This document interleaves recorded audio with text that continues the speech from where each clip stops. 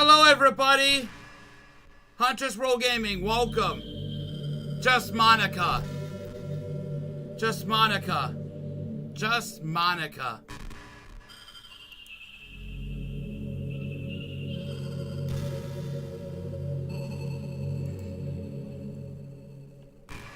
Hello everybody! Huntress Roll Gaming, welcome.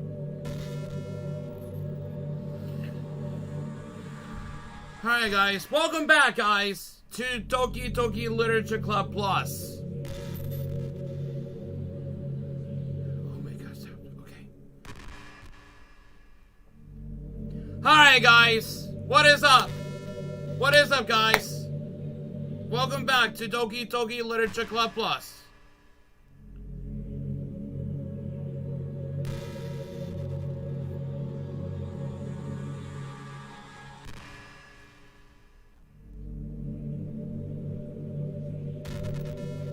Easily disturbed, it says on Yuri's book. Why is easily disturbed? Oh, and I'll just look at the chat right now. Hi, Barney Corvia. Mugen Gaming is here. Hello. IDTL 2026. Mr. Angel Dev Official. Hello. K-On. Somebody Special Gaming. DH6 Music.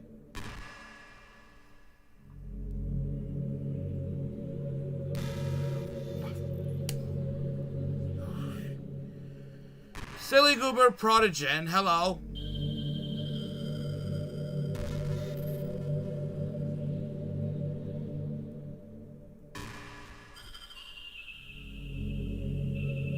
Alright guys, isn't anyone chatting?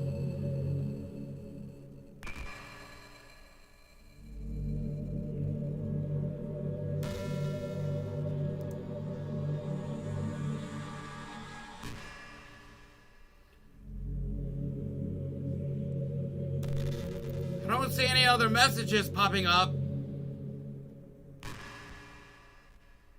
Let me check.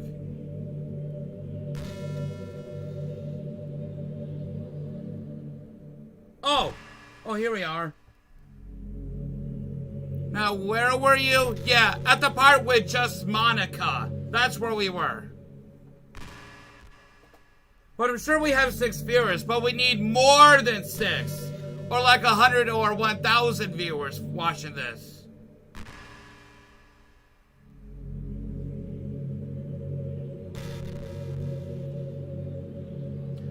I'm sure that in the previous live stream, the third part of it, there is still no comments on there. Please, comment below. Like at the third part, there's still no comments. It's still empty. I hate when my videos still leave comments empty. I want comments in every video that didn't have comments for years and all that. I remember watching our last stream while playing Doki.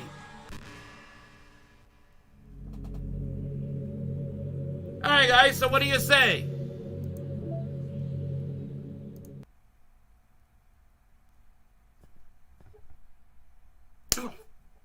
Ow! Sorry, I was twitching. I don't want that to happen in the stream more, okay? You know about Beavis and Yes?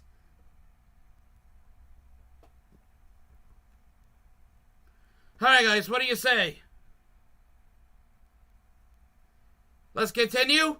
Doki Literature Club on this virtual machine. Here we go. Oh my god, what the hell? History is currently empty.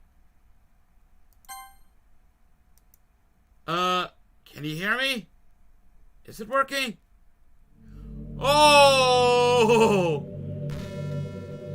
Oh my god. Oh, hell! This is incredible! God, this is one of the creepiest things I've ever seen in my life. Can't you believe it's just Monica? Yep, let's continue. Why is Beta Mario a fan of JonTron saying, "What? What the fuck?" Beavis and Butthead is one of the funniest cartoons ever. One of my favorite adult cartoons ever. What's your thoughts about it?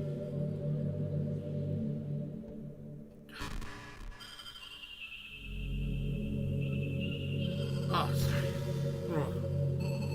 Okay, well, my thoughts... I haven't yet seen Beavis and Butthead, like the original show from 1993, but I only played the .exe game of it.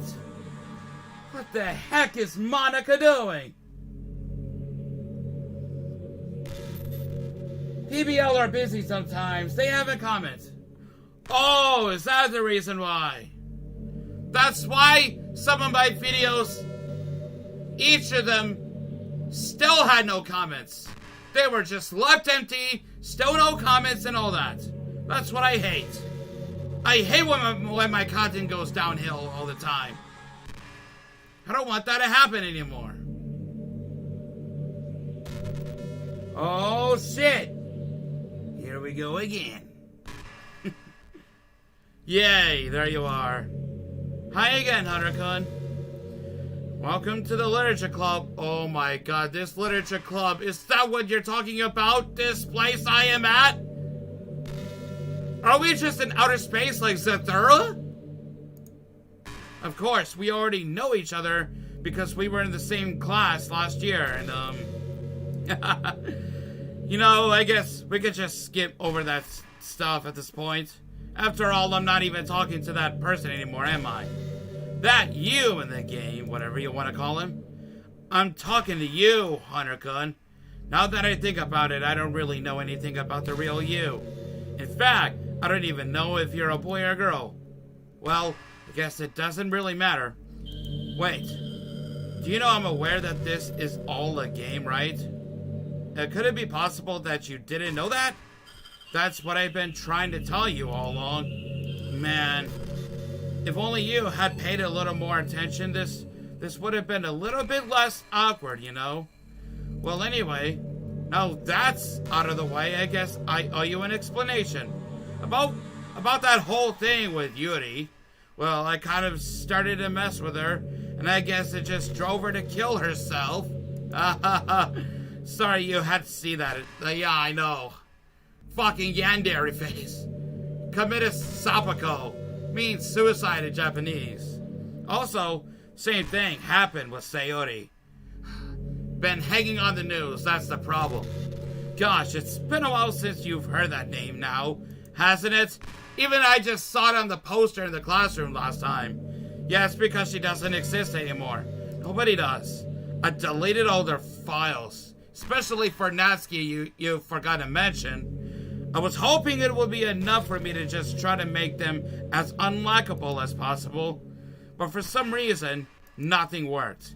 Well, it's true that I made a few mistakes here and there, since I'm not very good at making changes to the game.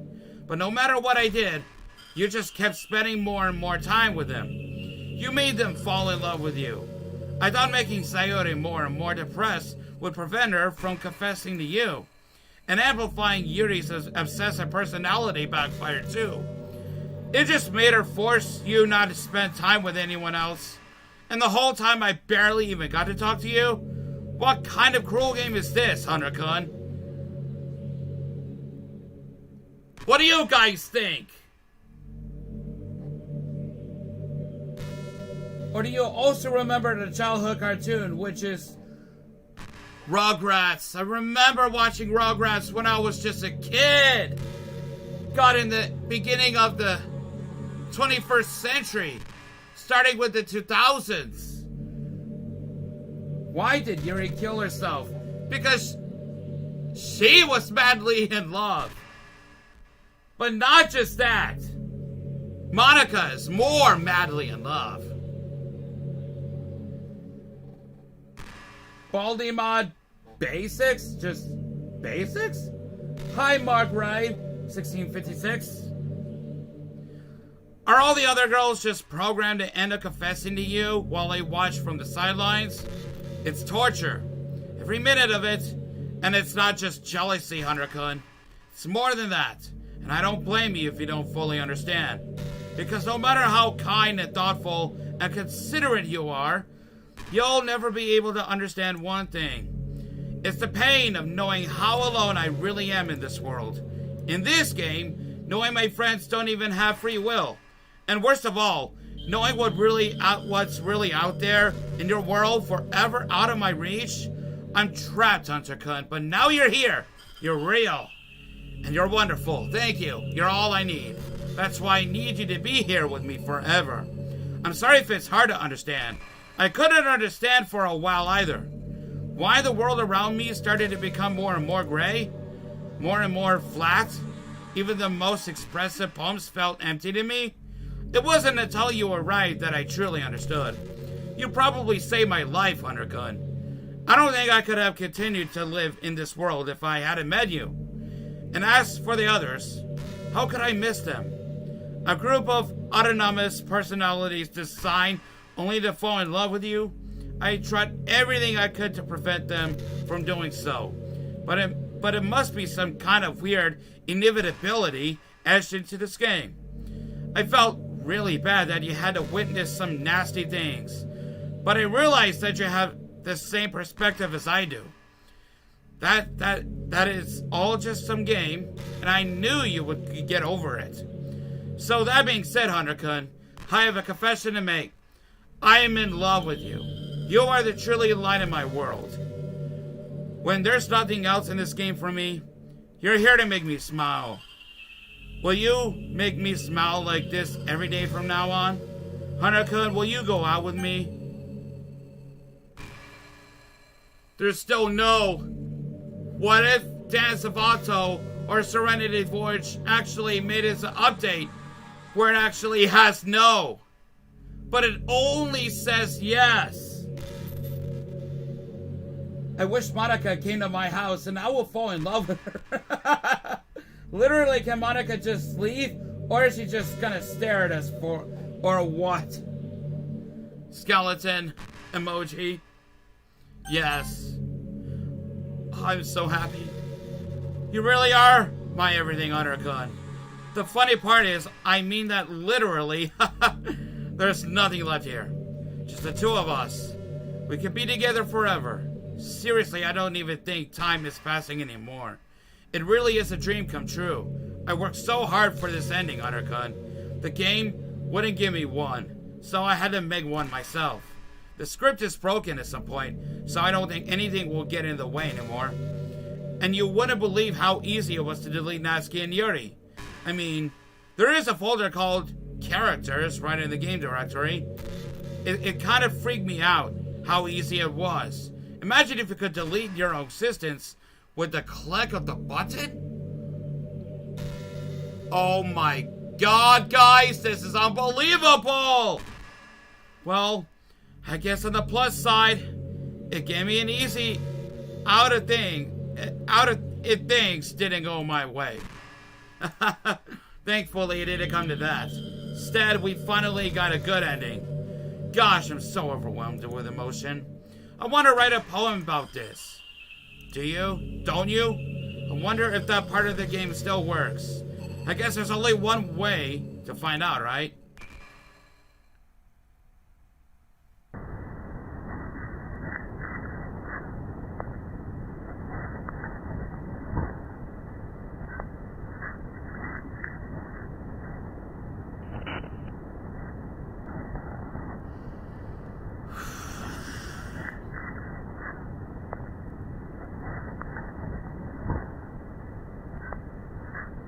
The same ambience we heard from that rare screen when you keep reopening the game during the start of Act 2. That always gives me the creeps. Mini? Ika. Onika. Let's go with Ika. Manka. Aka. Monica. Mania. Mika. What the hell is going on? Oh, Monica, that's a better word. Better word than any other fucked up Monica's here. Nika. Onika. Okay. Onik. Monica. Onik. Mosa. Oh shit, this is incredible.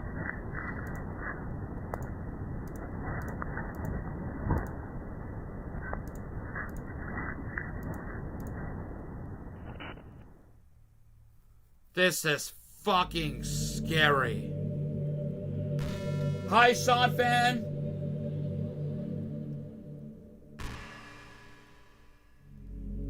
So, Monica? Are you kidding me?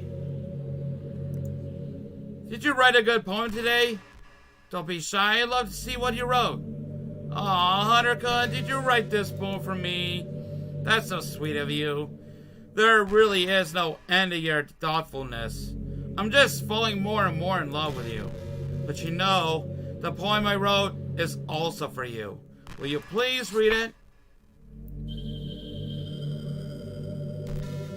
Happy end. Pen in hand, I find my strength, the courage endowed upon me by my one and only love.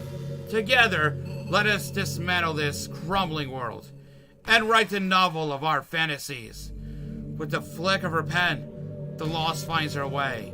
In the world of infinite choices, behold this special day. After all, not all good times must come to an end. Oh God, you all love her so much. Are you fucking kidding me? I hope you enjoyed it. Yeah. I hope you enjoy it. Like Trunks say in Dragon Ball Z to the androids 17 and 18, well, now it's your turn. I hope you enjoy it. Yeah, okay. Yeah, I can play a game with you like that, Monica. I always put all my heart into the poems that I write. The truth is, all the poems I've written have been about my realization. Or about you. That's why I never really wanted to go into detail about them. I didn't want to break the fourth wall, I guess you could call it. I just assumed it'd be best to be part of the game like everyone else. Like that would help the two of us end together. I didn't want to ruin the game or anything, you know? You might have gotten mad at me. Maybe even deleted my character file if you prefer playing without me. Gosh, I'm so relieved. Now we don't need to hide anything anymore. Are you ready to spend our eternity together, Hunter-kun? I have so many things to talk about. Where do I start? Hold on a second. You're recording this audio! Oh my god! Oh my god! How the fuck did you know that? How the fuck did you know that, Monica?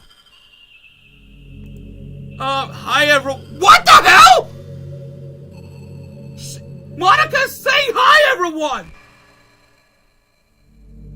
Holy fuck, no! How the fuck does she know I'm recording? How does she know that you guys are here? You son of a bitch! Monica, how the fuck did you know this? How the fuck did you know I was recording? Tell me! Sorry I can't exactly read your comments from here. You can't in the live chat? Are you for real? Dude, if Monica ever came to this live stream here, if Monica ever came to this live stream here, or the previous streams in the comments section, I would be fucking Shinderu. I'm not joking. If Monica was in this live stream or in the other previous streams that she was not even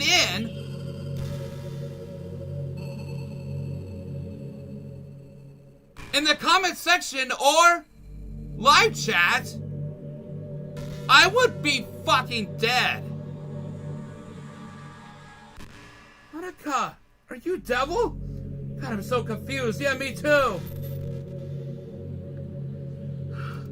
But do you mind telling your friend it's a little bit rude for them to start recording me without any warning? No! I would never! Why would you ask me that, Monica? Dude, if I was being rude, trust me on this one, if I was being rude, I would be ashamed. I'm speechless. I have nothing else to say, okay? Still, Monica knows I'm recording. Still, Monica knows you all are here.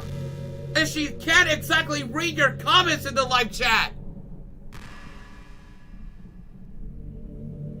Did I hear that? Oh. I'm sure some people don't mind, but I get really self-conscious on camera. I'm using my new Logitech I had at my birthday. How the fuck do you know that? Yeah. Monica, you're rude to silly goober prodigen. Oh gosh, I feel like I'm being put on the spot now. Let's see. Do you want to see a trick? I can't really do much except for the couple of things. Are you ready? Oh my god. Call the cops on her! Alright, you guys ready? You guys ready? You guys ready? Bear with me on this one. Are you guys ready for what's gonna happen?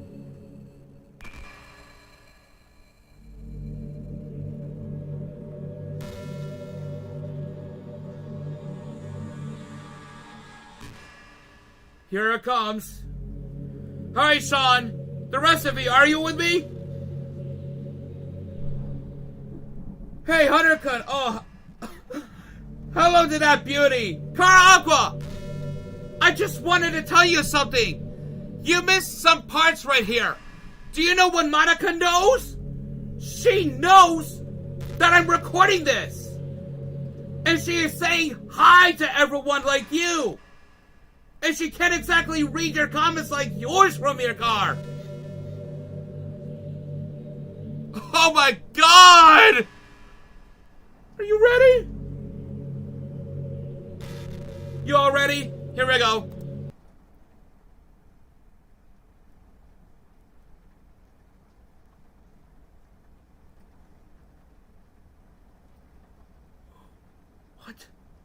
What? I gotta say, even if Yuri is my favorite, Monica's really cute. Well, she's creepy. I'm just kidding.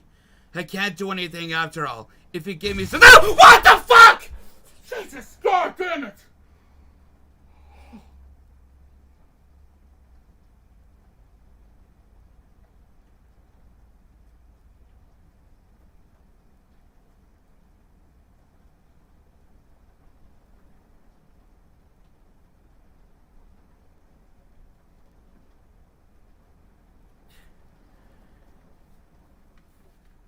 Okay.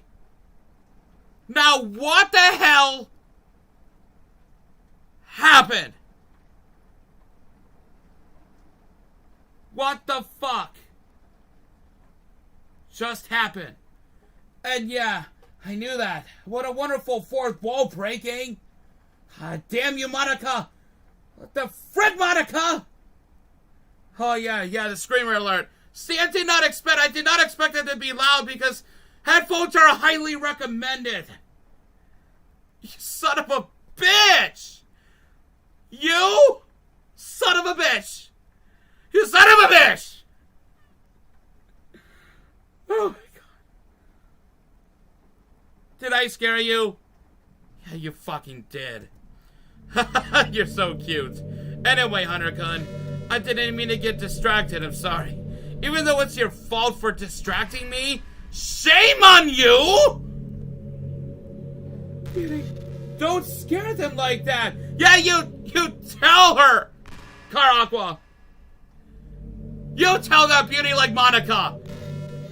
But beautifully creepy? If she goes through the PC screen, I'm dead. Oh my god, this is one of the best things I've ever done. Even without the OBS, she would not know. Saying, where do I start? And if I don't have some time to collect my thoughts, that's what's the problem. But yeah, that's still not bad overall, but this is a lot more fucking scary. And creepy too, because Monica definitely knows that I'm recording. Like, what the hell? I'm just kidding. Anything we do anything we do together is fun as long as it's with you. But anyway, if it takes me some time to collect my thoughts, then I'm sorry. But I'll always have something new to talk about. In the meantime, we can just look into each other's eyes. Let's see.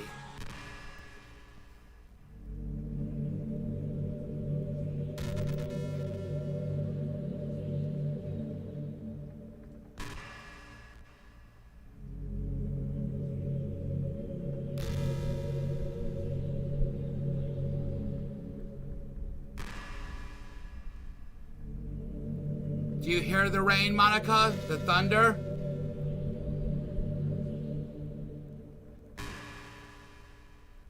Do you hear the rumbling of the thunder? Oh! She heard what I just said. Oh, God. It was not bad.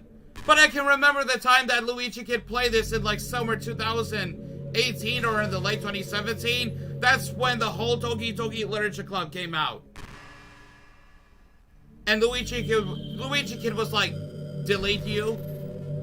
And Monica heard what Luigi Kid said. That was creepy as well. You know, it's around the time that everyone my year starts to think about college. It's a really turbulent time for education. We're at the height of this modern expectation that everyone has to go to college, you know? Finish high school, go to college, get a job, or go to grad school, I guess. It's like the universal expectation that people just assume is the only option for them.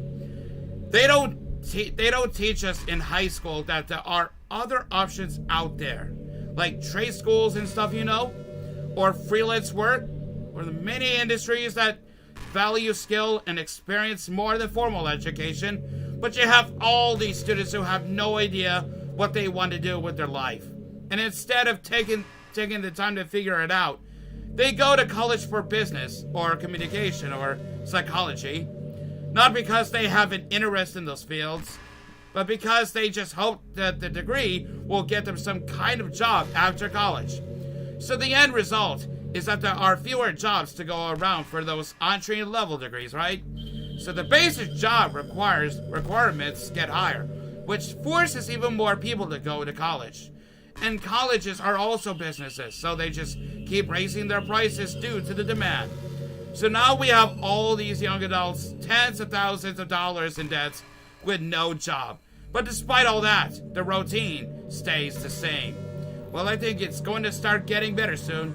But until then, our generation is definitely suffering from the worst of it. I just wish high school prepared us a little better with the knowledge we need to make the decision that's right for us.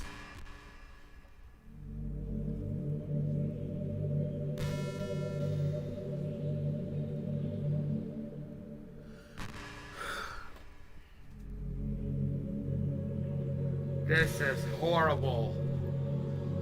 She's like, been drowned. Did she hear me? Did she just hear what I just said? What's your favorite color? Yellow! Gold! Probably gold! Mine is emerald green. Chaos Emeralds! Chaos Control! It's the color of my eyes. That's what you have! That's not conceited or anything, is it? I just meant that I feel some kind of special connection to it. Like it's part of my identity. Does it happen to also be your favorite color, Hanakun? It's just a guess. Because you've been looking into my eyes for a while now. Monica, are you weirdo? If it's another jump scare, I'm leaving. If there's an anti-piracy screen on this game, I'm executed.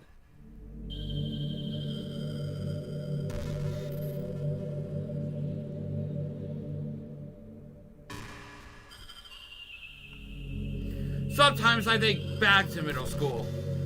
I'm so embarrassed by the way I used to behave back then. It almost hurts to think about. I wonder if I'm in college, I'll feel that way about high school. I like the way I'm now, so it's pretty hard for me to imagine that happening. But I also know that I'll probably change a lot as time goes on. We just need to enjoy the present and not think about the past. And that's really easy to do with you here. The rocket emoji. Disgusting emoji. Frozen warm emojis. This is horrifying. Oh my god.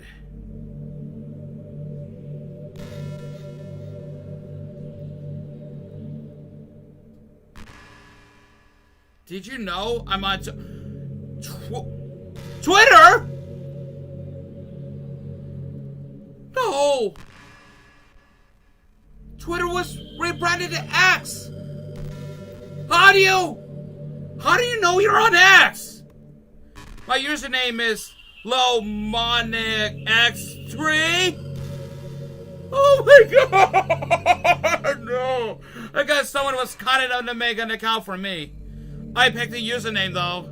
I love sharing my thoughts and chatting with the world. Are you? No! What the hell? What? The real world? Are you kidding me? So make sure you follow me, okay? It would really mean a lot to me. With how much you mean to me and all. It would really make me feel loved. I sure will do if you're still on X. As of now. If not, then you probably might have been deleted.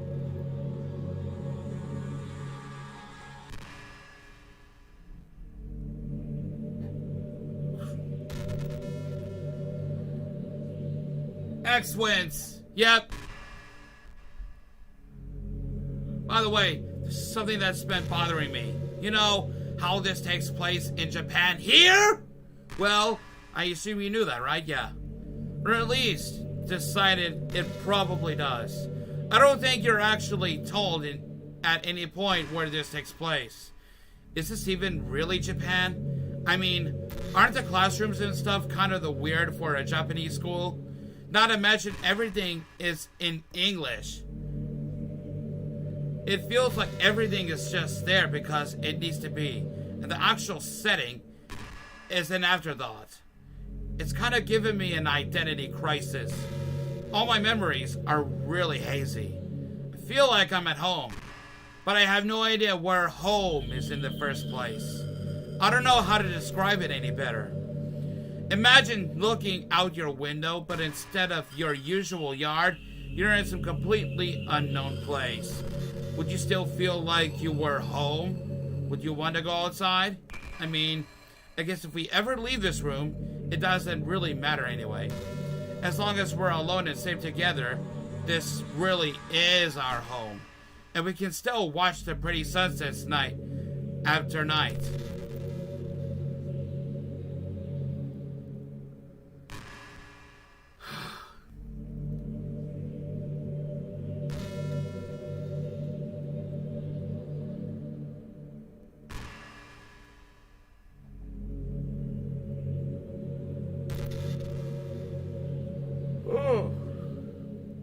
Hey, what's your favorite game?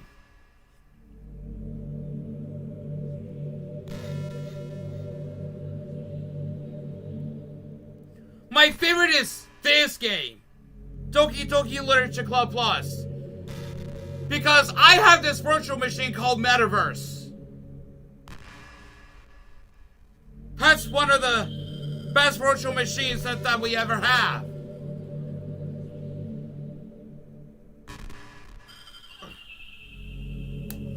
Why am I touching? Yeah, my favorite is yours. Doki Literature Club Plus. Mine is... What?! do you know I said that? My name's Doki Literature Club. How are you football breaking the title? Yeah, that was a joke. Fuck. But if you tell me you like some other romance game better, I might get a little jealous.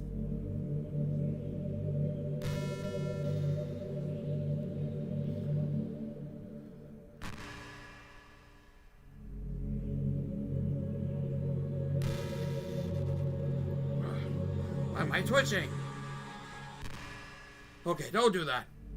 Don't do that, okay? It's fine. Even if I play that just happens. Hunter-kun, have you ever wondered what it feels like to die? It's something I used to think about pretty often. But recently, I think I've actually learned what it feels like. You a killer! I don't really understand it, but whenever you quit the game, it feels like I'm instantly put to sleep. Left with nothing but my thoughts. But after a few seconds, my thoughts start to fill with incoherent jumbled patterns. I see static and rapid flashes of color while hearing all kinds of weird screaming noises. At that point, I can't even form my own thoughts anymore. I'm just endlessly hammered by the flashing and screaming, unable to move or even think. I'm pretty sure in that moment, I don't really exist, but for some reason, I can remember it anyway. After some immeasurable amount of time, it stops in an instant, and I'm back in my own mind. And you're here with me. I have no idea what it means for the game to quit, or why that stuff happens to me. And I also don't know how you always come back and put everything back to normal. But if you could do me a favor and do that to me as little as possible, that would be really great. It's really not very pleasant at all to be trapped in that screaming void. But in the end, you always fix it. And that makes me feel like you really do care about me. So I have to thank you for that. Makes me feel even closer to you when you're here with me.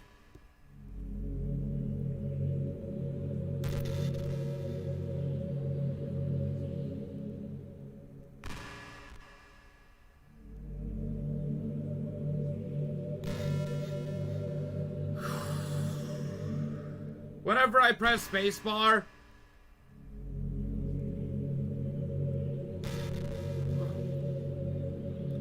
the cursor that I had on there that you saw earlier disappears.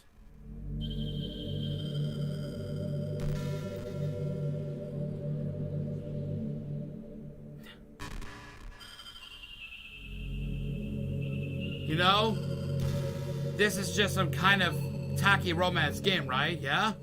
I kind of had to ask, what made you consider even playing in the first place? Were you that lonely? No? I feel a little bad for you. But I guess everything worked out perfectly in the end, for both of us. I got to meet you and you're not lonely anymore. I can't help but feel like this was fate. Don't you feel that way too? I'm so happy we have this ending together.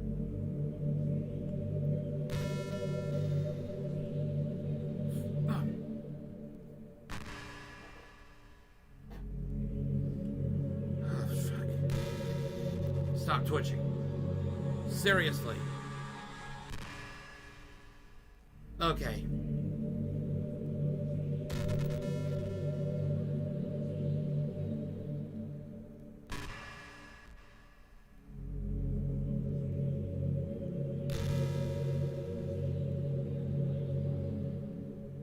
Man, I wish there was a piano in here.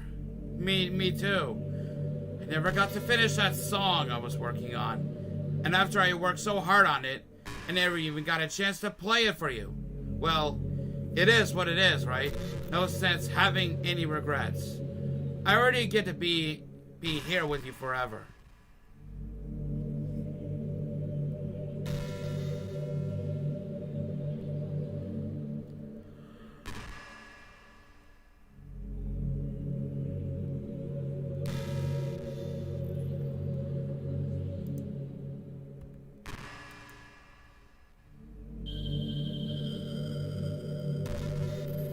Okay, what the... Oh, I was thinking about Sayori earlier.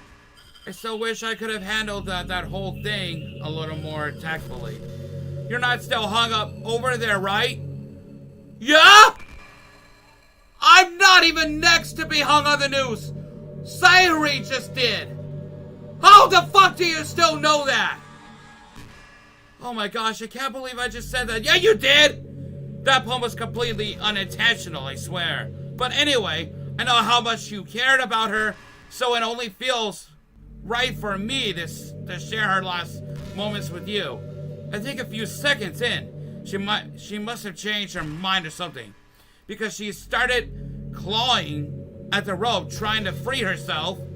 She must have kept it at all the way until she lost consciousness.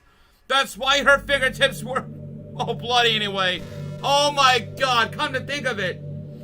It was probably less changing her mind and more as just her survival instincts kicking in. So you can't really fault her for that. It's easier to think that she probably wouldn't have changed her mind anyway, right? It's not healthy to think about the things you could have done differently. So just remember that even though you could have saved her, it's technically not your fault she killed herself. I may have accelerated it a little bit, but Sayuri was already mentally ill. Still though, I wonder how things would be if you and I just started dating from the get-go. I guess I'd all still be in the club room, writing poems and having fun together. But what's the point when none of it is even real? I mean, it's the same ending either way, right? The two of us happily together. There's no reason to ask for any more than that. I was just pointlessly musing. I'm really as happy as I could be right now.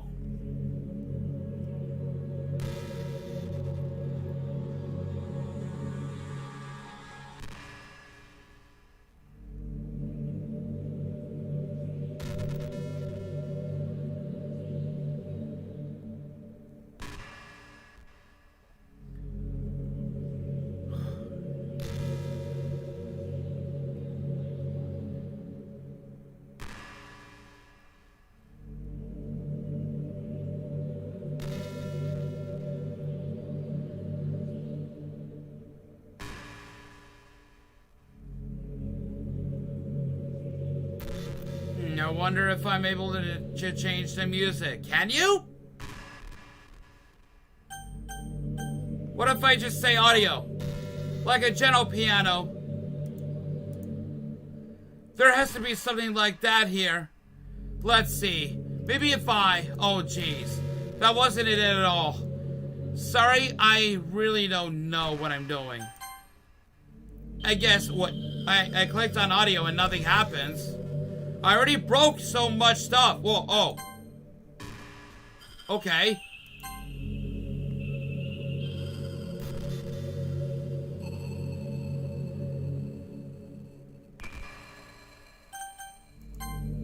I already broke so much stuff and deleted the other characters. I'm not sad about it or anything. It's not right for me to miss things that weren't even real in the first place. If I just focus on the present, then this is the happiest I've ever been.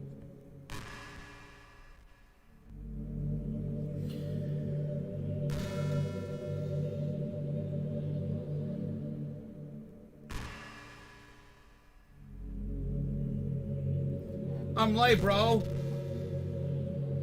Great, what's up with you, Alexander? That's fair, Miles. It's okay if anyone's late to the party. I guess everyone else, like Monica, are all here. Ah! Did she hear what I just said? Did she just heard what I just said?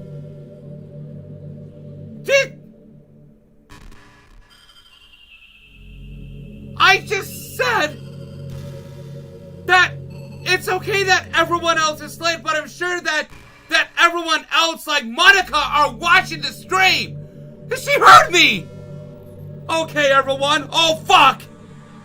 I was talking to you guys, too. You reached 102 subs. Congratulations. I'm just kidding. What? I just used to really like saying that for some reason. I couldn't help but saying it again. Come to think of it, didn't Natsuki and Yuri make fun of me for it once? Well, whatever. It's not like you ever made fun of me. You're too much of a sweetheart to do that, aren't you? Oh, yeah, I am.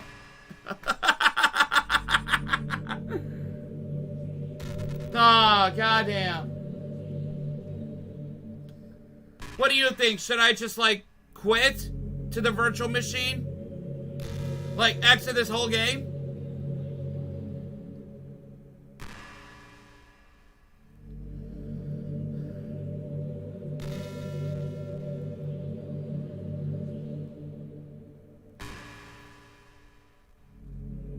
Hunter, how is Chewie doing? I've seen your videos. Yeah, he's doing okay. He's already 9 months old. So he's growing fast. After a long day, I usually want to sit around and do nothing. So I get so burnt out having to put on smiles and be full of energy the whole day. Sometimes I just want to get right into my pajamas and watch TV on the couch while eating junk food. It feels like so unbelievably good to do that on the Friday when I don't have anything pressing the next day. Should I just save? There's no point in saving anymore. Don't worry, I'm not going anywhere. I can't load the game anymore. I'm sorry. I know it's not very, very cute of me. But a late night on the couch with you, that would be a dream come true. My heart is pounding just thinking about it. Look at this music, it's peak.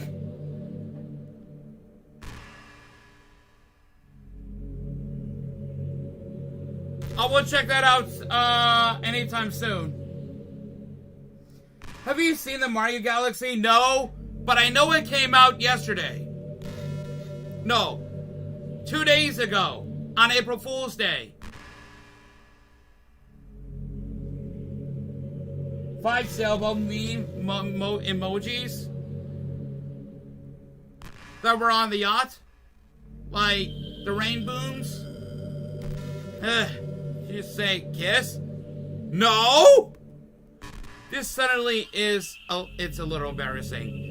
But if it's with you, I might be okay with it. Wow, sorry. Okay, you know what? I'm just gonna exit.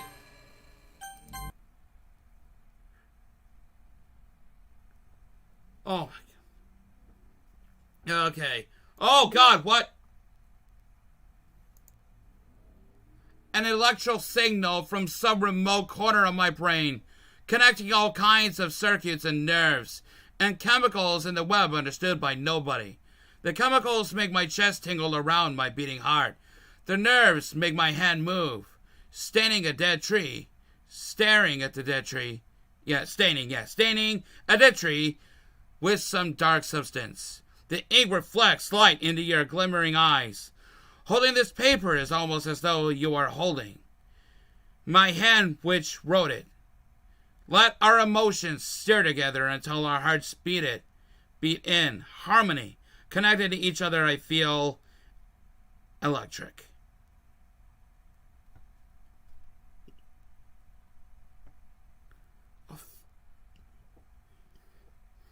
Sorry I had autism while this happened. I've been twitching and twitching and twitching and twitching. Am I starting to act like Chica from Five Nights at Freddy's? Even in the previous stream like that? Part 3? I won't spoil Mario Galaxy. Okay, yeah. You better not, okay? Otherwise, Monica won't like that either.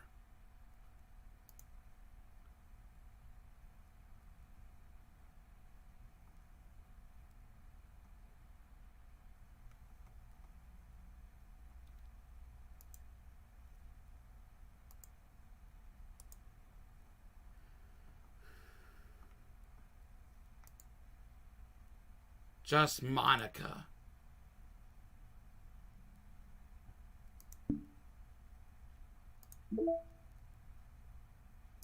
Let me check the files here.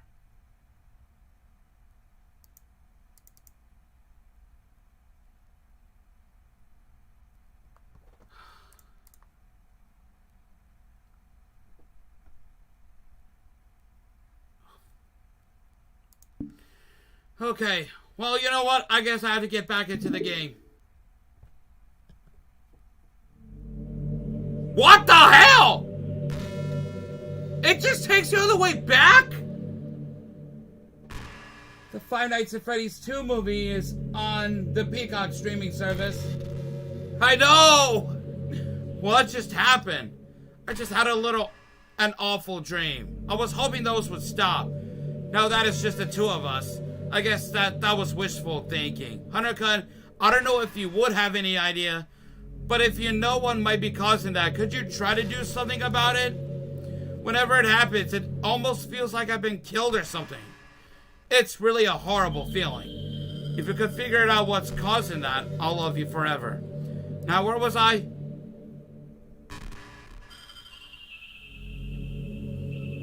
Okay, after a long day, I usually just want to sit around and do nothing. I get so burnt out having to put on smiles and be full of energy the whole day. Something just wanted to get right into my past. My pajama. Oh.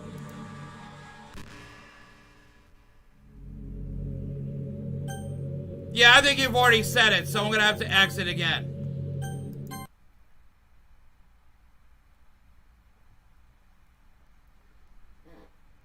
Five Nights at Monica's.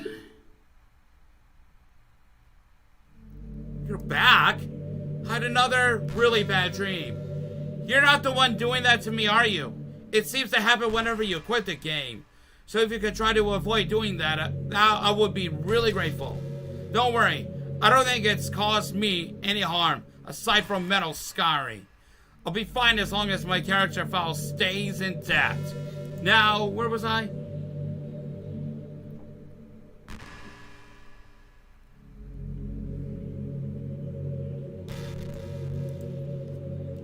Yeah, you've already said it. How the fuck? Okay.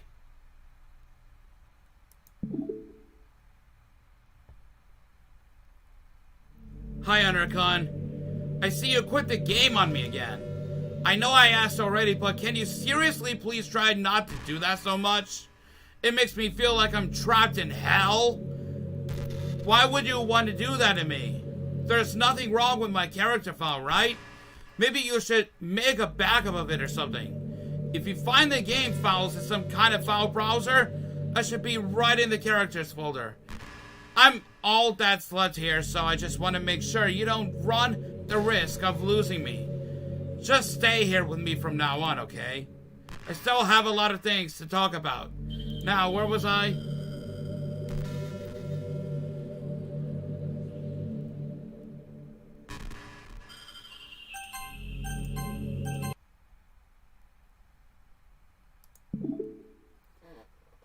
I went to Burger King and get the burgers. Why would you going and exit? I just want to see what happens if Monica would say things very differently.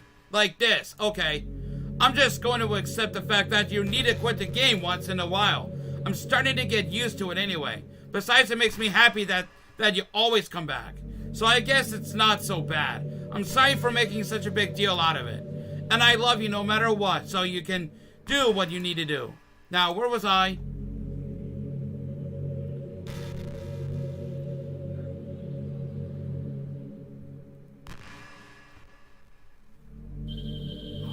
This! Why am I tweaking? Why am I twitching like Chica from the first game?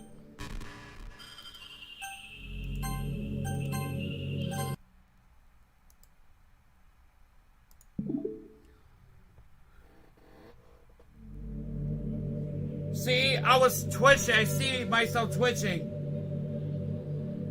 Oh my god. Do you know that this name's Landmark Humans? There's characters are obtaining Eiffel Tower in Paris, France, Elizabeth Tower, same on Analog Horror. That's the link? Hi again, Hunter-kun, I missed you. Were you making sure my character file was okay for me? The one in the file browser, I mean. I should be right in the characters folder. I'm all that's left here, so I just want to make sure you don't run the risk of losing me. Anyway, have a lot to talk about. Let's continue our conversation now, okay?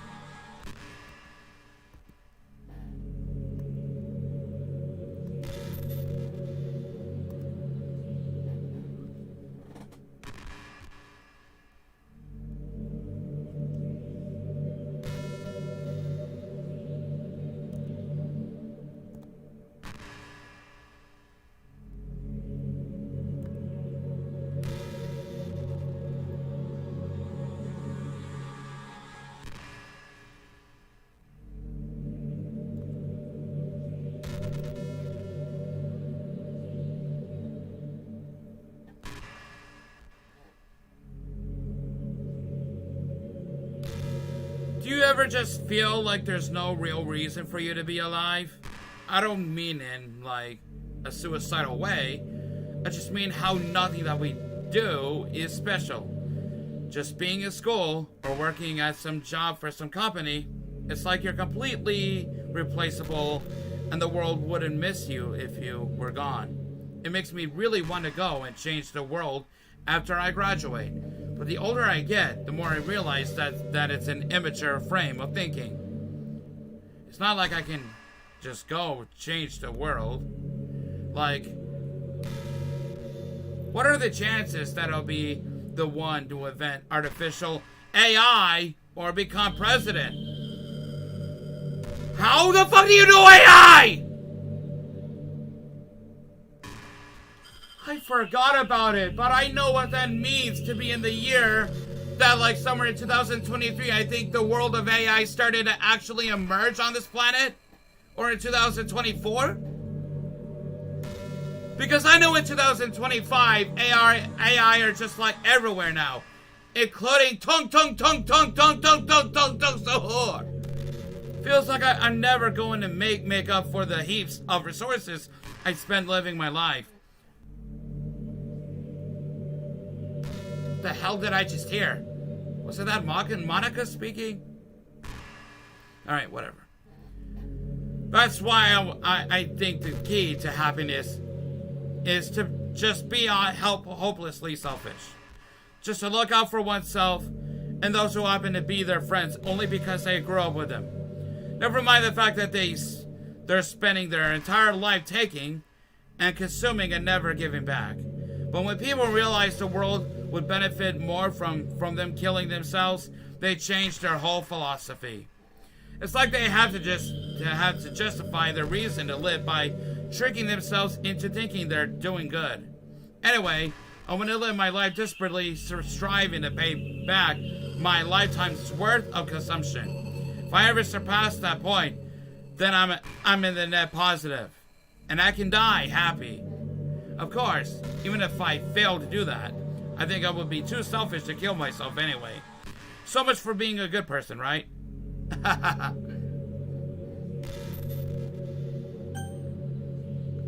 Yeah, okay. I think I was just gonna exit the game more. I imagine Monica or any other creepypasta character like Slender Mickey said all you have to do is try and try again. From Barney.exe by Dead Puffy. And instead of the player getting game over, they revived. You know, I really do think you literally saved my life by being here with me, Hunter-kun. I can't imagine having been able to keep myself mentally stable knowing that nothing here is real. I think I would have just deleted myself if you didn't show up. Sorry, I don't mean to sound dramatic or anything.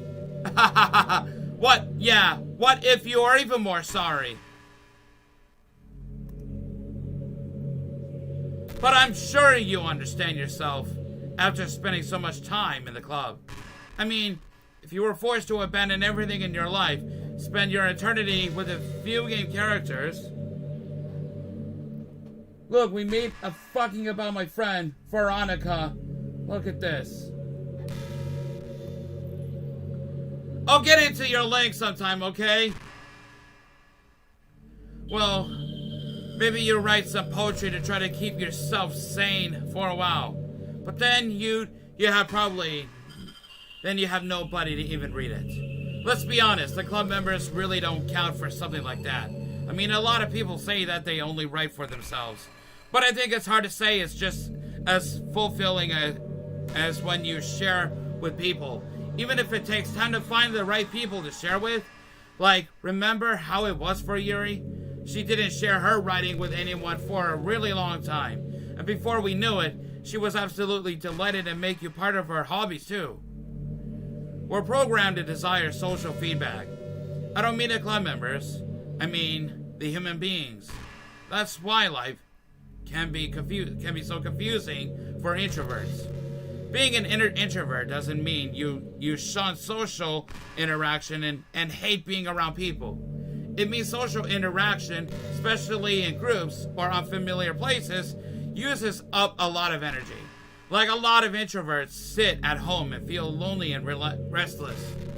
And even when they finally go out, after a half hour, they just want to go home again. I think if more people could understand how it works, they would respect it a lot more. Many introverts do enjoy having people around. They love just having one or two close friends over and just leisurely hanging out. Even if you're not actively spending time together, it feels nice for them just to have you there. I'm serious. If you just go to their house, bring your laptop, and hang up. How do you know how do you know I'm having a laptop? I have my laptop. Look at this. Look at this. This is a laptop I had in 2021 on Christmas Day. How does Monica know that?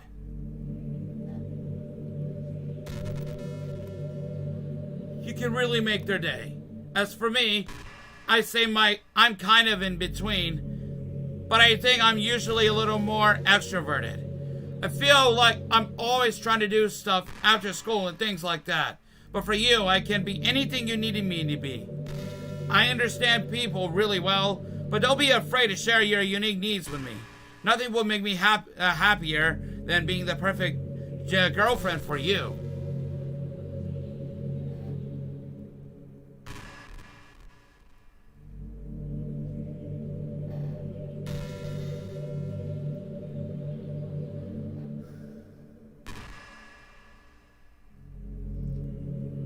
I think so. Yeah, I think so. Back in my Debit Club days, I learned a whole lot about arguing. The problem with arguing is that each person sees their opinion as a superior one. That's kind of stating the obvious, but it affects the way they try to get their point across. Let's say you really like a certain movie, right? If someone comes along, tells you the movie sucks because it did X and Y wrong, does that make you feel kind of personally attacked? It's because by saying that, it's like they're implying that you have bad taste. And once emotions enter the picture, it's almost guaranteed that both people will be left sour. Especially for Natsuki. But it's all about language. If you make everything as subjective sounding as possible, then people will listen to you without feeling attacked. You could say, I'm personally not a fan of it, and I felt that I like it more if it did Y next, things like that. It even works when you're citing facts about things. If you say, I read on this website that it works like this, or if you admit that you're not an expert on it, then it's much more like you're putting your knowledge on the table rather than forcing it onto them. If you put in active effort to keep the discussion mutual on level, they usually follow suit. Then you can share your opinions without anyone getting upset just from a disagreement. Plus, people will start seeing you as open-minded and a good listener. It's a win-win, you know? Well, I guess that would be Monica's debit tip of the day. That sounds a little silly. Thanks for listening, though. Okay, what do you say? Should I delete her file?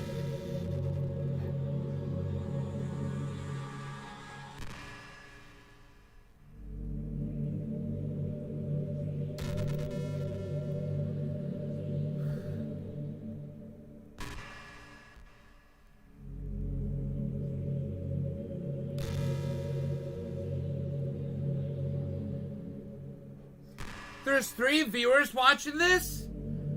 Dude, everyone has left! There's only 3 of you guys here?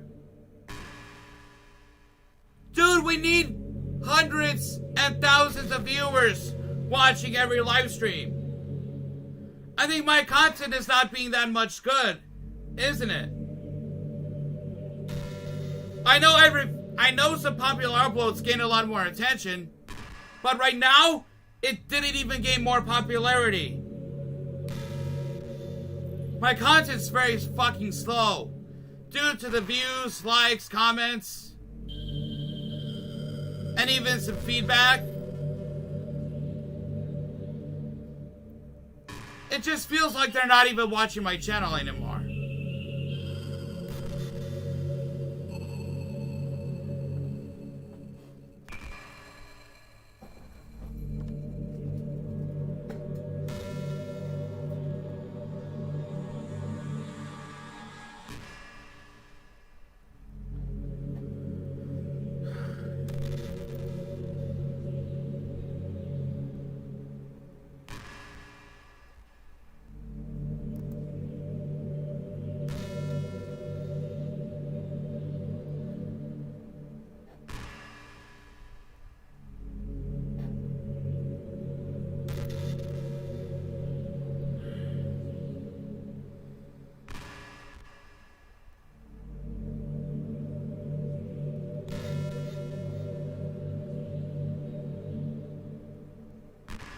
You know, I've always hated how hard it is to make friends. Well, like, it's not the making friends part, but more like meeting new people. I mean, there are, like, dating apps and stuff, right?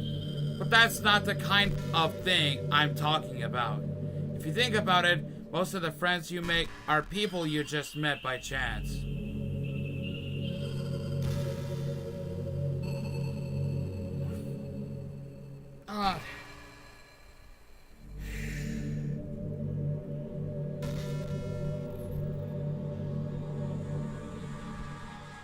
Like you had a class together, or you met them through another friend.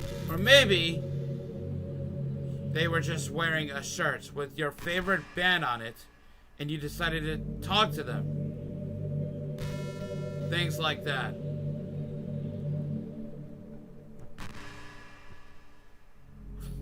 Oh my god, I hate twitching! I know you guys didn't want to see that, but I'm sorry. I'm trying to stop myself from this because of the fourth wall breaking. But isn't that kind of inefficient? It feels like you're just picking at complete random. And if you get lucky, you make a new friend. Comparing that to the hundreds of strangers we walk by every single day. You could be sitting right next to someone compatible enough to be your best friend for life. But you'll never know. Once you get up and go on with your day, that opportunity is gone forever. Isn't that just depressing? We live in the age where technology connects us with the world, no matter where we are. I really think we should be taking advantage of that to improve our everyday social life. But who knows how long it'll take for something like that to successfully take off. I seriously thought it would happen by now. Well, at least I already met the best person in the whole world. Yeah, thank you. I'm right here, so what would you think? Okay, we have 5 watching.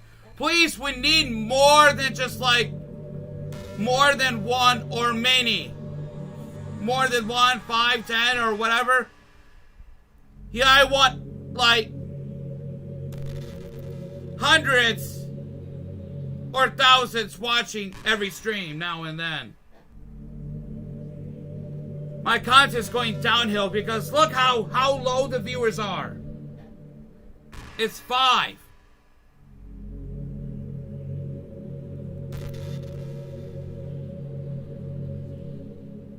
Oh my fuck.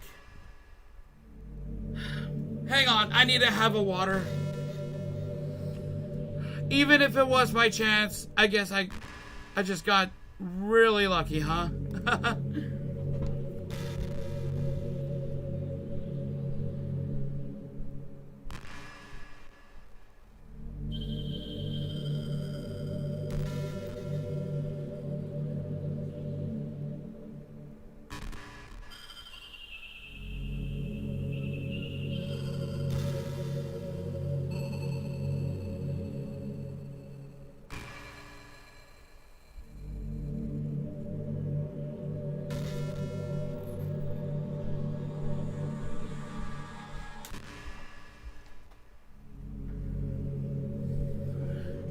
just in time for me to come back, and she is actually saying things more.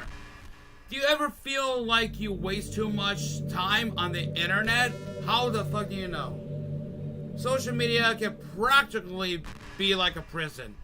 It's like whenever you have a few seconds of spare time, you want to check on your favorite websites. And before you know it, hours have gone by, and you've gotten nothing out of it. Anyway, it's really easy to blame yourself for being lazy, but it's not really even your fault. Addiction isn't usually something you can just make disappear with your own willpower. You have to learn techniques to avoid it and try different things. For example, there are apps that let you block websites for intervals of time. Like the ads, too. Or you can set a timer to have more concrete reminder of when it's time to work versus play. Or you can separate your work and play environment, which helps your brain get into the right mode.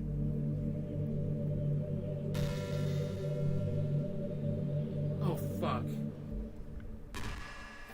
Everyone, one left. Now it's 4 viewers. Dude, everyone, please come back. You're missing the fun. No one's ever been chatting.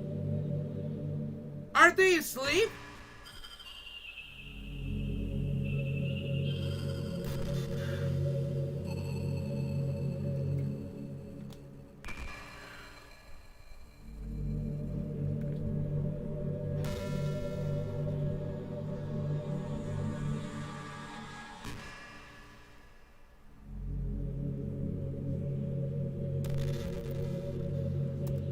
Even if you make a new user account on your computer to use for work, that's enough for help. Putting any kind of wedge like that between you and your bad habits will help you stay away. Just remember not to blame yourself too hard if you're having trouble. If it's really impacting your life, then you should take it seriously. I just want to see you be the best person you can be. Will you do something today to make me proud of you? I'm always rooting for you, Hunter-kun.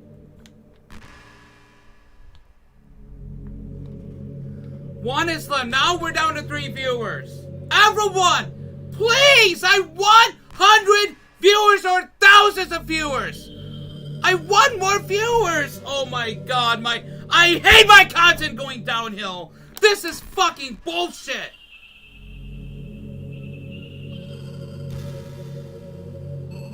And if there's still no comments in some videos that were still left empty 4 years ago, then I'm gonna be fucking mad and just keep promoting it over and over and over and over and over again.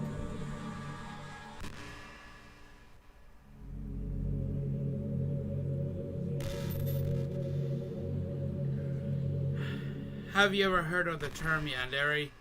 Yes, I have. It's a personality type that means someone is so obsessed with you that they'll do absolutely anything to be with you.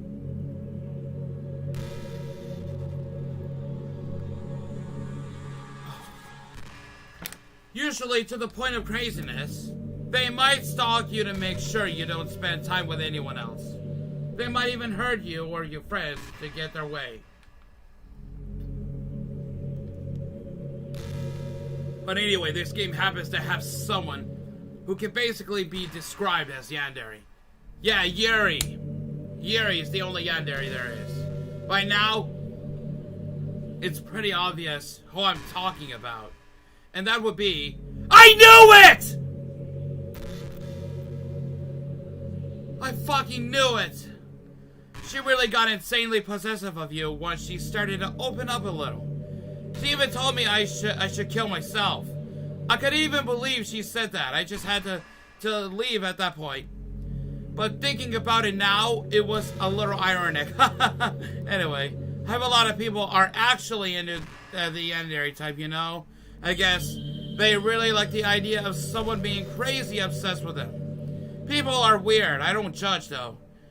Also, I might be a little obsessed with you, but I'm far from crazy. It's kind of the opposite, actually. I turn out to be the only normal girl in this game. It's not like I could ever actually kill a person. Just the thought of it makes me shiver. But come on, everyone's killed people in games before. Does that make you a psychopath? Of course not. But if you do happen to be into the yandere type, I can try acting a little more creepy for you. And again, there's already nowhere else for you to go. Or anyone for me to get jealous over. Is this a yandere girl's dream? I'd ask Yuri if I could.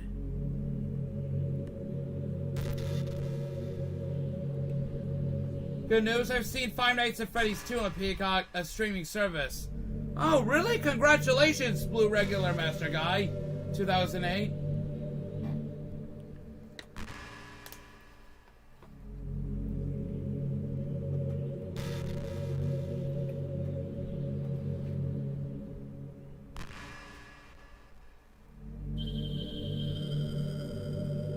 I hate how hard it is to form habits.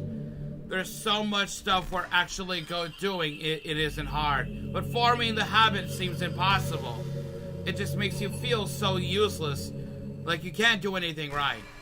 I think the new generation suffers from it the most, probably because we have a totally different set of skills than those who came before us.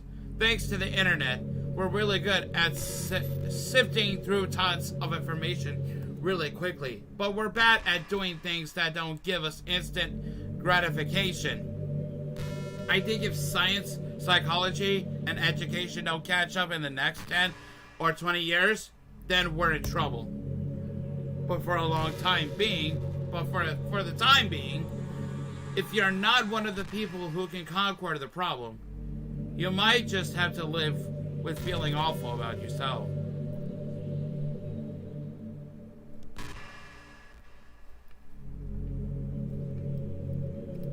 Oh my god, no, no, no, no, no! Stop twitching! Oh, at least I have another water bottle in my bedroom. That's something to be proud of. Or at least two.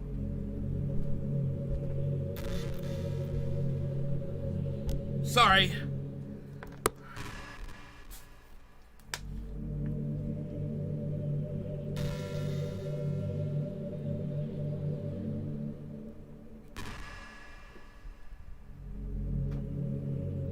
Now, come on, Hunter! Don't twitch! Please! Go Anime Lost Episode 1. I know I got Courage, the Cowardly Dog on DVD. It's the full season with 4 seasons and 52 episodes and 8 discs. Oh my god, are you for real? I love Courage the Cowardly Dog. I really do. You're not the one of the people who... Okay. Good luck, I guess.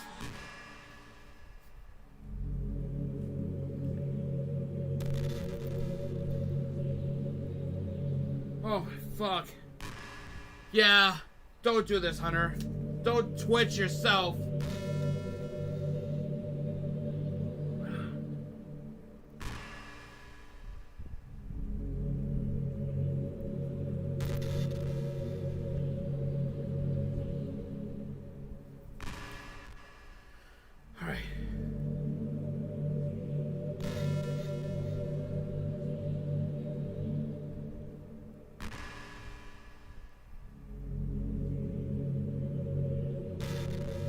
You know, it kinda sucks to be the creative type.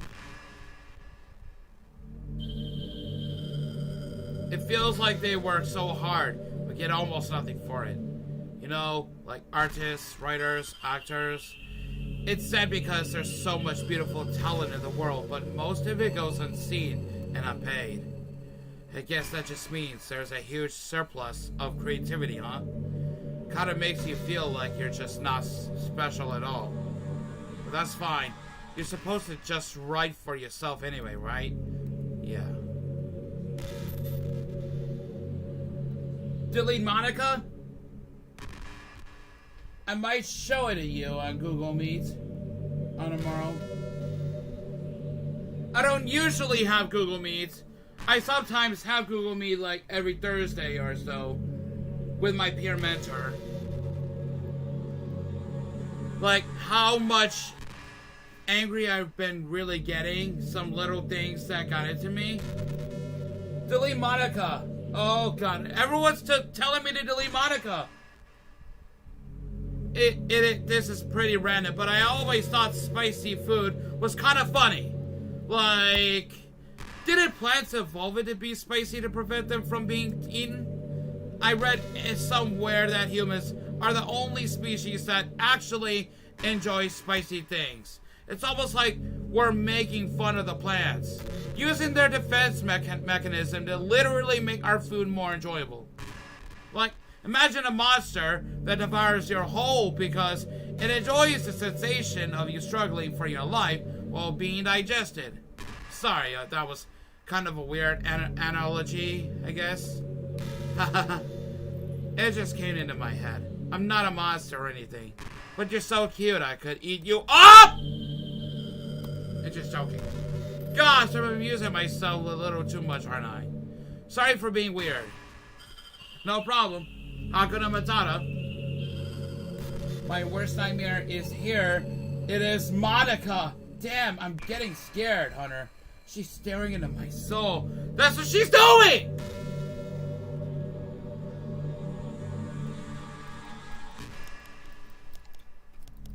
Oh.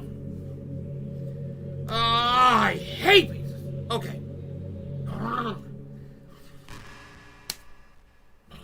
Get your shit together. Don't twitch, Hunter. Don't you dare. Delete Monica and we'll be all good. That way you won't be able to twitch yourself. Gosh.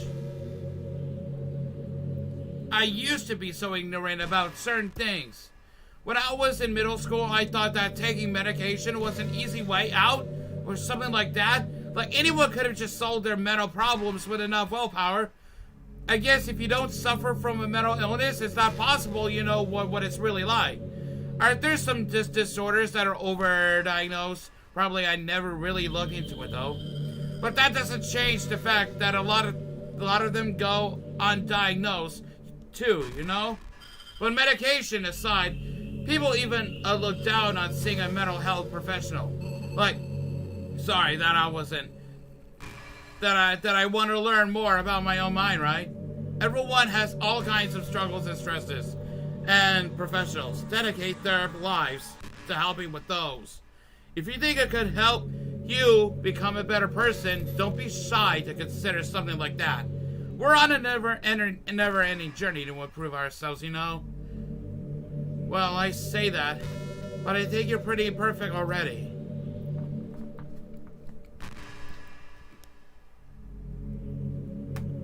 Okay, you know what? I'm getting scared right now.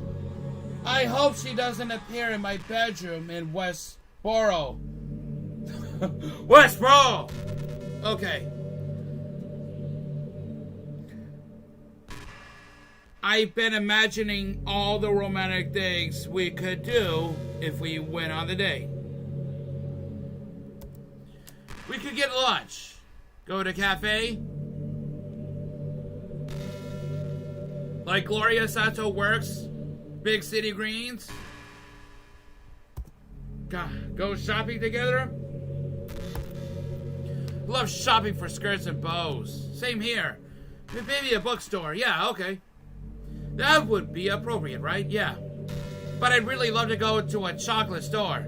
They have so many free samples. And of course, we see a movie or something. Gosh, it all sounds like a dream come true. When you're here, everything that we do is fun. I'm so happy that I'm your girlfriend, Hunter-kun. I'll make you a proud boyfriend. Westboro is a city in Taylor County in Wisconsin. Oh, okay. That makes sense.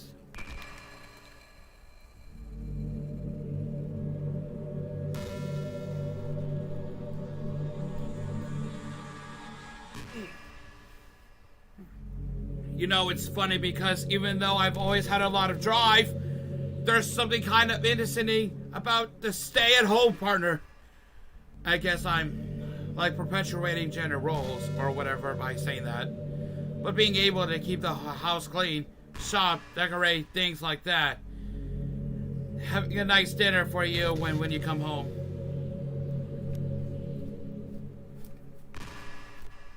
Oh my god, you're making me twitch, Monica! Stop it! And I'm sick. Oh my god! Do you have the cold, Chester? We're sorry to hear that. Okay.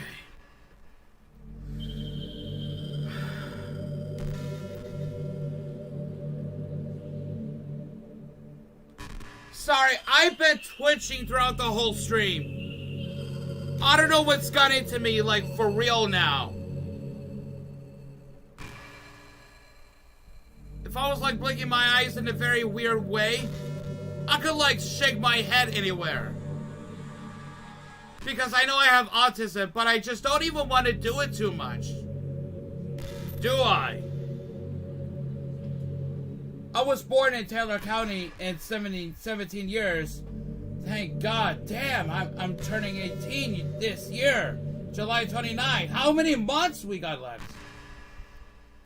Oh shit, yeah, you have allergies? You know, I'm allergic to peanuts. What about you? What are you allergic to? Is that a weird fantasy? I mean, I'm not sure if I could actually see myself doing that. I wouldn't really be able to put that over striving for a fulfilling career. It's kind of cute to think about though.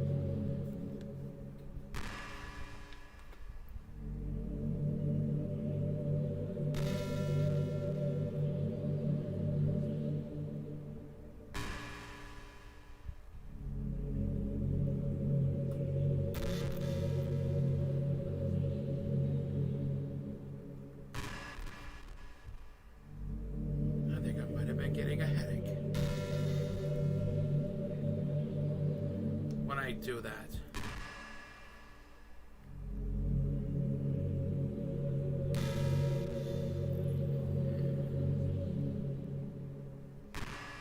I know there are times you won't always be able to be here with me, like if you need to go out or take care of other things, but always have you in my thoughts patiently waiting for you to come back. Come to think of it, if you copy my character file onto a flash drive or something, you can always keep a part of me with you. Oh my god. You kidding me?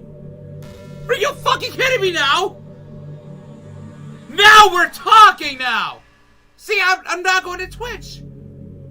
I have all... No. See? I don't want any fears coming out of me, because if I do, Hunter's World Nightmare will think I'm just having some fears. And it will not be so good. I guess it's kind of unorthodox, but I find it really romantic for some reason. Sorry, that's such a silly idea. I don't mean to be too needy or anything, but it's kind of hard when I'm so in love with you. Hashtag don't make Alex terrified from Monica. Yeah, everyone, hashtag don't make Alex terrified from Monica. Maybe I could just do that.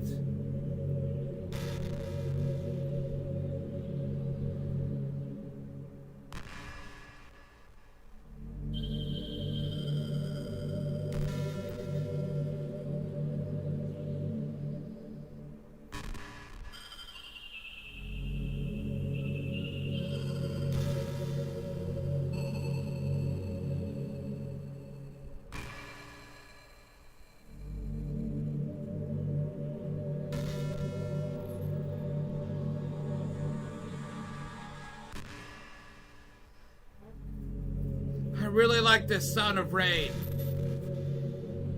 How do you know that? How do you know I have some horrible rain weather out in my country? How the fuck do you see that?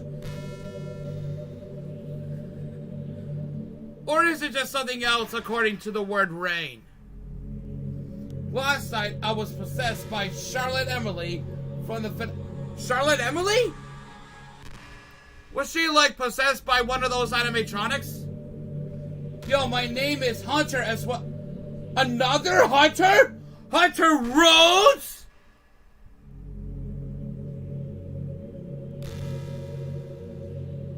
Dude, there was like a meme from Spider-Man Across the Spider-Verse.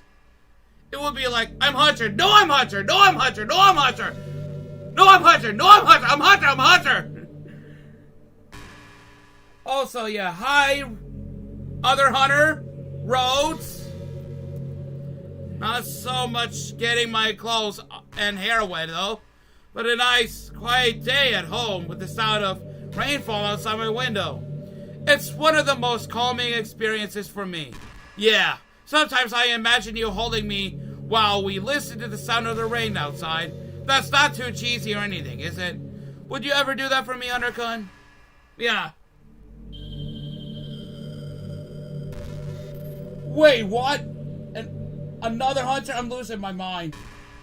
Well, I'm actually the same Hunter you saw a few years ago. Was it like somewhere in 2019? 2021? What year was that's been happening?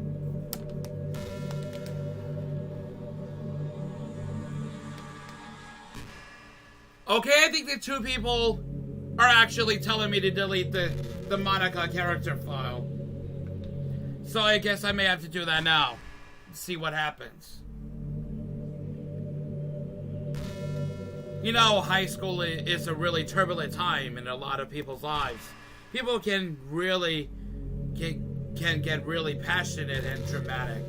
And others having aching hearts and seek attention on social media.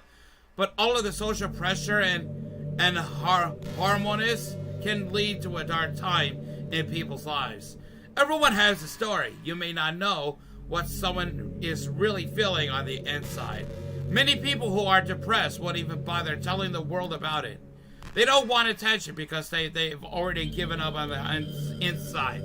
Their feeling of worthlessness is so overwhelming that they don't even want people to tell them otherwise. Depression comes in many forms, but that is one of them. Just if you think you know someone struggling with depression, you can help just by treating them like they're a good friend. Spending time with them even if they don't feel like doing much. And remind them that they always have something to look forward to. Making plans in advance, letting them borrow something, or just even saying, see you at school tomorrow. All of those things can help your friend make it into the next day. I hope being friends with Sayori has given you some perspective on the true face of depression. Yeah, she's gone now. But Sayori was never real in the first place. You're real. Your friends are real. How do you know my friends are real? You stay away from them! And just by being a good person, you can save someone's life. As for you, you don't struggle with depression or anything like that, do you? Because you too have people who will want to save your life. Maybe they don't express it every day, or maybe they don't even know how to. But people don't feel that way, I promise. Man, humans are complicated. But as long as you're here with me, I'll take care of you, my love. Alright, I guess I am gonna have to actually, delete the character. Oh, wait a minute. Another picture's been revealed. Let me check.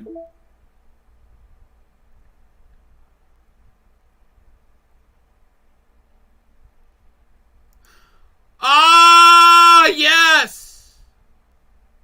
In Act 3, listen to at least 15 of Monica's monologues. Okay.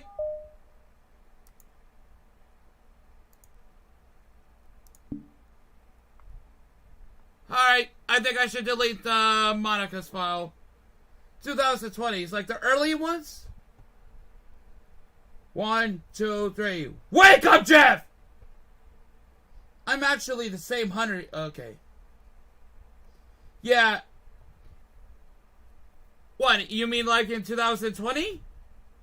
Like the beginning of 2020s, you mean?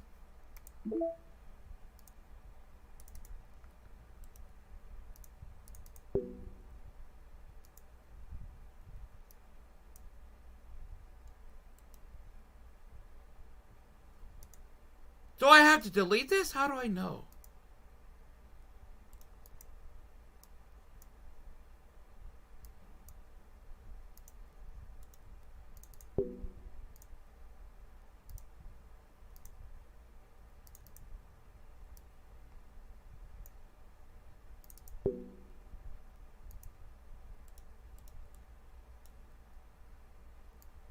Like, how do I delete that character file now? Do I know how to? If you play Doki Doki Literature Club Plus and you come across this... Oh! There's delete! I didn't realize that! Let's delete it! Okay, I didn't remember. But, I just caught myself. Imagine this, if you're a Power Ranger, what color you're gonna be? Golden! I think so, but you should do what I recommend. Okay. Hi again. Oh, what took you so long, Mr. Angel Dev? Okay. Hi again, Hunter-kun. Whoa! What the hell? Tell Monica she can't do shit because she's a dumb video game bitch and not in real life. Yeah, that's why I deleted her file. For me, Silver. Ah! Whoa! What's happening? Hunter-kun, what's happening to me? It hurts. Oh! It hurts so much. What's going on with the background? Help me, Hunter-kun. Whoa, what? Please, hurry and help me. Help me! Whoa! Oh my god! Oh my god! What the hell? Did you do this to me, Hunter-kun? Did you? Did you delete me? How could you? How could you do this to me? You were all I had left. I sacrificed everything for us to be together. Everything. I loved you so much, Hunter-kun. I trusted you.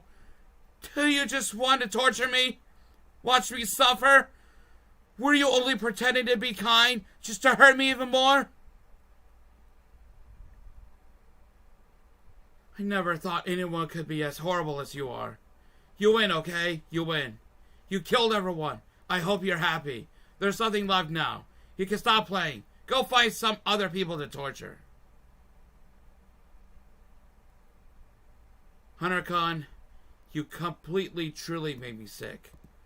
Goodbye.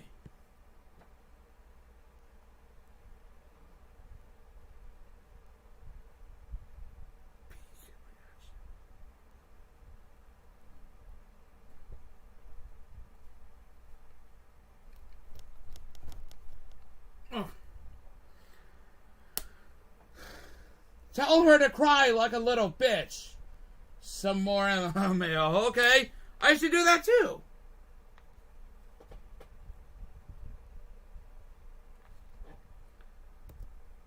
I still love you. Hello, Charlie is Benny Fan's girlfriend. I can't help it. What's wrong with me? How horrible am I for you to hate me this much? All my friends, I did so many awful things. So many selfish and disgusting things. I shouldn't have done any of this. I'm just messing up a world that I don't even belong in. A world that you wanted to be a part of.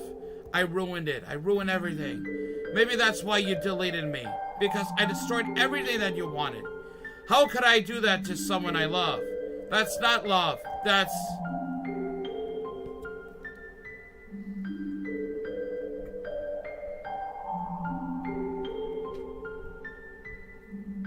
Yep.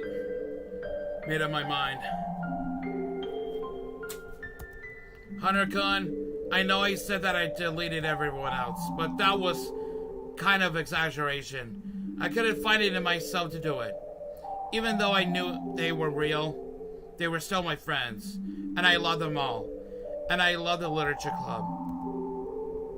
And really, I really did love the literature club. That's why I'm going to do this. I know it's the only way for everyone to be happy. And if I really love you, then... What?!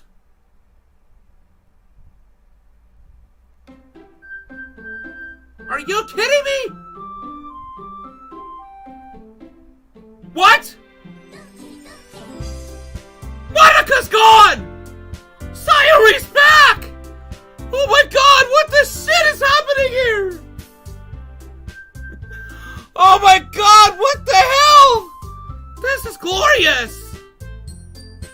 And you mean to tell me scaring him is love? Is Monica left? Yeah. She's not here! No, the girls are back! Natsuki and Yuri!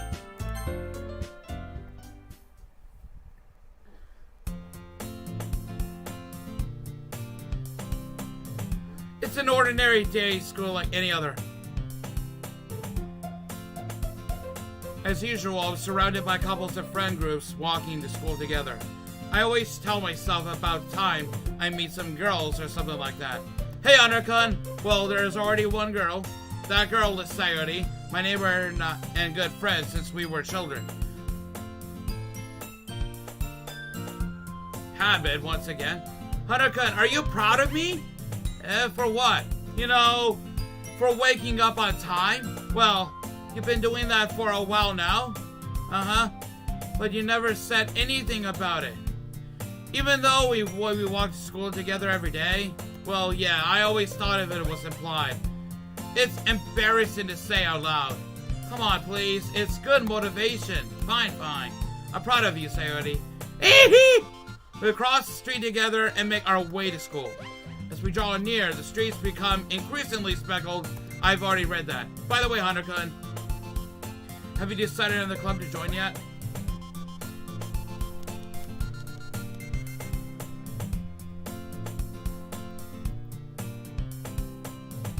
Oh, fuck! It's coming back! Rest in piss, Monica. Hi, Saul. Oh, don't do that! Oh! A club? I told you already I'm not... I started to say what I always do, that I'm not interested in joining any clubs. But something tells me Sayori will take more offense to that now. After all, how could I tell her that clubs are a waste of time? Was she starting the club of her very own? Actually, yeah. I think I've decided on the club. Really? Which one? Tell me.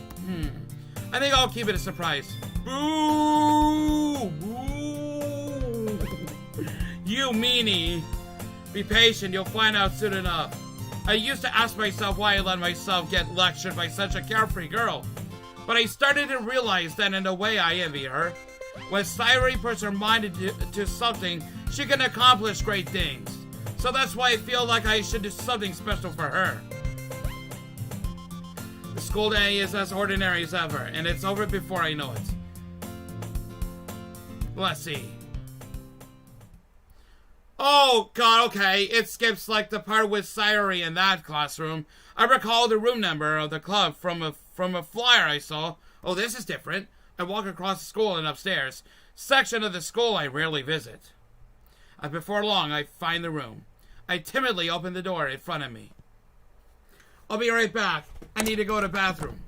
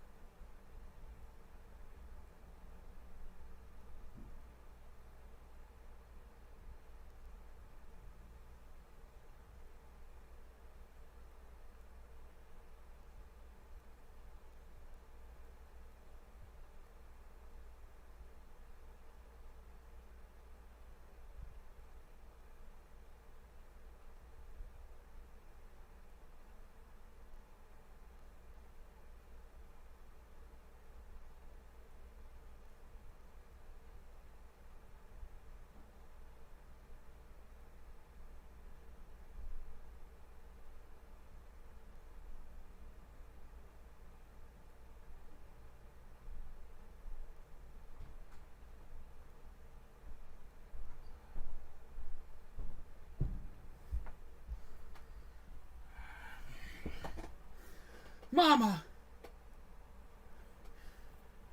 Hi. Yeah.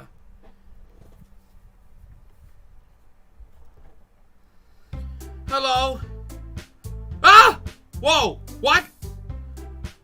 Oh, this is different. Hunter-kun! What are you doing here? Well, I glanced around the room. Huh? So you're the Hunter-kun that Sayori's been talking about? Thank you for stopping by. It's a pleasure to meet you, Hunter-kun. We're the Literature Club. I hope you enjoy your visit. Come on, Yuri. No need to be so formal. He's gonna think we're really strict or something. Sorry, Natsuki.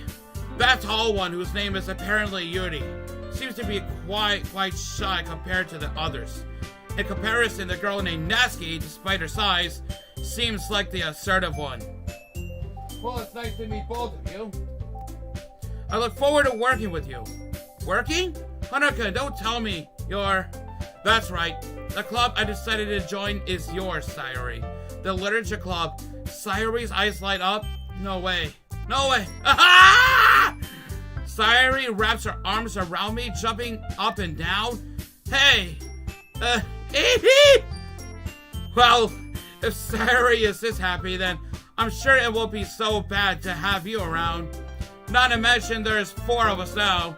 That means we can become an officially recognized club. Without Monica, because she's been a fucking killer. I don't know what to say. We have to celebrate. What an appropriate day for that, isn't it? Yeah. After all, Natsuki decided to... Hey, don't ruin the surprise. Sorry. Everyone sit down at the table, okay? How about I make some tea as well? Girls have few desks arranged to form a table. Natsuki and Yuri walk over to the corner of the room, where Natsuki grabs a wrapped tray and Yuri opens the closet. Still feeling awkward, I take a seat next to Sayori. Natsuki probably marches back to the table, tray in hand. Okay, are you ready? Ta-da! Whoa! Natsuki lifts the foil off the tray to reveal the dozen white fluffy cupcakes decorated to look like little cats. The whiskers are drawn with icing, and the little pieces of chocolate were used to make ears. So cute! Wow, those look amazing! Well, you know, just hurry and take one. Sayori grabs one first, and I follow. It's delicious!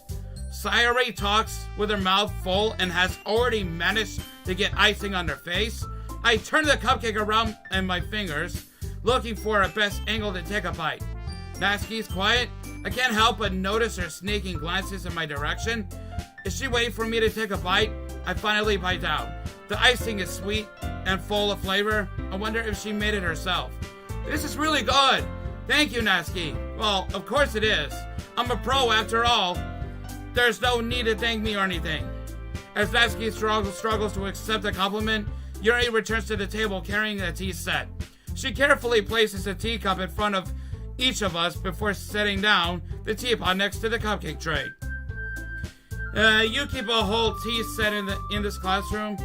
Don't worry, the teachers gave us permission. I think I've already read this one. Are you trying to impress our new neighbor Yuri and member Yuri?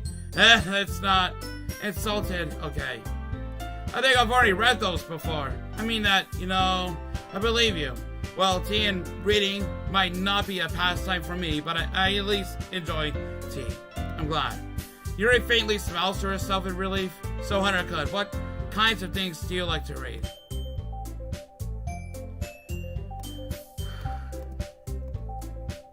Natsuki's head suddenly perks up. Looks like she wants to say something, but she keeps quiet. Not much of a reader, I guess. Well, that could change. What am I saying? I spoke without thinking after seeing Yuri's sad smile. Anyway.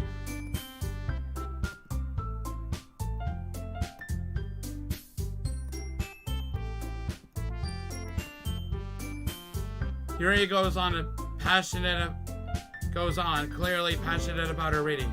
She seems so reserved and timid since the moment I walked in, but it's obvious by the way her eyes light up that she finds her comfort in the world of books, not people. Don't feel intimidated if you don't read much, okay? I'm certain we can find something that we can have in common. Hey, Yuri! Well, about the first thing he said? Manga. That's right. Natsuki tends to read manga in the club room. Don't just say it. For some reason, Natsuki seems embarrassed about it. Besides, manga is literature too, So if Hunter-kun wants to read some of my manga, then don't try to stop him or say anything. Natsuki, I wouldn't do such a thing. However, it could also be nice for us to diversify ourselves a little. Sorry, I hate background. Wow, this after the Monica part? Yeah. Guinea pigs versus Plants vs. Zombies. Yeah, it's okay to be late, Sunko. He can take this opportunity to try something new as well. Wouldn't you agree, Hunter-kun? Maybe, sensing the tension, Sayuri jumps in. Maybe we can all try something new. I think it could be fun. And we'll all get to know each other a little bit better too. I mean, that's the kind of thing literature clubs do, right? I don't disagree or anything. Hey, I don't know if you know me, but I used to watch your vids when I was young. The ones with the creepypasta and EXEs, and I'm really glad you're still doing well and good. Thank you, Lunar Eclipse 97. Keep up the good work, thank you. I'm gonna go... No. Carry my legacy as the second hunter. Yeah, good luck with that, other hunter. Yeah, you're right as usual, President. Sayuri is now president? But what about Monica?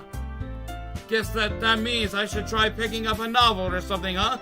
Well, that would make two of us. I wouldn't mind doing it if I'm not the only one. Then as for Yuri, hi to read manga. Jeez, you were the one who suggested we diversify.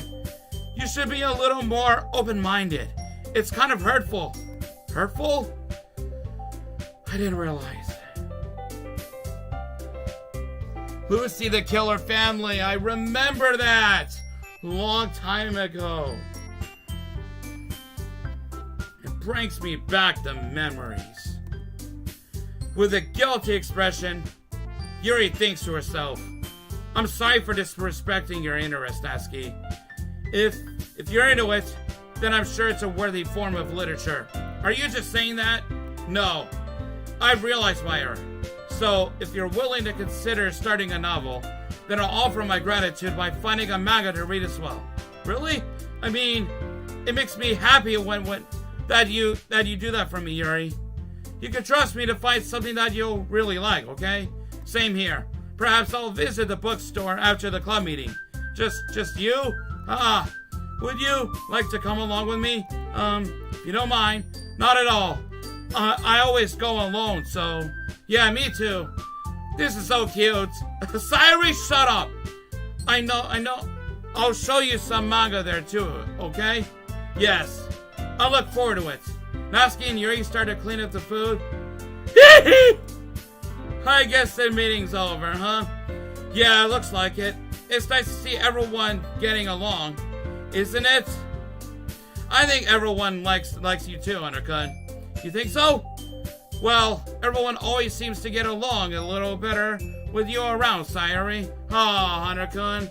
Don't say something like that, it's embarrassing. Well, whatever. I was surprised when you told me when you were starting a club, but I think you're pulling it off just fine. We're gonna make it the best club ever. Now that you joined, every day is gonna be so much fun. Hey, Hunter-kun. I really want to thank you. I mean, I'm really happy that you joined the club and everything. But the truth is, I already knew you were going to. There's actually something else. I want to thank you so much time. Thank you for spending so much time with us all.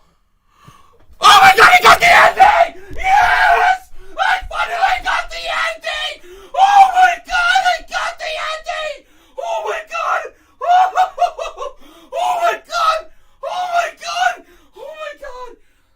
Mission accomplished!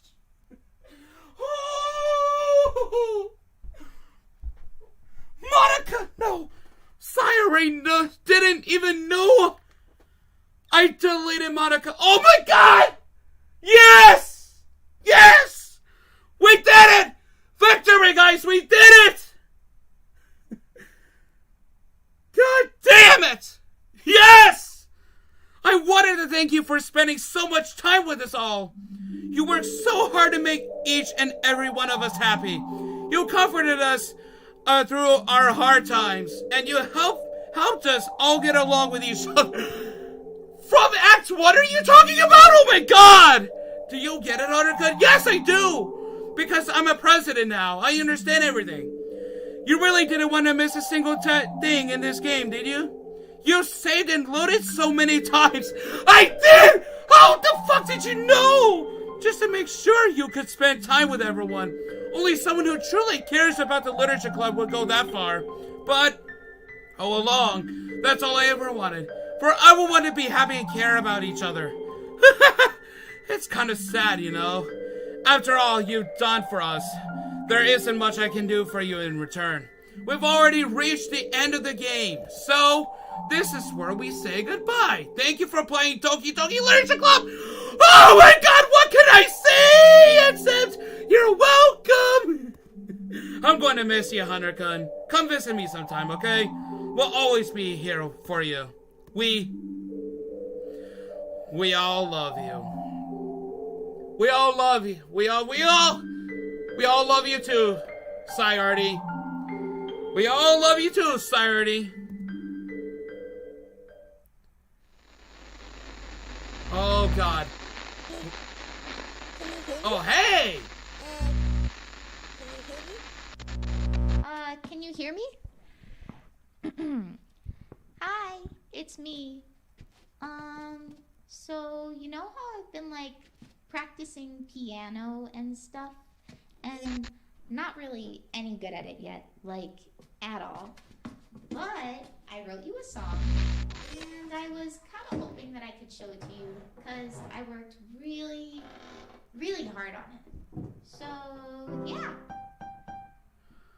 Oh, okay then. Music play. Oh.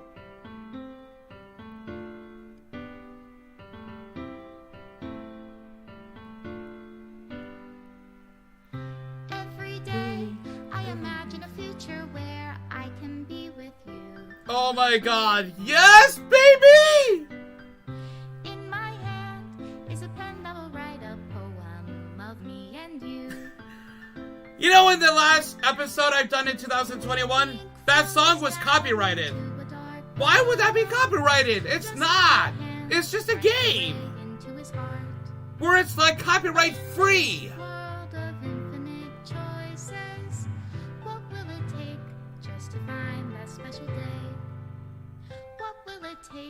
Just to find that special day.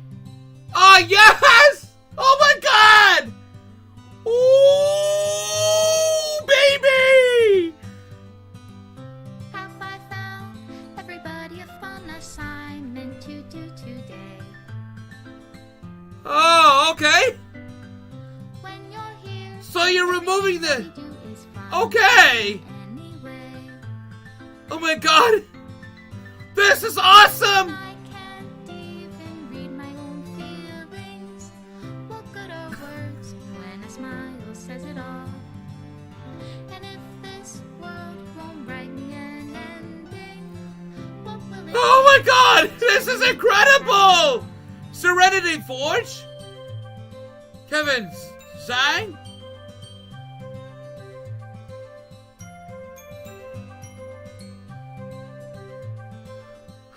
This is incredible! We finally got the good ending! Does my pen only write bitter words for those who are dear to me? The original Lucy the Killer Family video is Lost Media, I think. Oh man, this song is so lovely. Yeah, I know. Really? I can't find it. Oh my god, they're getting deleted! Jesus Christ! Dude, what the hell is going on? Don't remove that! Oh my god, I knew you were gonna do that. Spanish. Oh my god, look at that. This is incredible! If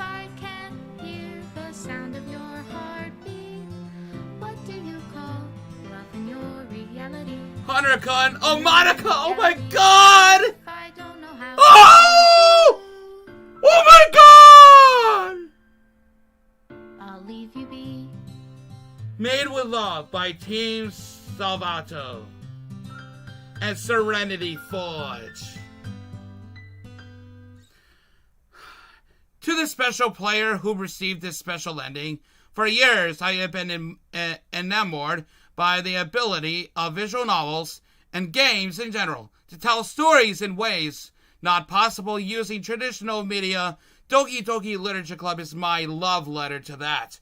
Games are an interactive art. Some let you explore new worlds. Some challenge your mind in brand new ways. Some make you feel like a hero or a friend. Even when life is hard on you, some games are just plain fun. That's okay too. Everyone likes different kinds of games.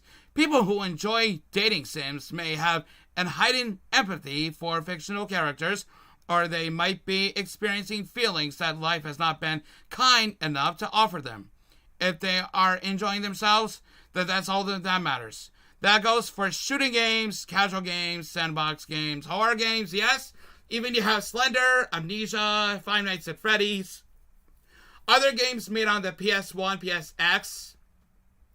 Like, for example, Pawn Shop by Color Play Games. I played that. It was like recorded on the day before St. Patrick's Day. But it's late, so I guess it's still being edited, still in the works. So I'll have you guys know.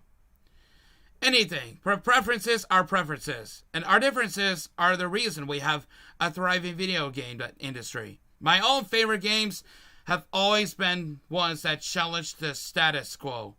Even if not a masterpiece, any game that attempts something wildly different may earn a special place in my heart. Anything that further pushes the limitless bonds of interactive media, I extend my gratitude to all those who have taken the time to achieve full completion. I hope you enjoyed playing it as much as I enjoyed making it. Thank you for being part of my literature club. Love, Dan Salvato. Thank you so much, Dan Salvato. Oh my God. This is a wonderful gift you've ever received me that way. I love this letter. I love this special letter, this special ending. I did not expect this to happen. I slowed and saved too many times just to have different routes, just to spend a lot more time with all these girls. This is fucking incredible. This is one of the newer endings I've never achieved for 2021 until I figured out. I collected my thoughts for like 5 years. Yeah, 5 years. That's what came to me to think about getting this ending. Like, I've not been playing Doki Doki Literature Club Plus ever since I had my laptop here. And it's just incredible. Oh, it's a special poem. Wasn't this originally in such a unique style in the original? Too bad it's in this style. Alright. Oh! Required files are missing or corrupt.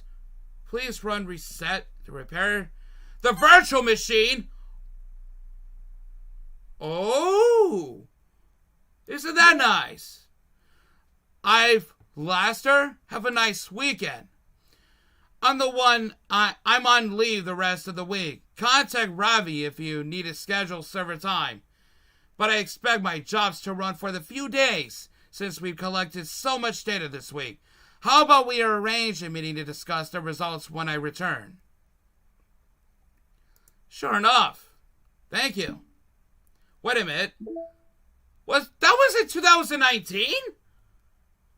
Why was this in 2019? December 9th, 2019? Are you kidding me?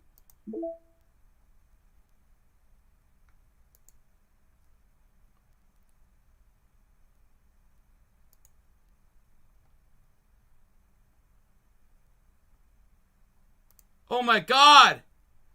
Collection of each of the characters' original sketches before being outlined and colored in. Natsuki's head single was changed to make her pose more natural and candid, rather than striking a mode-like pose. It's 10:30 on my country. Wow. Look at that. Achieved the special ending of the story. The first concept sketch of the DDLC chibis used in the poem minigame. Oh, the poem minigame. Oh, yeah, okay, yeah, that's right. That is awesome.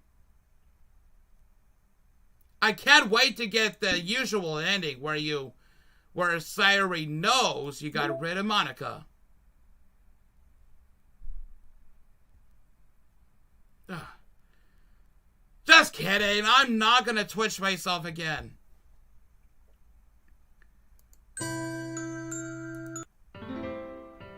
Your reality. Oh.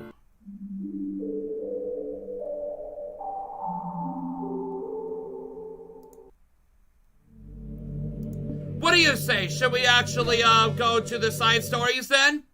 What do you say? Should we go to the side stories? Hey, that Monica wallpaper is cute. Yeah, thank you. Oh my god, she's beautiful. What do you say? Should we go to the side stories?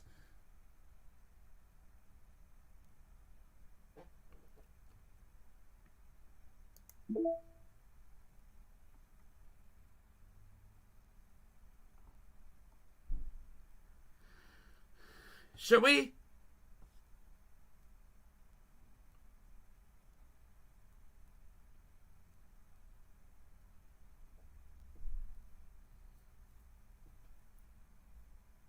Yeah. Okay. If you're interested in Sumko, then a lot of you can agree on Sumko. Do you agree on him? Do you agree with me and Sumko, guys?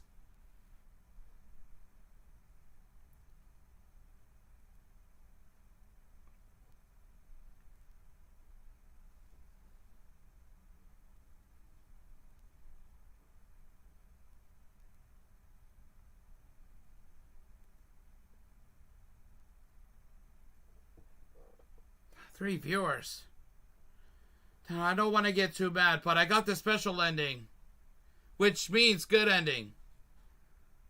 But everyone know that I got that. But holy shit, that was fucking good luck.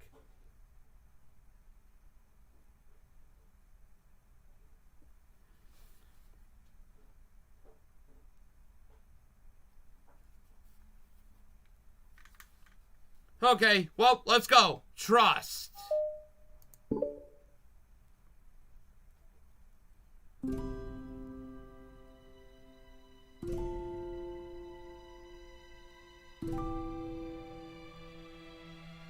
Oh, this is like in the movies, though, like in one anime movie where things begin as the prequel to the main story of Doki Doki Literature Club. Okay, everyone. The Literature Club is starting. Let's all have a seat and take attendance, okay? I miss Debit Club.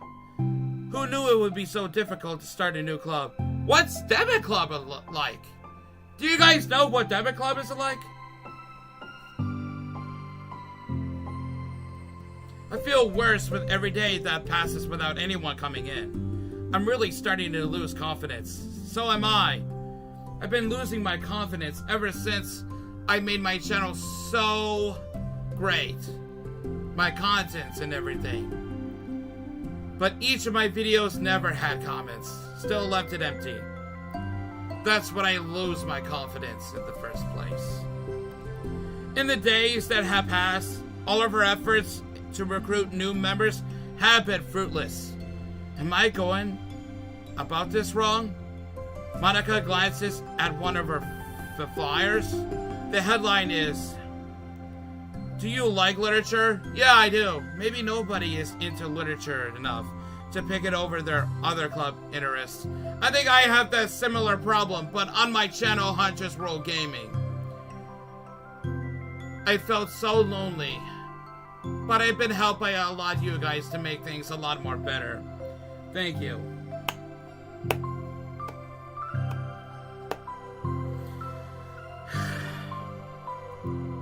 I can't just rely on people liking literature. I need to sell them on the vision. A vision? But what kind of vision? Monica rests her head on her desk, deep in thought. But before she realizes it, the recent nights of staying up too late start to catch up into her. So quiet, and the noise of the air conditioner is soothing.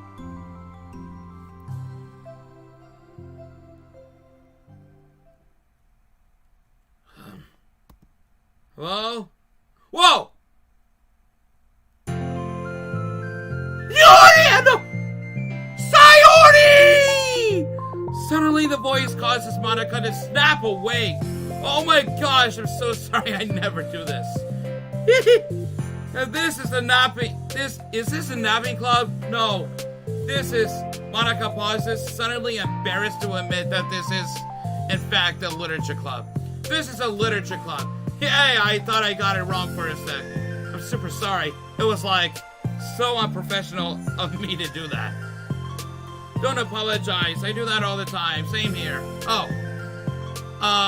Did I miss the club meeting? Where is everybody? Well, about that. This is everybody. Really? Just you? But we're getting more members. I'm working really hard on it. So am I. I've been working really hard on getting a lot of viewers and everything. Don't worry, Hunter. You got me into this. Big cute, some cool. You and I were on the same page. Hold on a sec. If it's just you, that means I get to be a vice president. Wait, vice president? What are your qualifications? Well, I'm better at napping than you. Maybe I should be president. Now you're just making fun of me? Oh, I'm sorry. What was your name? Sayori. Okay, Sayori. I've been trying really, really hard in this club.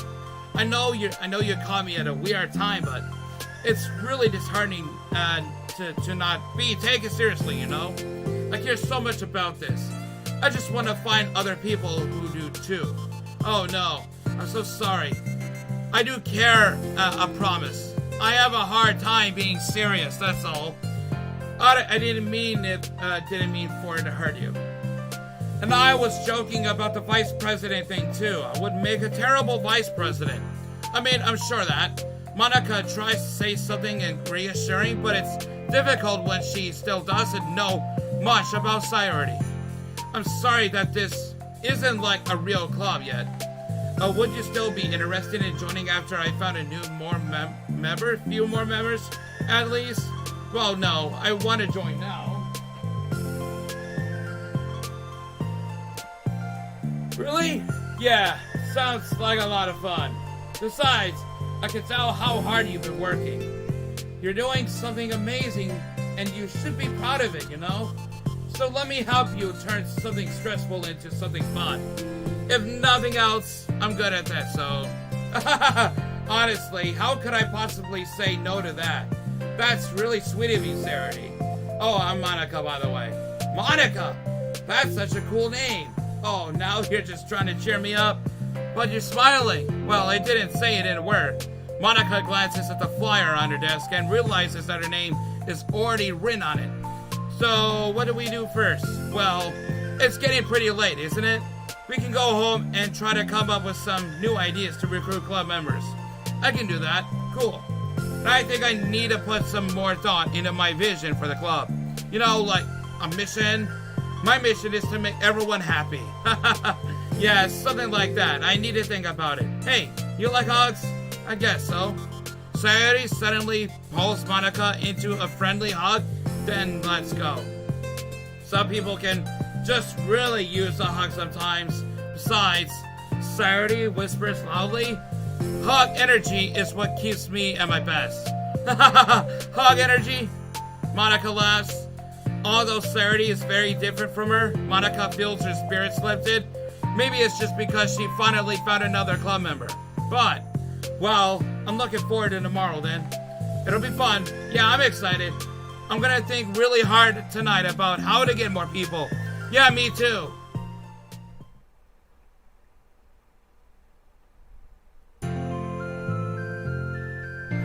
A day passes, and the time comes for the literature club, Monica and Saturday, to reconvene. As president, Monica ensures that she's the first to arrive to the club room, but she finds herself waiting longer than expected for Saturday. It's been 10 minutes already. Maybe Saturday changed her mind about joining. No, that can't be. She was so excited yesterday, but I'm getting kind of worried. Suddenly, Saturday comes bounding through the door. In her hand, she's holding a sheet of paper. Sorry I'm late, I'm here. It's okay, welcome back.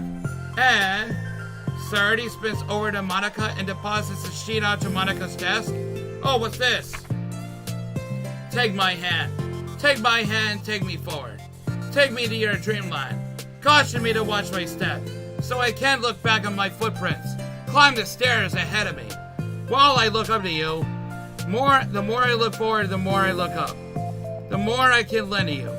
If you can trust me to follow your pace, I'll trust you to set it.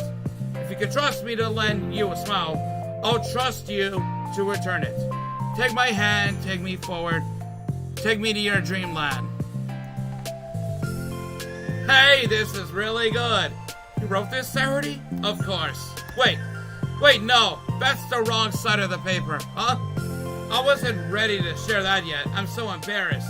Monica flips over the paper. Written on the other side of is a list of ideas for recruiting new club members. Oh, so this is what you meant to show me? But I'm curious now. You write poetry often? I do, but I'm sure I'm not anywhere near as good as it as you are. Really? I'm actually terrible at writing poetry. I've never written anything I was happy with. Like, I always read it again, and a week after I write it, I'm like, wow, this is so stupid. I don't know. It's like a dramatic version of me that doesn't agree with the person I want myself to be, or something like that. You should have more confidence in yourself. You're the literature club president. I guess you're not wrong there. I need to set a good example or whatever. You know, I can envision the club doing something like that. Oh, what? Doing what? You know, like sharing poems we write, stuff like that. Oh yeah, I would love that. It's such a good way to learn about other people, you know? It's like we have so many emotions that we can't express to other people usually. But you can when it's in the poem, right? Yeah. I think that's helping me from a more cohesive vision for the club. So I'm glad you showed me well. Me too. I felt embarrassed at first, but now it feels kind of good that someone else read it. I'll try to show you more of them in the future. I love that. Jeez, I'm getting distracted. Do you want to go over this recruitment brainstorm together? My brain stormed so hard, it was like a brain hurricane. My brain is a natural disaster. Saturday, that's terrible. Anyway, let's take a look at the list. Make cupcakes. I was hungry, but it's a good idea, isn't it? Let me think about this. I mean, when would we have a chance to get people cupcakes? You know, like when they come into the club. Wait, what if we said we had free cupcakes on the flyers? I'm kind of worried that would bring in the wrong kinds of people, you know? Wrong kinds. People would come just for the cupcakes and then leave. Nobody would do that. That would be mean. But you know, I want to find people who are really into literature, even if they don't know yet. Let's see, the next thing on the list. Hunt for people reading books, okay? I don't think I get it. Like, going around the school and finding people who are reading books, you know? Like the morning or during lunch, and we tell them to check out the literature club. Well, the problem with that is wouldn't most people reading books just be doing it for the assignment or something? How would we know if they're just reading for fun? Well, we could ask them, but then we'd be bothering people who are trying to do schoolwork. I didn't think about that part, I'm sorry.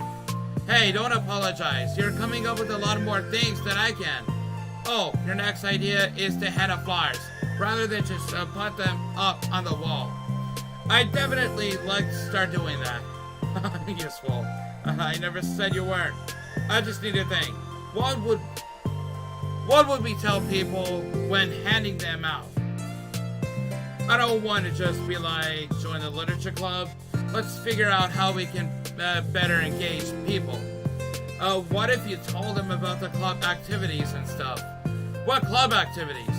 Yeah, I guess it's supposed to be my job to come up with that vision for the club. Okay, sorry, I pretend you're a normal person for a second. Wait, I didn't mean it like that. You know, like a random passerby who's getting a flyer. How would you react to the idea of the literature club? Probably like, literature is stupid. I'm joining the anime club. What the heck? Sorry, I was just thinking of a friend of mine. Okay, what if I said that we, like, do a group reading and discuss it together? I would probably nap through that. That's you, Sayori. But that doesn't really sound fun to most people anyway. We need to really catch their interest, you know? Ugh, sucks. Why is it so hard? Monica, don't be sad. What do you like about literature, Sayori? Me? Well, kind of what I said about the poem earlier. I think it gives you the chance to express yourself. Like, express yourself in ways you can't normally do when you're just doing your normal day and talking to your friends. I mean, we all have so many thoughts and feelings that we just don't get to share, you know? It's like, intimate. Yeah? How do we get that across to people? How we could be like, express your true self. Be intimate with us? Okay, that's kind of... Yeah, I'm just kidding. Oh my gosh. What is it? I forgot all my things in my classroom. I must have gone too excited and rushed here. Silly me. Rushed? A word. Oh, never mind. Did you want to get your stuff then? I'll forget if I don't do it now. Well, I'll wait for you then. Okay, it'll only take a second. Sayori dashes out of the room, leaving Monica momentarily alone. Monica sighs and starts jotting her thoughts on the sheet of paper. Express yourself, but who you want to be, make new friends, discover new you, discover your heart. No. Write your heart out. No. Right into your heart. Write the way into your heart. Join the literature club. Write the way into your heart. Well, that's lame. Monica! You startled me. Sorry. But it's something important. On the way to my classroom, there was a girl reading a book. Reading a book? Let's hurry and recruit her. Wait, are you sure she's not just doing homework? I could tell she was really into it. Well, I guess we could take a look. Monica grabs one of her flyers, lands up, and stands up from her desk. Then the two depart the classroom, with Sayori leading the way. This way. You don't have to run. Sayori leads Monica over to the particular classroom, then lowers her voice to the whisper. See, in here. Monica peers through the window. Sure enough, there's a girl sitting alone, intently reading a book. I feel like a creep doing this. You should go inside and talk to her. Me? You're the president and I would probably scare her away. Okay, fine, I'll do it. Monica takes a deep breath, then timidly enters the classroom. That was fast. Sure it was. So the side stories are basically set in the time when the literature club was forming and before the main event of DDLC. No creepy stuff in them? Yes. Hi, noob level Pico. It's both funny and silly, yeah. Man, I wish Kim was here. Oh my gosh, I'm so embarrassed. Why? What happened? Well, I entered the classroom and she didn't even look up from her book. So I kind of just let the flyer under the desk and then walked out. That's kind of cute. But I'm sure she'll see it and want to join the club. I hope so. Shall we head back now? The two head back to the club room. Sayuri feeling rather accomplished, and Monica still feeling a bit embarrassed by the encounter. Upon returning, Monica and Sayuri resumed their strategy meeting.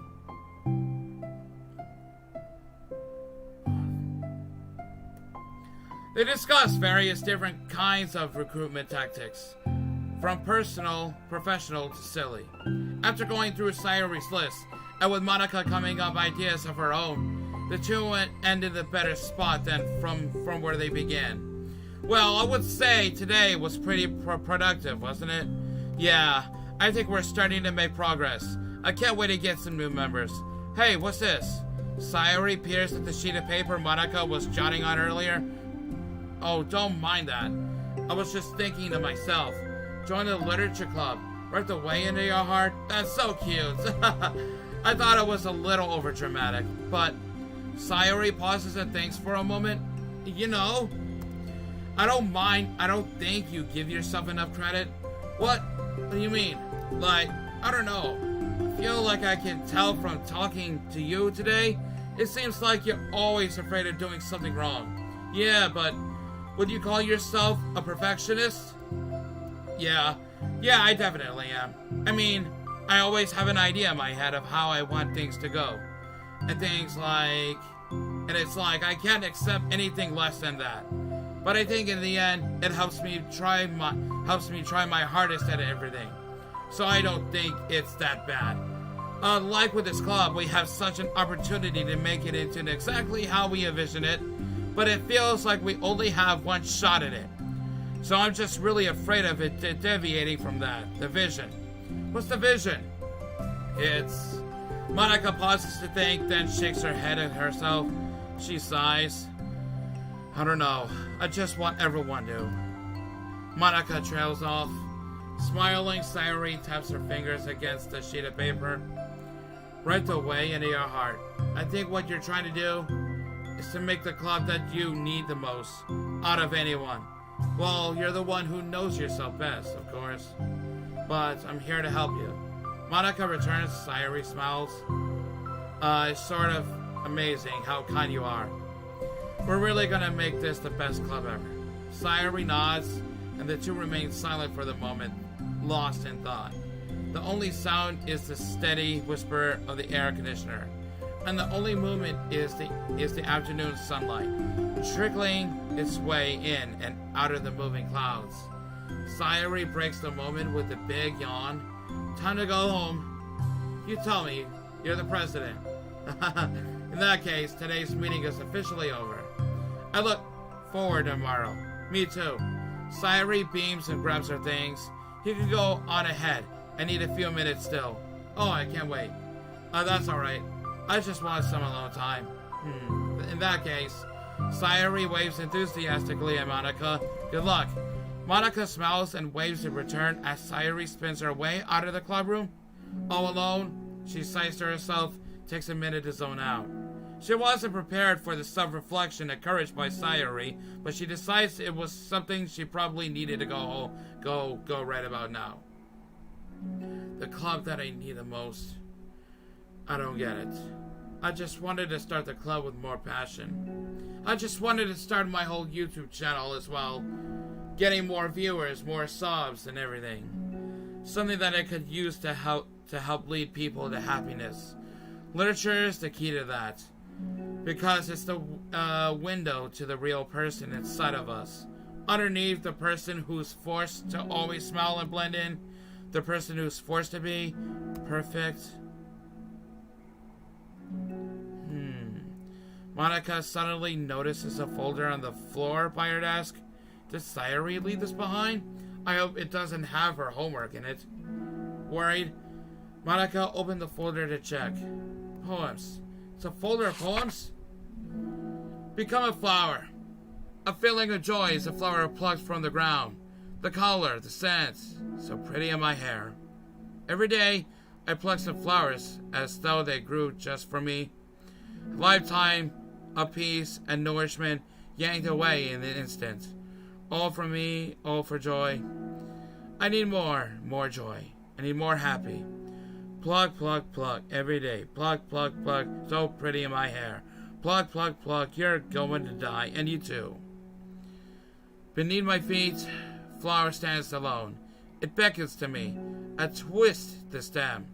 I twist the stem, freeing it from the clinging roots, caressing the final joyous moment between my fingers. But to what ends? I look in every direction.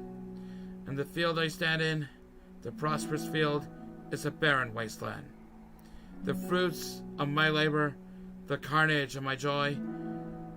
That is why I've decided I must become a flower. What the? Wait. Sayori?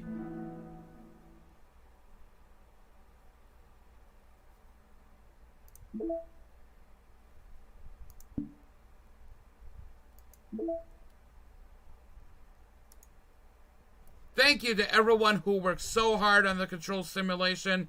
I can't imagine how tedious it must have been to do so delicately hide Monika's elevated permissions from her without disrupting our connection to the VM. How does he know? How does it know about Monika? Just to clarify, all of the recordings labeled side stories are part of the control simulation, right? I've noticed some details of the characters' lives here and there that differ a little bit from those in VM1, even trivial ones. Is it part of the butterfly effect from some of Monika's more fundamental changes, or is it the result of her just messing around with the other characters in VM1 as her own experiment or for fun? So if I'm keeping track, we have what, like 5 different universes in total, with 3 or 4 of them created and then destroyed by Monika? Of course, it's funny because I keep wanting to speculate on which one is the real universe, but in reality, they are all as real as ours is. Anyway.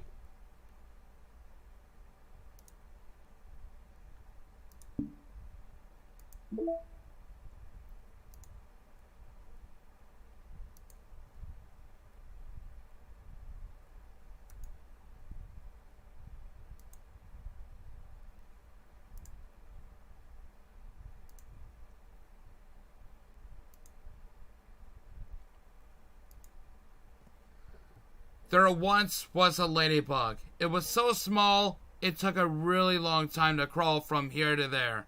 It was very tiring to fly for too long. Nobody squishes ladybugs because they're cute. Does that make them a little better than other bugs? Do ladybugs know they're cute? I think they're too preoccupied with bug things. And so the ladybug crawled around and did bug things. This story wasn't really going anywhere, but I know you don't mind. I hope you think it's nice for being there anyway. Like ladybugs, like this ladybug. The one who clings like a doof onto your sleeve because it knows you won't squash it. If it doesn't bug you, will you stay a while?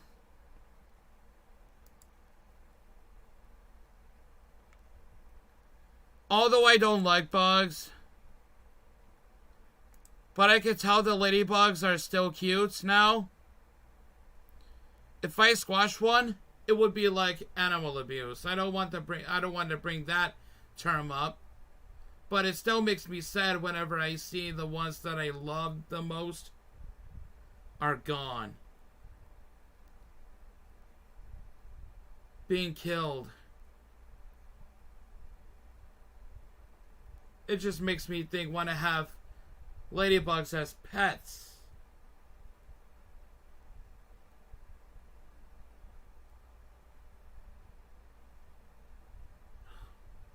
Like how I have Chewy, my little puppy, as a pet.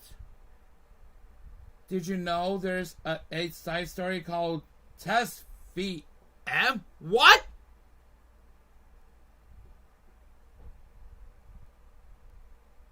That 8th side story is only unlocked when you complete the entire game content and unlock all secrets, but...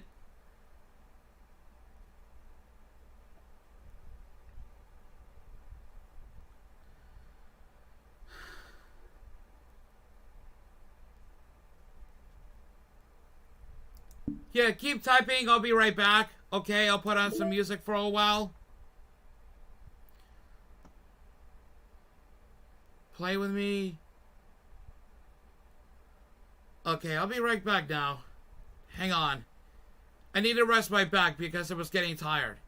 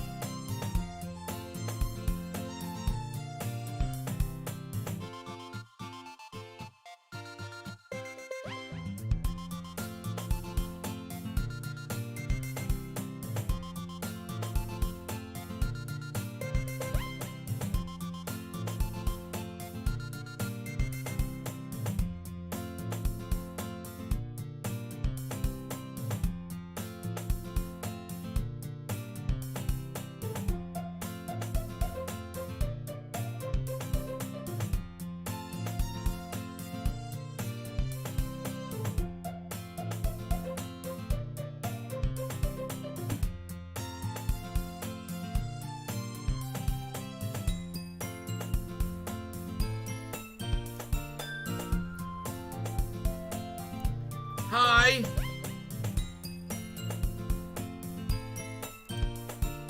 Hi, Big Psych. Real Kujamivo.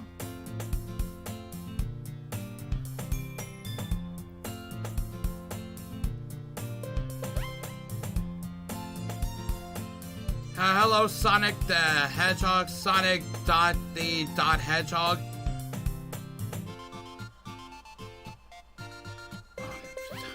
No, it's not done yet, okay? Glad I didn't miss the stream. Yeah, I heard this is a lot from Record Guide, but Quincy the Demon, the voice actor for Seiyu, shall I say, of Tim Harrington, is no longer in RG's community due to unusual reasons. Pretty weird, am I right? Quincy was so great at voicing Tim back then. Rumble Blanket, hello? Are you looking forward to see the... Yes, I am, reactor video.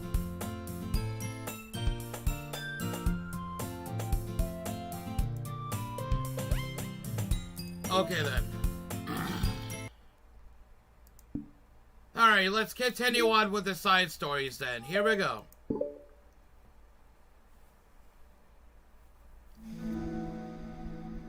Another day passes in the Flash, and it's already time for the next club meeting. Although Monica should have come up with a plan for today's club task, she hasn't been able to shake her guilt and anxiety after reading Sayori's poem. I'm so stupid. How did I let myself be in the center of attention? Sayori is going through these kinds of feelings, and I'm letting her comfort me instead of the other way around. What kind of a club president is that? This whole time, I didn't think to ask about her own feelings. So much for the stupid vision. Sayori enters the club room with her usual smile, but upon seeing the downcast Monica, her smile quickly fades into the expression of concern. Monica? Is everything okay? I'm really sorry. I'm such a terrible friend. Huh? What are you talking about? You're an amazing friend. Monica shakes her head. I made this all about myself. Even you said so yesterday. You told me that I'm trying to make the club that I need the most, right? But my problems, so trivial compared to yours. Sayori responds quietly. What are you talking about? But as she says that, her face darkens. Through the silence, Sayori mutters her realization. I left my folder here. Monica stares blankly ahead, unable to come up with a response. I wasn't ready to share those. Now you're worrying about me. I don't want that. But why? We're friends, right? Wordlessly, Sayori nods. Friends look out for each other. I want to be here for you as much as you're here for me. Another long moment passes in silence. The air is incredibly heavy.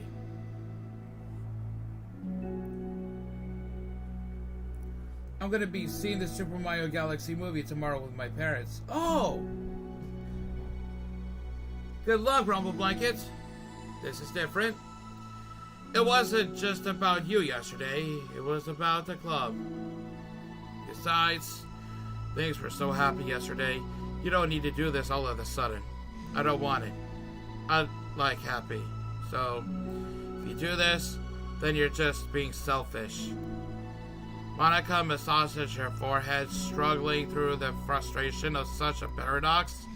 It's understandable that Sayori isn't ready to share certain things, but as unfair as it is for Monica to pry, it's also painful for Monica to force herself to ignore the needs of her friend.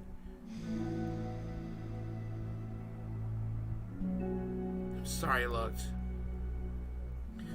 I disrespected your privacy. No, I don't blame you for looking. You would have at least needed to check if it was mine. Yeah, Monica takes a deep breath. Okay, I understand that you don't want me to worry. and I think I'll be able to put this aside so that we can move on. But can you promise me something? Promise you what? Monica pauses to collect her thoughts. This is the Literature Club. It's a place where people can express themselves in the ways that life normally doesn't allow them to. That's the vision. In fact, it's our vision. Right away into your heart or whatever. So I just want you to promise me that you'll remember that too. It doesn't have to be right now, but I want to be here for you when you need it. I want us to be ourselves like that. Clarity smiles gently. I'll promise if you promise. Unable to help it, Monica returns Clarity's smile. I promise. Me too. As the conversation closes, the mood in the room is lifted. What with that behind them, it's time to proceed with the club activities. So, want to teach me about poetry? Huh? But what about recruitments? It's fine. We have plenty of time for that. But right now, I feel like I wanted to do this. I mean, I do have to fulfill my end of the promise, you know? There's no way I can say no to that. Just don't expect much. I do a lot of writing, but it's not like I'm a scholar or anything. That's fine. I think I just need, like, some motivation. I never know where to start when it comes to writing poems. Starting isn't so hard. You know, just need to write. You kind of just need to write down your feelings, see where it takes you. Yeah, but that wouldn't come out any good. It's not supposed to. You're gonna have to fight your perfectionist mind on this one. You can't just start by writing your feelings and see what kinds of things it makes you think of it. And then you can turn your feelings into a little story. You can get your feelings down first, then you make it sound pretty later. It's not like building a railroad where you go from one end to the other. It's more like a college where you find all the things you want to put in, and then you arrange them in a pretty way. At least that's how I do it. It's not like it's the only way, but it's a really good way to not get stuck right at the beginning. I understand. Yeah, I always get so caught up in how it sounds that I forget about what's actually important. Monica pulls out a pen and paper to start writing on. Stop being a perfectionist, you idiot. I'm just kidding. Monica scribbles out "you idiot" after she writes it down. No. Keep it. Wait, what? Why? Are you calling me an idiot? Of course not. But the point is that you're not supposed to police your feelings, right? Be as dramatic as you want. But I was just... Well, yeah. Underneath the scribble, Monica rewrites, "You idiot." She stares at the paper. Her words stare back at her. It's kind of funny how I wrote down what I'm mad at myself for. And then I did the exact thing anyway. This is really gonna take some getting used to.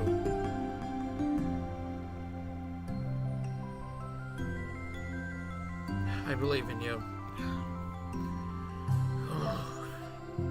Thanks. I do too. I mean, but also you, of course. Monica continues to exercise, jotting down her thoughts.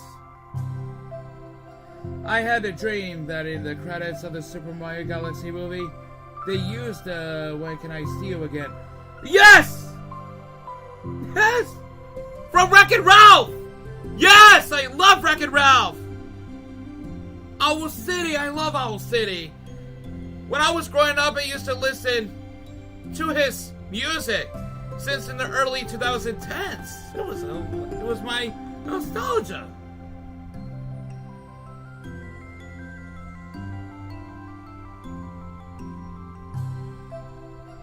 Didn't know this stream was still going.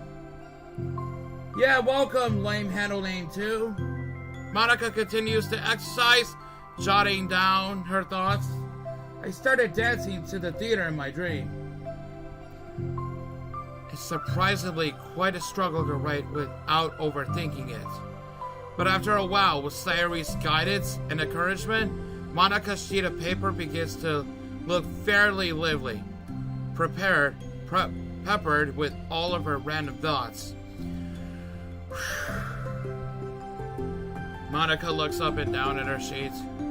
Gosh, it feels so tense looking at this. I hate it, but it's also kind of liberating. I can tell how hard you're trying. Makes me happy. I think you'll be good at writing poems. Don't give me too much credit. I have to try really, really hard at it. But I think it's something that I'll enjoy doing with you. Saturday beams, I'll stop here, but we still have time. Let's try to work on a new flyer for the club. I won't be so picky about the language. Yay, let's do it. Monika and Saturday proceed with their work. With each passing day, the two of them become more confident in the club. Not simply from their recruitment planning, but from their vision as well. As their bond strengthens, so does the sense of the literature club.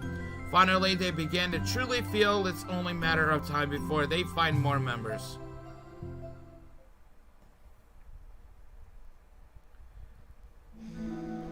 Another day passes. As usual, Monika's the first one to the club room. With her is a printout of the revised literature club flyer, complete with all new ideas Monika and Saturday came up with. If only this was the flyer we gave to that one reading girl the other day. It's so much more attractive than the old one. But new catchphrase is featured clearly in the center of the flyer. Write the way into your heart. Surely, common sense would say that one writes from the heart, not into the heart. But the message being delivered is that one can use writing to discover themselves. Hopefully, Monika and Saturday had thought, that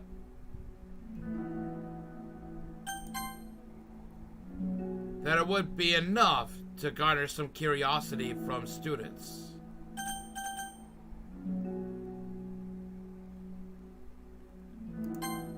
Why do I feel so tense looking at this?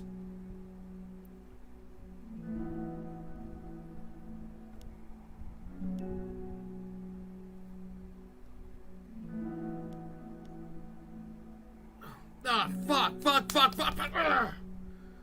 God, I'm too intense when I twitch. I don't want that to happen. Okay? Just not do that. Monika thinks back to the previous meeting when she performed the writing exercise. Was I always this bad at expressing myself? How am I supposed to be president if I can't even demonstrate what the club is supposed to be about?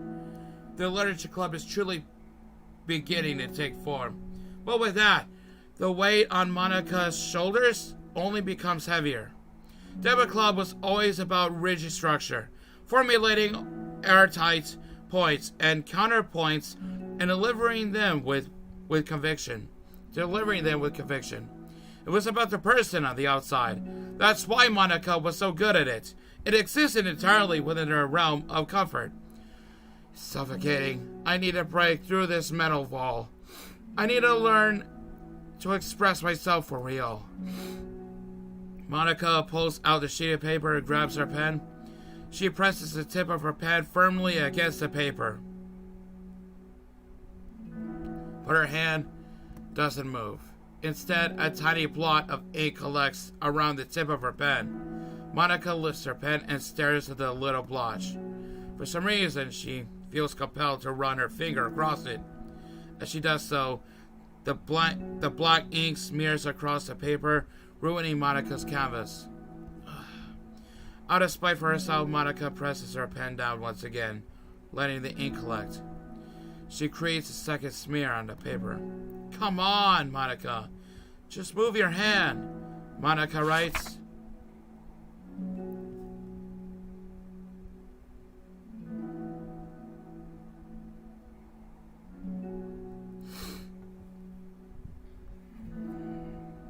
I feel you, Monika. I feel you there. There are two blotches of black ink smeared on this side of the canvas, top left. But this is what it says. This is what I get for seeking perfection. A stain. Like Homelander being perfection. But that's just a different person. Plus another Superman.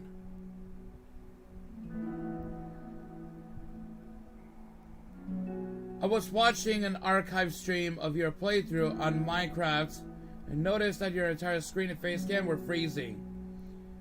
That's what I hate. I saw the movie and my favorite character was Fox McCloud. Yeah, Star Fox! He's in that! How? This is glorious! I hope he could get his own movie in the future. Also, the DLC is ported to smartphones. I will play it, but it's too spooky.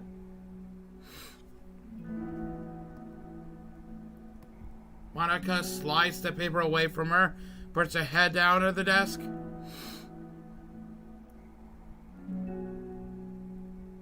The air conditioner seems louder today. I'm here. Hi. Monica hears Saturday approach her desk, then stop for a second, probably reading the piece of paper. Then she sits down in the adjacent desk. Bad day? Mm-hmm. Me too. You too? The new flyer looks so good. You've been working so hard. On the club, but also something else, I think. I can't do it. I'm sorry. It's just so hard to just be vulnerable. Saturday takes the sheet of paper from Monica's desk. She writes something down, then stares at it for a while. Can I trust you? Of course. You can trust me with anything. Saturday gazes at Monica with sadness in her eyes. Understanding the signal, Monica takes the paper from Saturday's desk and reads it. Sometimes, I want to die.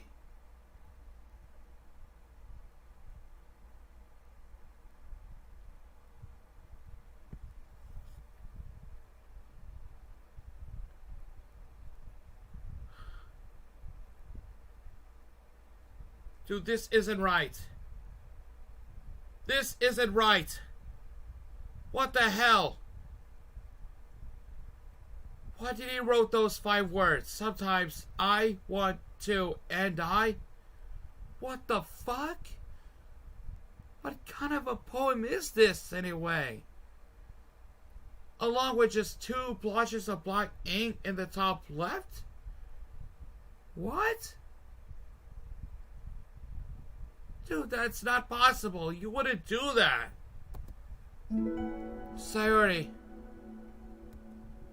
This is really, really hard for me. Her voice shakes. So if I can do it, then you can too. Because you're like a million times better than me. That's completely not true.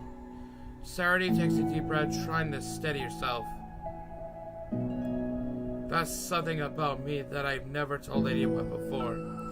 Even now, my head is like screaming at me to stop.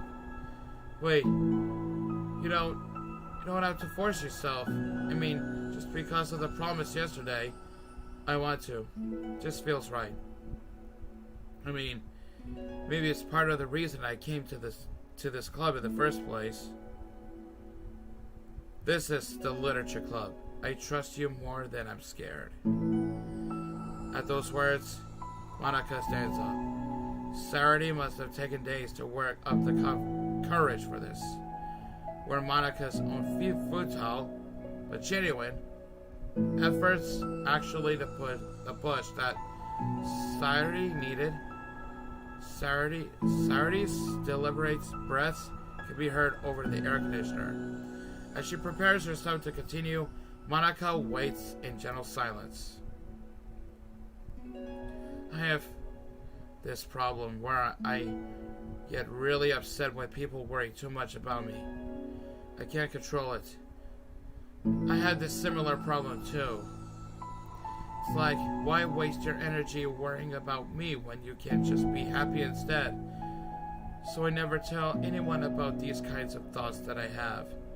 It's so much easier to just smile and help everyone else be happy. That's terrible. That's what Monica wants to say. She stops herself in fear of saying the wrong thing. It's just that if everyone knew about it, they wouldn't treat me the same anymore. Like whenever I'm not smiling, everyone would worry about me and ask me what's wrong. I know that because it used to be like that. Saturday pauses. Seem to recall something in the past. I just want everyone to be happy. Me too. That's the most important thing to me. Letting people look inside my head doesn't bring happiness to anyone. Saturday pauses again, her solemn expression making her look almost like an entirely different person. How did you find the courage to tell me this? You're not worried that I'll be one of those people too? I am worried. Part of me really hates myself for doing this. Same here. But another part of me, I think, it just felt like it would be different this time. Whenever we talk about what the club is supposed to mean, I keep feeling like it was right for me to do. Especially after you've been trying so hard to express yourself too. It just made me feel like I could say it in confidence, and our friendship doesn't have to change. So silly. Club is only 2 people, but it already means this so much to me. Monica feels a tight sensation to her heart, feeling of connection as Sarity's emotions radiate between them. Me too. I was so lost until you showed up. You're so brave, Sarity. You're so strong and brave. I don't even compare. Monica steps forward, but if nothing else, I can at least offer you some hug energy, if you like.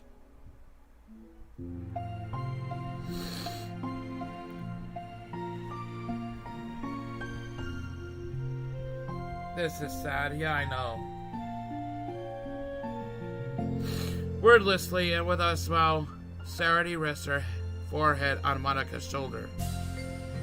Through their contact, Monica can almost feel the torrent of thoughts swimming in Sarity's head. And in this moment, enchanted by the air of the club, Monica realizes that all of the days that have passed, this is the one where she really, really hopes that nobody new walks through the door. She speaks softly. You're like the sweetest girl I've ever met. You can say anything.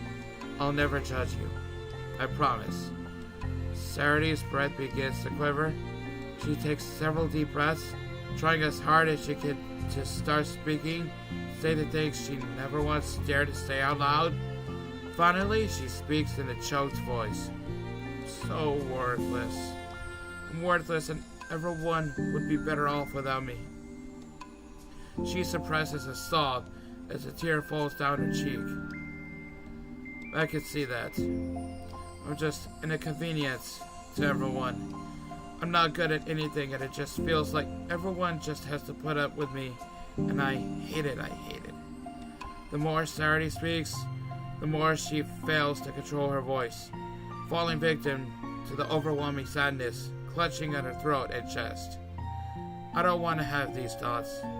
I want them to go away. Now I'm making you put up with me, and I just want to die.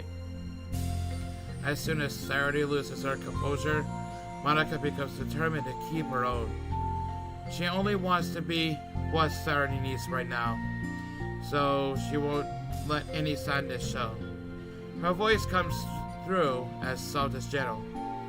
This isn't putting up with you. It's just being your friend. Monica offers a few words of comfort. She knows. Sarah said it herself. That the thoughts Sarah experienced, the ones that don't belong, and Monica can't magically make them go away. The most she can do is help Sarah battle them like any good friend would do. You have so much value. To me, and your other friends do, too. This club wouldn't have been the same without you. I really, really mean that. You coming here was the best thing that could have happened. Even if we never got any other members, I would still be happy. That's what you brought here. That's what you brought here. You brought us a vision, and you also brought happiness. And that's your favorite thing to do, right? Sarah doesn't respond, but Monica feels her gently nod. No more words are needed between them. Two stare their embrace for a while. For a while longer. Monica letting Sarah take as much time as she needs. Once her breathing steadies and her sniffles fully cease, Sarah lifts her head and wipes her eyes.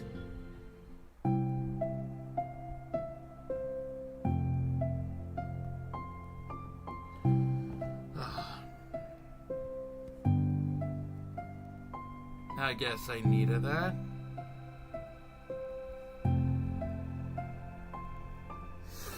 I know. The next side stories can be the same, but on different levels. Some days are harder than others. Well, I'm here whenever you need me, but any other time, I'll make sure that things are the way they usually are. If that's what makes you happy. Thanks.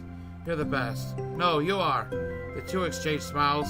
You know, I'm sorry to bring this up all of a sudden, but have you considered talking to the professional? Sarah nods. It's scary. Since it's already so hard to tell people? Yeah. Well, of course. It will always be your choice. But if you're ever looking to find the courage for it, I can do my best to help you. Thanks. I think it helps knowing that you would. Sarah suddenly yawns and stretches. Wow, that made me tired and hungry. Well, you make me yawn, Sarah. Oh my God. We're even now. You made me yawn, Sarah. That makes us even. Well, I won't make you do any work today if you're not up for it. No, I want to. I mean, I could say that it's definitely one thing that makes me happy.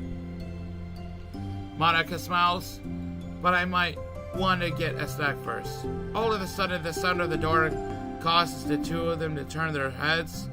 The door opens halfway, then stops. Face peeks inside. Face that seems familiar.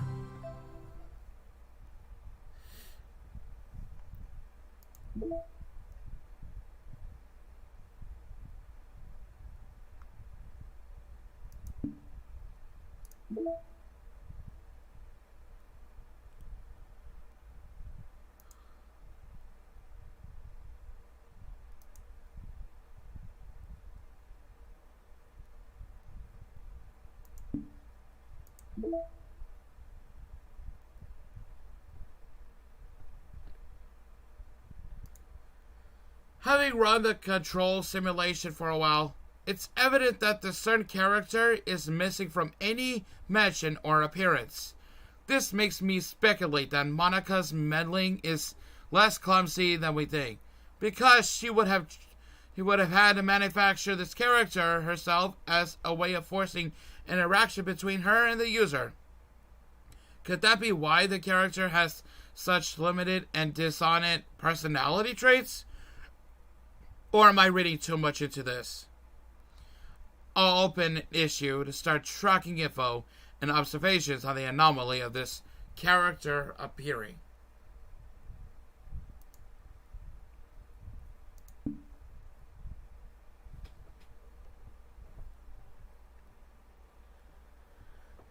I'm speechless. Seeing Sarah crying was like The cutest but sadly a thing I've seen.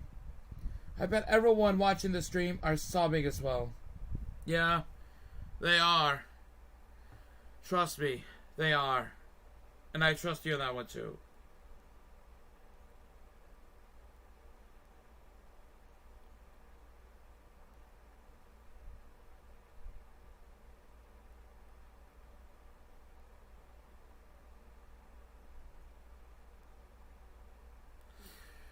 Alright. The next side story is Understanding. Yuri.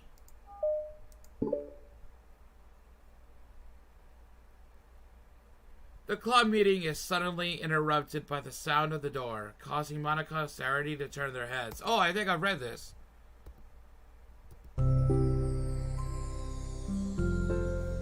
Yuri.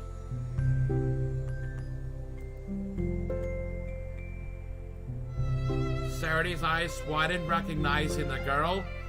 She very conspicuously mouths to Monica. It's her! It's the girl! It's true, the girl standing in the doorway is none other than the girl Sarity had come across reading alone in the classroom. Thanks to Monica leaving a flyer on her desk, it seems she's found her way to the club. Are you here for the literature club by any chance?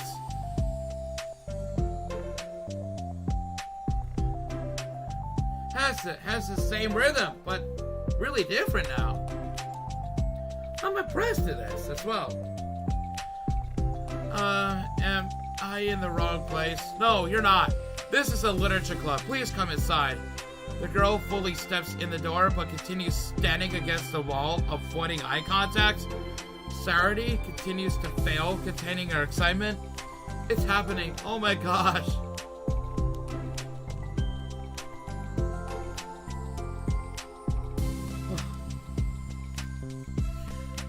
Thank you so much for coming. Sorry, it's a little empty. I'm Monica, and this is Sarity. And we run the literature club, even though it's just us so far, but... What's your name, by the way? I'd like to join your club. Already?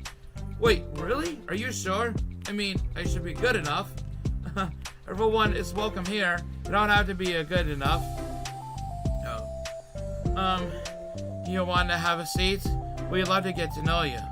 The girl nods, sliding over to the nearby desk and gently sitting down. So what's your name? Yuri. I'm Sarity, and this is Monica. Sarity, nice to meet you. Do you like fantasy? Like books? Yuri looks at Monica. Fantasy's cool. Yes, have you heard of Annabelle Dupont? Annabelle Dupont! Do I know her? Does anyone know Annabelle Dupont before it made its debut to this game?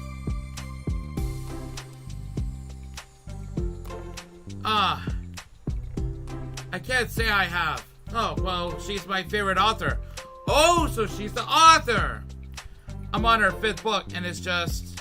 Yuri grins and presses her knuckles against her cheeks to enjoy.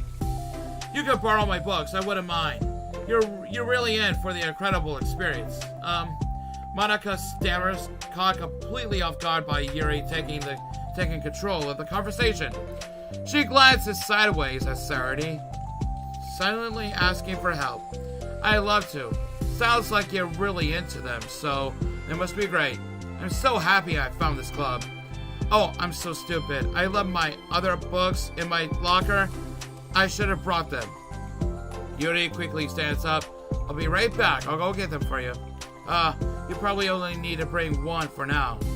Sarity nervously says that, nothing to herself the considerable heftiness of the book that Yuri set down at her desk.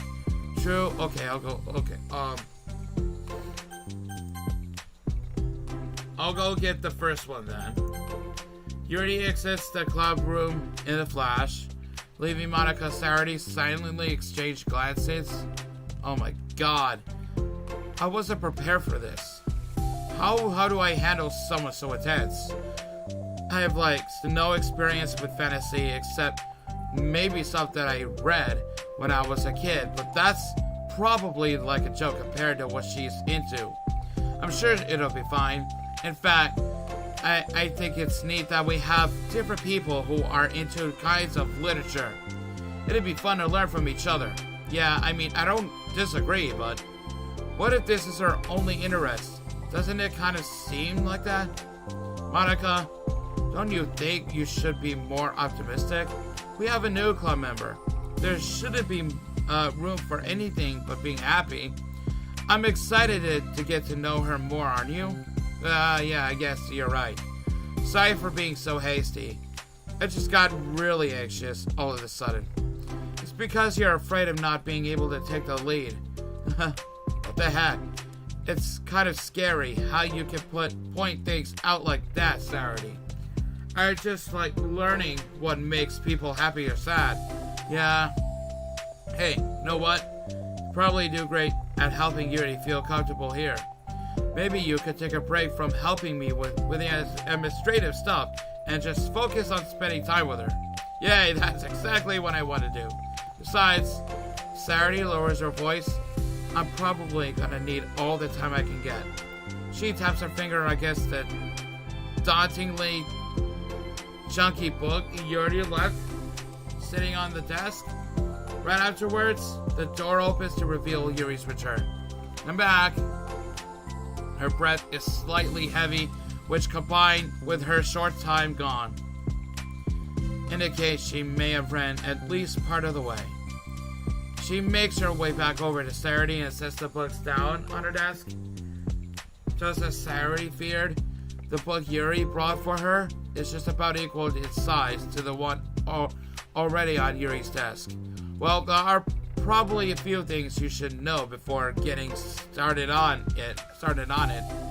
There are some things that are more explained in other books that take place in the same universe, so going over those would be good to keep you from getting confused at the start.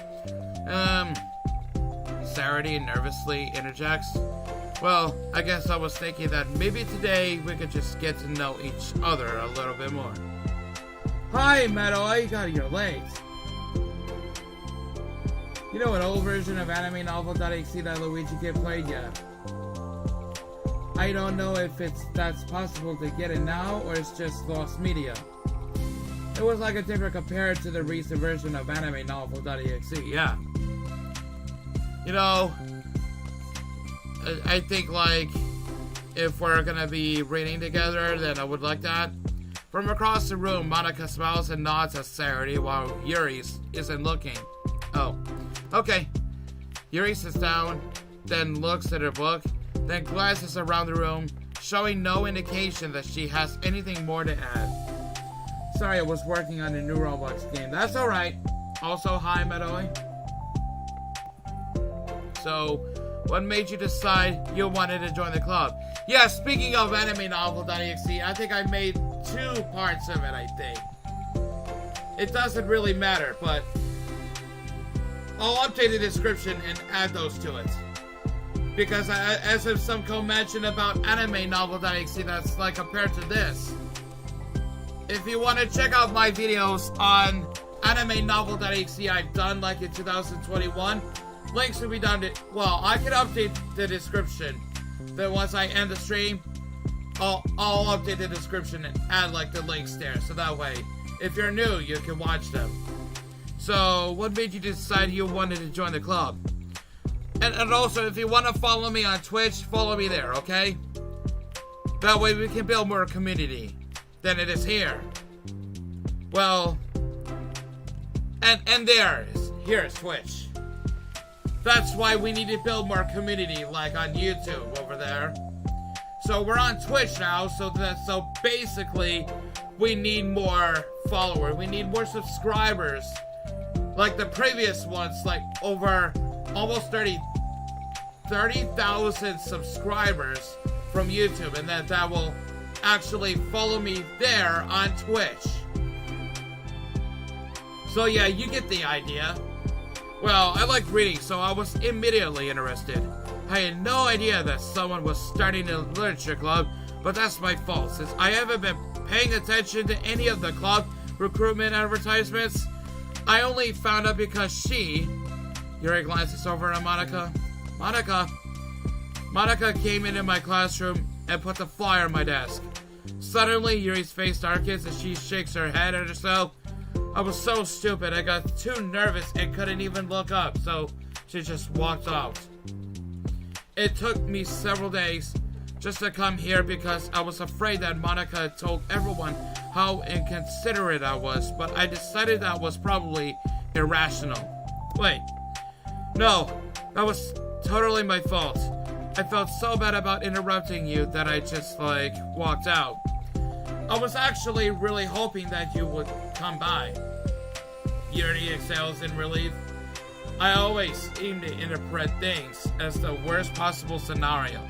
Well, I was really nervous to come here for some other reasons too. Such as there being too many people. Not that I mind that much, but I have a really hard time having to meet a large number of new people at once. So it's actually amazing and it's just the two of you. I definitely came at the right time. Aw, that makes me happy. I'm proud of you for working up the courage to come. Yuri smiles warmly to herself. I never really had the privilege of sharing my interests with others before. It's so hard to find others who are into the same things I am, except online. So I thought the literature club would provide a chance for me to do that. What kinds of other things are you into? Like genres? I don't know, just anything. Even if it's not literature. Just things you would think are dumb. Sarity pauses, a look of concern on her face. How about I'll tell you about something I'm into, and then you can tell me about something you're into. I suppose that'll be okay. Okay, well, I'm pretty into crafty things. Like making cute little collages or decorating things like cards or jewelry boxes. My room's always cluttered with random stuff because I kept buying things to make gifts for my friends, but then I put it off till the last minute. So yeah, that's something kind of silly that I'm into. You sound quite creative. Not that much. It's just that you'd be surprised by how much you can do with scissors and glue and stuff. So I have to share something that I'm into right now, right?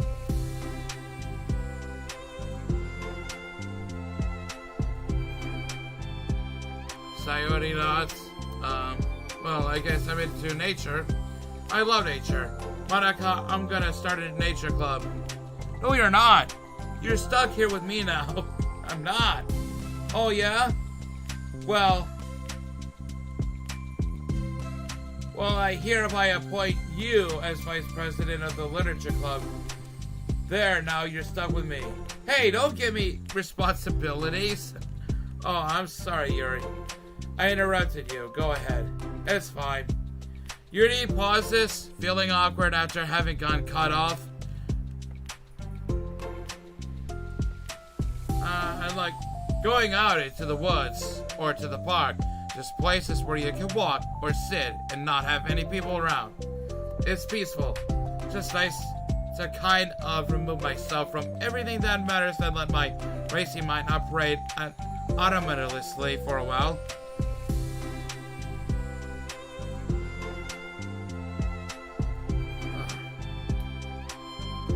You should really rest after the stream, Hunter. Okay. Thank you. When do you like to do that? There's 6 side stories, so this must be the first part of it. It just depends on my mood. After school, on the weekends, whenever I feel like I needed it, well, I feel like I would never have the time to do something like that. I find that we have a lot more time than we think we do. If you don't let it slip through your fingers. Three continue their conversation, led primarily by Saturday, but with Monica shimming in every now and then as well. Monica had intended to leave it to Saturday, focus on her own work, but she found it difficult not to join in. But they knew it. Before they knew it, the end of the day was upon them once more. Oh, it looks like we should be wrapping up for today. So are you two going to be starting on that book, the next club meeting? That's the plan. I'm so excited. Saturday beams, Yuri collects her things. Once packed, Yuri wordlessly waves to Saturday and Monica with a gentle smile. Bye!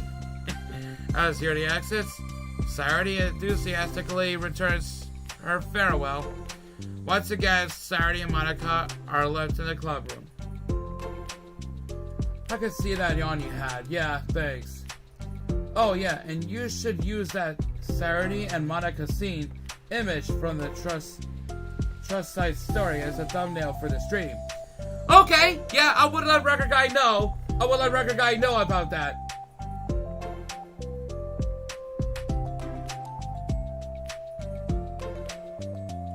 If Record Guy wants. Thank you for letting me know. I'll just let Record Guy know from there, Sumco, okay? I'll just tell him that you said it.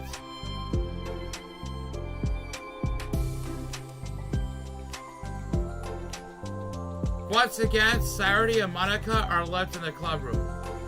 Saturday, you are a lifesaver. I didn't do anything, I just talked. Still, besides, it really lifted my mood.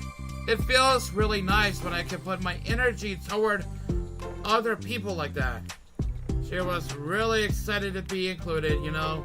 It made me happy. Well, there's no doubt in my mind that she'll have a great time here with you engaging her.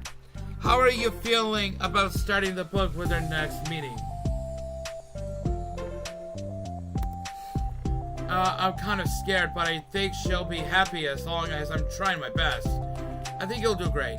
After the surprise of the new club member, it seems like everyone has their spirits lifted with something new to look forward to.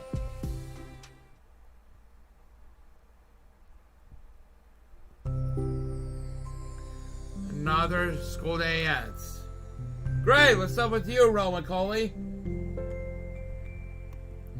Swallowing her anxiety, Yuri makes her way to the club room, expecting to be the last one to arrive. As she opens the door, she's surprised to find only Saturday in the club room.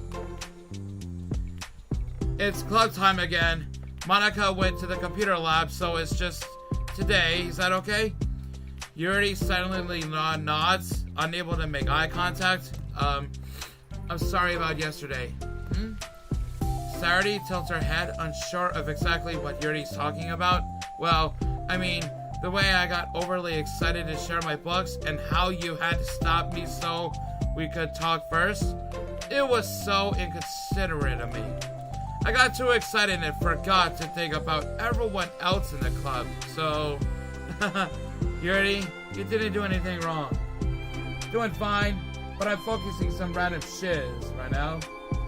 I made a mashup of a song with Kenny Young. Kenny Young? Who's Kenny Young anyway? I would like to look that up one time. I thought it was cute how excited you were. Well, still, I think I changed my mind about the book. We don't have to read it. Huh? Why? Because I know that you were just humoring me anyway. In retrospect, it's rather obvious that nobody was truly interested. But if you like it so much, then it must be worth sharing.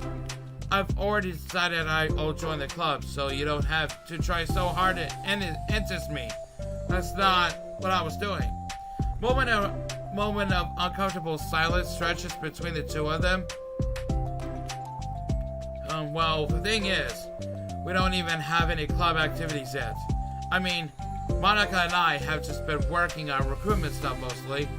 So it just sounded like something fun that we could do together, reading our books. It's in my channel. Okay, I'll go check it out soon. And also your Bluey 0004. You know, like, it's a club activity that would be okay, right? Why am I being so resistant to this anyway? It's exactly what I wanted in the first place, and you're being so nice about it. If you want to see it and hear it, no problem. Okay. I really don't. Okay. Yeah, I'll listen to it once I see some videos that you put up on your channel, publish it. I really don't know what's wrong with me. I'm sorry for being like this. You don't have to apologize. Just tell me if there's anything I can do to help you feel more comfortable here. Sarity pulls her desk up against Yuri's and sits next to her. The book in question is already on Yuri's desk. Peering over, Sarity reads the cover of the book. Dust Bell, Part 1 of the Everlast Saga? It's Dust Bell by Annabelle DuPont. Sorry, I'm ready now. Oh, right. I should probably get some paper. Yuri grabs the spiral notebook of hers and tears out a few sheets of paper. Wait, how come you need paper? Oh, it's useful to draw things out sometimes. Like maps, timelines, family trees, or just taking notes. Notes? I mean... Yes, that's an effective strategy. Exactly. I'm sure it would be especially helpful for someone new to the genre. Sarity's joke flew completely over Yuri's head, but thinking about it, she decides that is probably for the best that it did. Well, I'm not used to having company through this, but I'll try to help make it as accessible as possible. I trust you. You're like super smart. Oh, please. You make me blush. That's what Fluttershy will always say from My Little Pony Friendship is Magic. Yuri tries to dismiss the compliment, but she can't hide her smile and like blush. That's what I just said! I made the reference to Fluttershy saying that line. Oh, please, you make me blush. God, it was from My Little Pony Friendship's Magic. I knew something was happening. You can't generalize intelligence. I'm only smart in the things I have a lot of experience with. Contrarily, I'm awful at anything involving real people. That should be evident enough from the 2 days I've spent here so far. So in my eyes, it's everyone else who comes off as smart, especially you. No! Sarity rubs her shoulder against Yuri's. You're such a sweetheart when you're not being shy. Yuri's like Fluttershy or a marble pie. Anyway, would you like to get started? Okay. After the minor diversion between them, the two get back on track with their planned club activity. Yuri begins to guide Sayuri through the basics of the fantasy world her story takes place in. The more of it she details, the races, factions, history, elements, and magic, the more questions Sayuri seems to have. But despite Sayuri's expectations, Yuri eloquently guides her through it in a way such that it's fun to follow along. It becomes evident that the world-building aspect of the story, not just the story itself, is one that Yuri finds her passion leaning on towards. How do people come up with this stuff?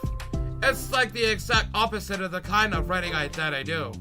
What kind of writing? Oh, like poetry, stuff like that. The things I write are like just putting down the feelings that come into my head, you know? This is like... There must be so much planning and hard work. You're into poetry? I think there's an appendix that includes some of the kingdom's works, like poetry and folk songs. No way. Yuri giggles, filling Sarity's heart with happiness when she realizes it's the first time she's heard Yuri laugh. It means Yuri must be having fun. Anyway, I think we can get started reading now, if you're ready. Okay, but I can't read very fast. Oh, that's fine. I'm very patient. Patience is something I pride myself in. Let's see. I see. Sarity jots Yuri is patient into her eyes. Hey, That's for the book. I'm just kidding. But I'm kind of glad you're patient because I needed that sometimes. A lot of times. Saturday flips through the first few pages of the book, getting past the table of contents. Okay, chapter 1. The room becomes silent as the two of them begin to read. But the silence only lasts for the moment before Saturday speaks up again. What does vindicated mean? Well, in this context, it essentially means that he was proven innocent. It's okay to ask questions, right? Of course. Saturday turns the page. Are these footnotes? A lot of the dialogue has cultural references that require explanation to be understood. The two continue reading. Yudi's relaxed expression remains unchanged. Meanwhile, Saturday's expression grows tense as she tries to make her way through the dense text. Up until now, their expressions have been reversed, with Saturday easily navigating social situations and Yuri struggling with them, but the tables have turned. Wait, are they talking about the past right now? Or the present? Where? Right here! They're talking about the past. These paragraphs are describing the flashback that Barnes is having. Who's Barnes? But they didn't tell me that. It's implied from the context. Saturday rubs her temples. The two of them continue, with Saturday asking fewer questions. She begins to understand the value of the notes as she finds herself referring to them somewhat often and then adding to them. But her reduction in questions come not from her getting used to the reading, but rather from her fearing that she'll come across as stupid. At last, Saturday reaches the end of the chapter. I think we can stop here for now. Okay. Saturday takes a deep breath and closes what little of the book she's gotten through so far. So, what are your thoughts up to this point? Saturday tries to find words. Am I doing well so far? I'm not sure I understand. Well, I don't know. When it takes me so long to read and understand things, it makes me feel really dumb. But I really like how into it you get. By the way, I watched your gameplay on Closed Eye Syndrome by the creator of the spell, the Aerator Scarlet. Bonus points that Sumideko Usami and Koichi Komeiji, my favorite tourists, are in that game. Yay! Well, yeah, I played that on Christmas. That was such a Christmas gift in 2025.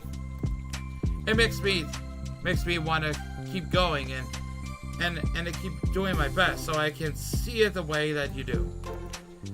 The relaxation in Yuri's expression fades. I see. Yuri quietly gathers her things. We can continue tomorrow, right?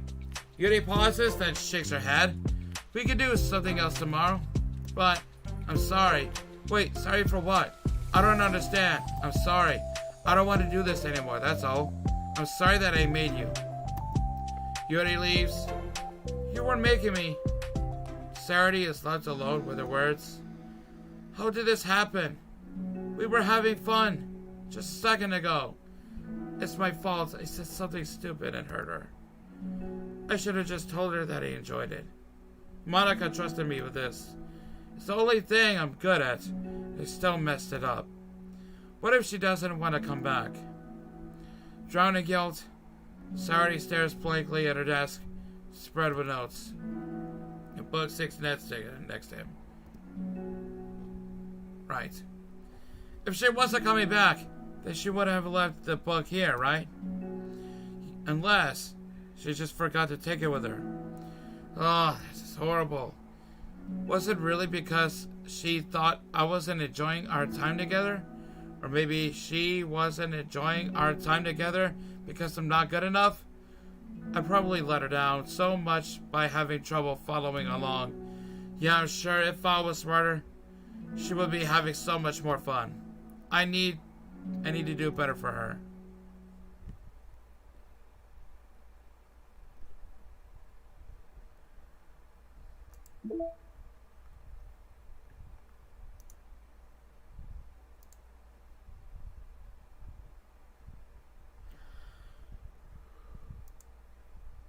Ooh, who's that? Protagonist.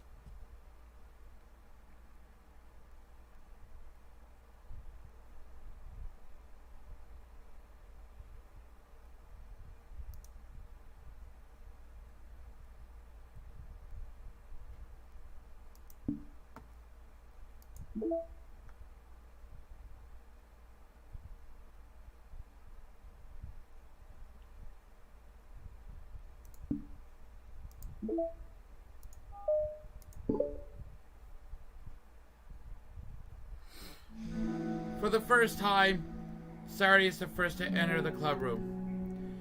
Anxiety courses through her relentlessly. Will Yuri show up today? Sitting at the desk, she stamps her feet in an attempt to calm down.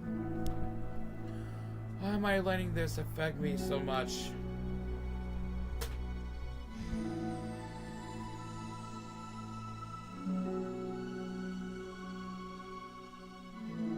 I'm doing everything I can to make Yuri happy. But my best wasn't good enough. But it was still my best. But I'm letting everyone down. I'm always just a disappointment.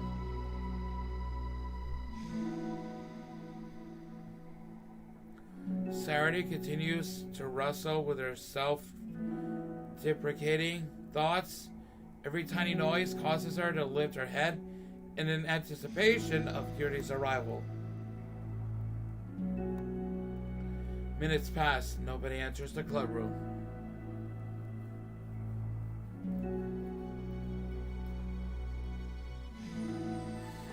That's the MC. Yes, it is. Not Yuri or Monica.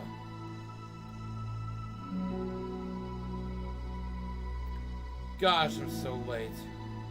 Why did I offer to help those other students with their work? I'm such a pushover sometimes. It's going to leave such a bad impression on the new club members like Yuri if I'm not the first one there. Monica rounds the corner, approaching the club room. As she does so, Yuri? Yuri jumps at the sound of Monica's voice. She's sitting outside the club room against the wall next to the door. Embarrassed, she quickly closes the book she was reading and stands up. Oh gosh, I'm so sorry. I'm late. You didn't have to wait outside for me. The door to the club room is open. It's not... Yuri stammers, unable to explain herself. She peers inside the club room through the window, then looks away. Actually, I was wondering if I could help you today instead. Me? With publicity stuff? Yes. Monica's utterly confused. Why is Yuri asking things all of a sudden when she was so eager to spend time with Sarah before? Did they not get along after all? Monica looks into the club room herself, see Sarah sitting alone inside. Okay, it's kind of a simple job, but I'd be happy for you to tag along. Me too. Monica's worried, but she finds it difficult to insert herself into whatever conflict this may have arisen. It's a little ironic. She realizes that she could be so conflict avoided after having been in the debit club. Okay, let's take a walk together. I just have to make copies of this new flyer, then go around to the billboards and replace the old ones with new ones. Yuri nods and the two set off. The two walk into silence. Without Sarah, Monica finds it quite difficult to strike up conversation. So, how's everything been going? Fine? That's so good. Neither of them follow up with anything more. Monica tenses up at the stinted conversation. Can you download Crush Crush, please? What's that? You play the FNAF fan game? Which game? The Return to at Freddy's? You mean the Return to Freddy's? Hello, Power Shiv Andrea? What's Crush Crush? What is it about?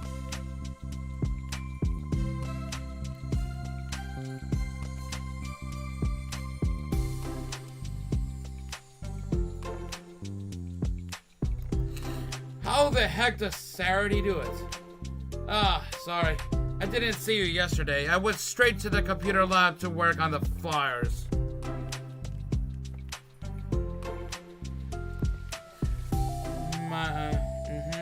Sarity told me. What did you two end up doing yesterday? Just some reading. Oh, I'm glad. It's really starting to feel more like a literature club now.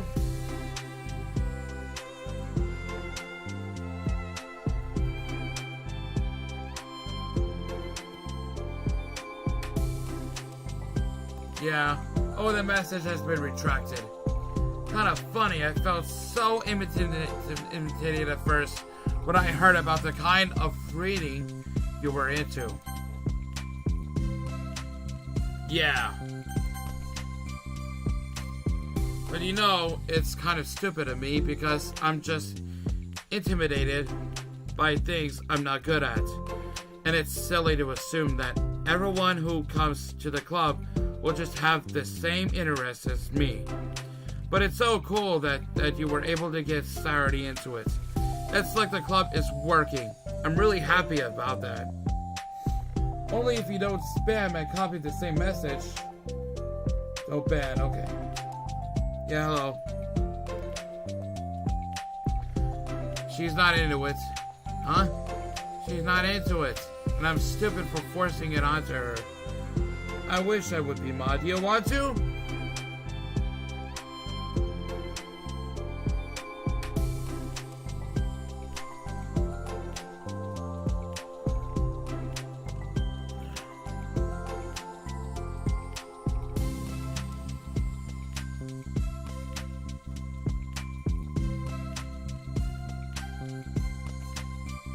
Do I trust you a lot more, Simcoe? If so, how long have we met?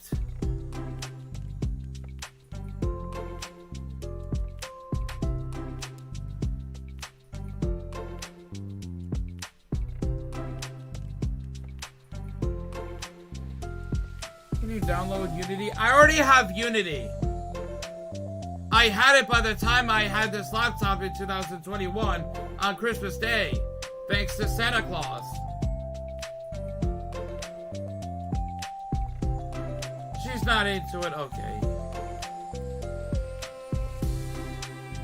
Okay, then when was the last time I met you? And we probably met. What was the last time we met? You know, Simcoe? Dude, I said hello already! You don't have to keep spamming hello all the time.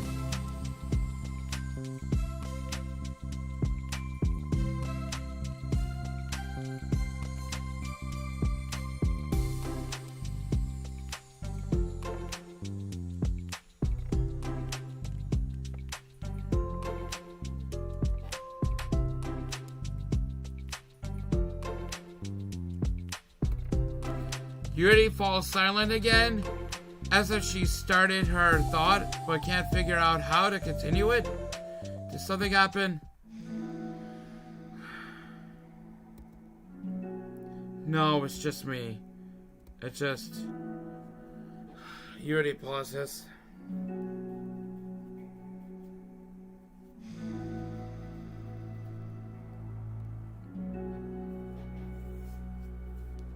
That the MC?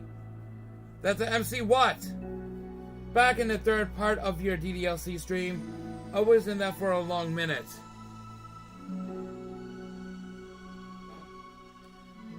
But when overall? Before that?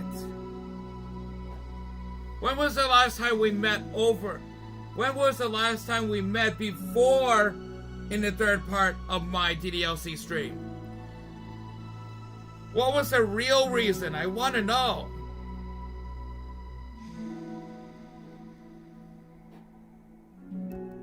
I'm thinking. moment passes in silence. Then Yuri shakes her head. I shouldn't be complaining to you all of a sudden. Don't be silly. I won't think you're complaining. I just want to make sure you feel welcome. If it's important to that, then you can't tell me anything. Well, I do feel welcome.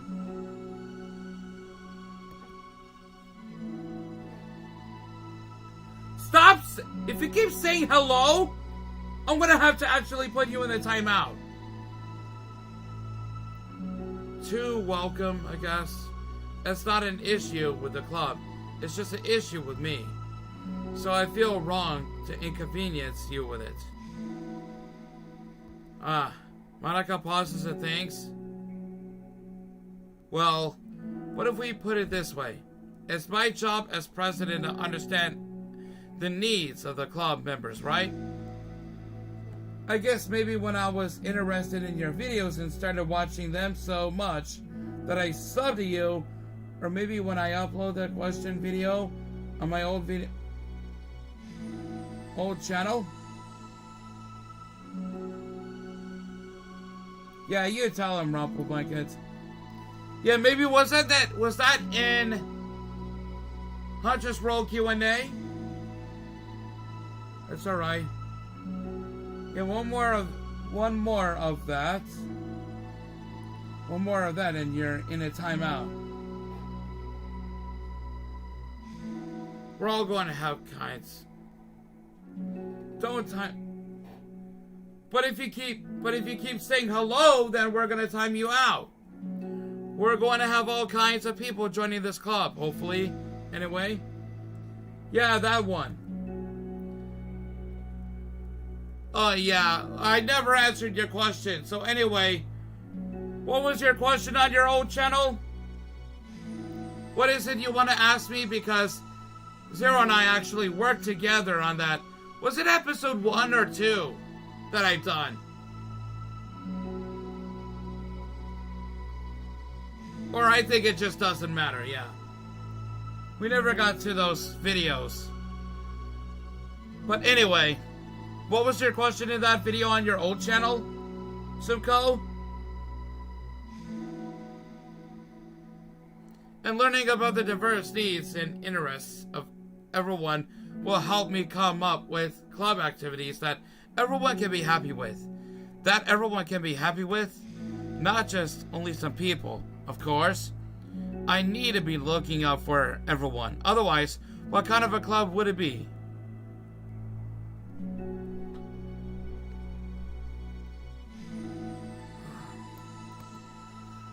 I see. Yuri looks a little more relaxed. It signals to Monica that switching from the sympathetic approach to the pragmatic one was a good choice. Each individual truly does have their own needs. Okay, Yuri takes a deep breath.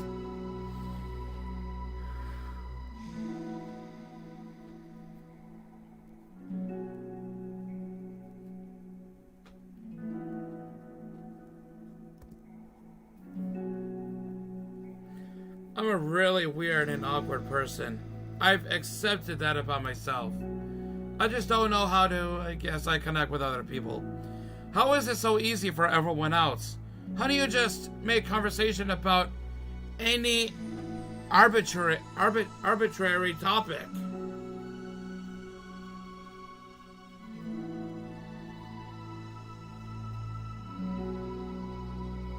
I think I asked you about the Toho anti-piracy videos. Your thoughts on Q-Core and Sumariko. In episode 1 of Huntress, actually. Okay. Yeah, I think I'm actually into it when it comes to this one game that you were mentioning before was Closed Eye Syndrome back on the holidays of 2025.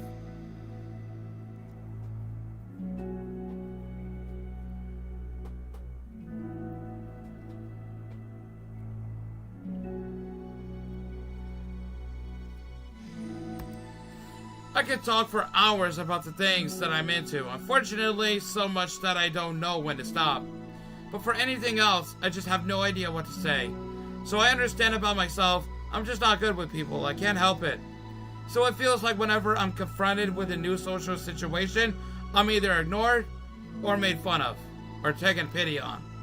Sarity falls into that third category. She what? Hold on, you're saying that Sarity is taking pity on you? Yuri nods. I just want to be treated like a normal person.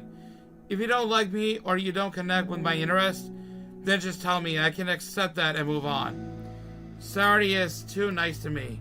I'm so stupid for not realizing that she just would just go along with whatever I push onto her. Nobody deserves to put themselves through that kind of discomfort just because they pity some weirdo who doesn't know how to make friends. It's just the worst feeling. I hate it. Yuri's sharp words cutting through the tense air.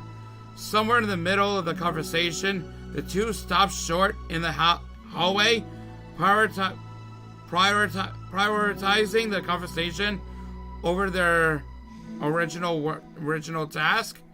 Monica looks at Yuri. Only Yuri looks down with her fist clenched. I think you should tell her that. I could never say that to someone's face. It's pathetic. Sarity's different. Making people happy is the most important thing to her. I'm sure that it's all she's trying to do. So if you're able to explain to her what makes you happy, then she'll do anything to make it happen. That's the problem. What kind of a friendship has one person always trying to cater to the other person's weird needs? I'm sorry, I'm making myself sound so... No, I think I'm starting to understand. Monica hesitates to finish her thought out loud. It's something that Sarity would be able to say better. Sarity is someone who will give anyone however much kindness they need in order to smile. But Yuri, who has difficulty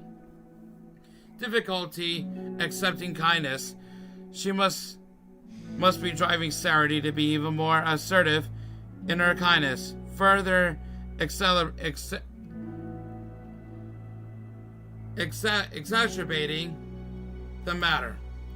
Neither person is to blame, but it's an issue that can't be resolved without them understanding each other better.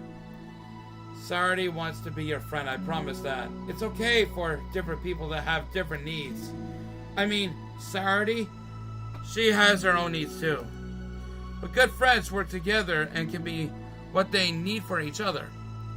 You just have to have a good communication and talk about it. I don't have good communication. Yuri stops and shakes her head. I'm sorry, I didn't mean to say that. My head is just so resistant to everything. I'm pushing such a kind person away from me because of it. Yuri pauses to think. So tired of this cycle I'm creating for myself.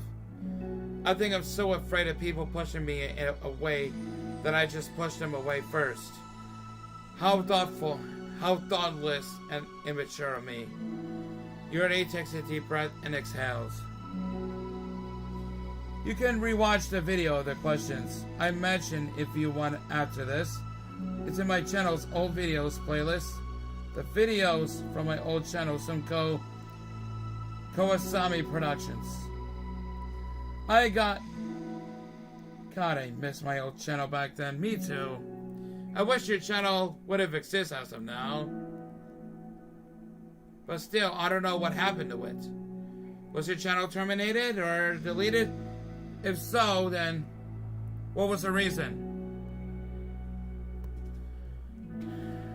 I didn't mean for this to turn into a whole venting session, but I understand now that I just need to communicate with her. You're totally fine.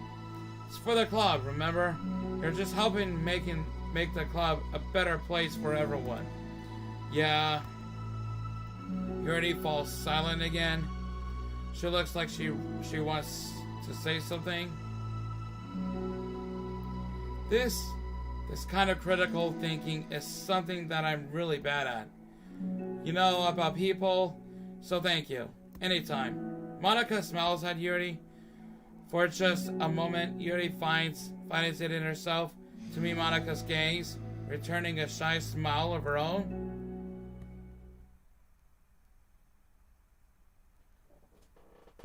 No, it's inactive. Oh, okay. But there's no more new videos uploaded there. But now I'm on my new channel, Sunko Violet Project. Okay, they both finished replacing the old filters with the new ones, Yuri and Monica. More accurately, Monica mostly did the work while Yuri followed along. But as the club room once again draws near, so does Yuri's confrontation. I can't do this. Yes, you can. It'll be great. Yuri sighs and shakes her head. I'm never going to feel confident enough. I just have to do it. If I don't do it now, I never will. Yuri starts toward the door, but then turns to face Monica. You're not just going to wait outside, are you? I can't take a while. Want me to get you a coffee or something? Actually, perfect tea. I like to make my own, though, so please don't worry about it. Although, I suppose that's one downside of reading here in the club rather than at home. I don't get to drink tea while reading.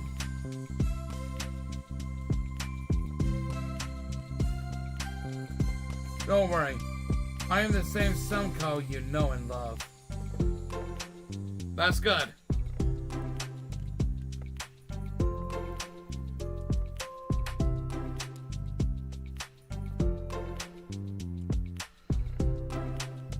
Sorry, I guess that has nothing to do with this.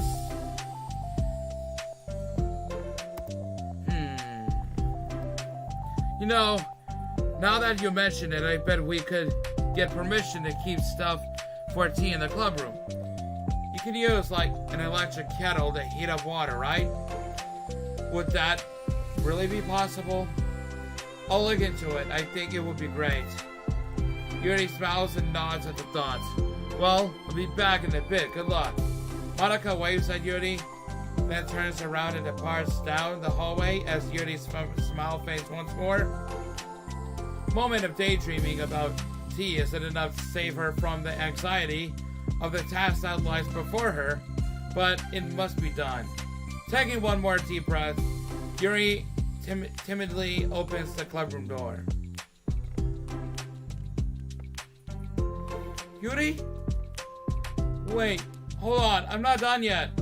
Sarity shuffles a bunch of papers around. Yuri stammers, her words suddenly caught in her throat. At that moment, she realizes how Sarity has been spending her afternoon. I wasn't expecting you to come today.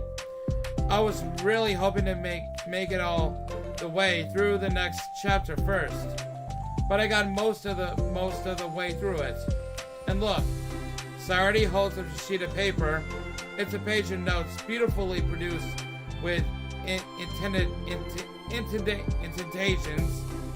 indentations, categories, and even color coding. As Yuri sees it, her expression shifts from anxiety to despair.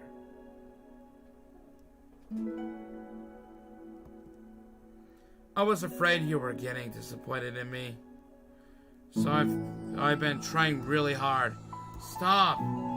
Yuri presses her fist against her forehead. What? Please stop. I can't take this. Yuri! Sarity's voice quivers in shock after having received the exact opposite response she was expecting.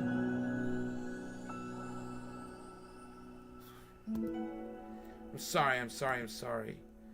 Sarity looks away in guilt. Did I do something wrong? I don't understand if I did something wrong. Please tell me. Yuri shakes her head. No. It's me, Mario. I keep putting myself in these situations where people are afraid to treat me normally. If you don't like this kind of reading, it's okay. Please just tell me. I don't need to be treated differently just because I'm weird. But I don't treat you differently. I just want my friends to be happy. So I thought that if we did something together that you really like, I don't want your pity. What?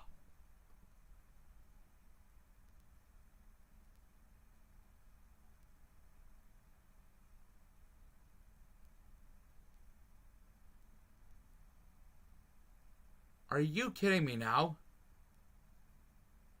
Are you seriously kidding me right now? In this side story, Yuri 2 gets mad like in the Act 2 of the main story? Are you fucking kidding me? What? What the hell just happened there? That is... I knew something was off. Mario. You made a Mario reference. Yeah, I did. Why did I do that? Yuri sinks to her knees. Her voice squeaks. I'm sorry. Tears of guilt and self-loathing begin to stream down her face. This isn't how it was supposed to go. Why is it so hard just to articulate your thoughts? Why do you end up pushing everyone away from you? Yuri's mind pounds with eternal accusations as she shuts her eyes, unable to face Sarity or the rest of the world. She should leave, just escape from her, before Monica sees her like this, before Sarity tells Monica what she did. But before Yuri can put any strength into her legs, she feels a warm pair of arms gentle wrap around her from behind.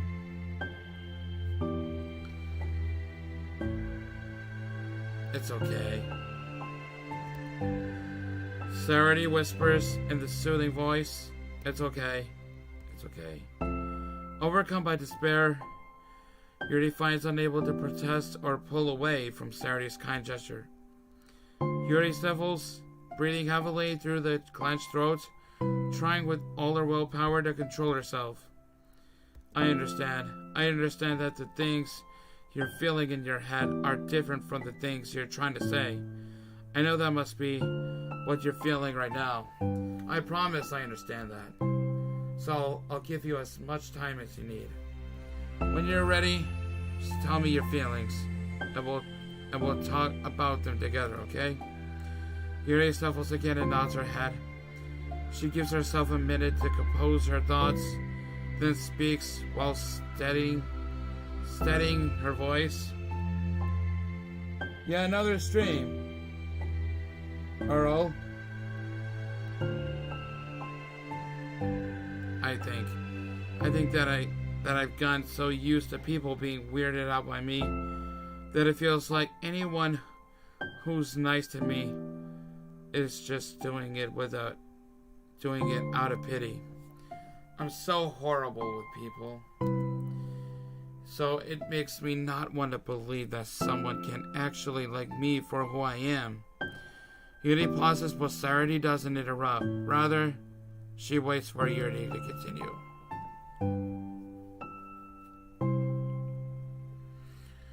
I got so excited when I joined the literature club. I thought that it was finally my chance to make friends through my interests.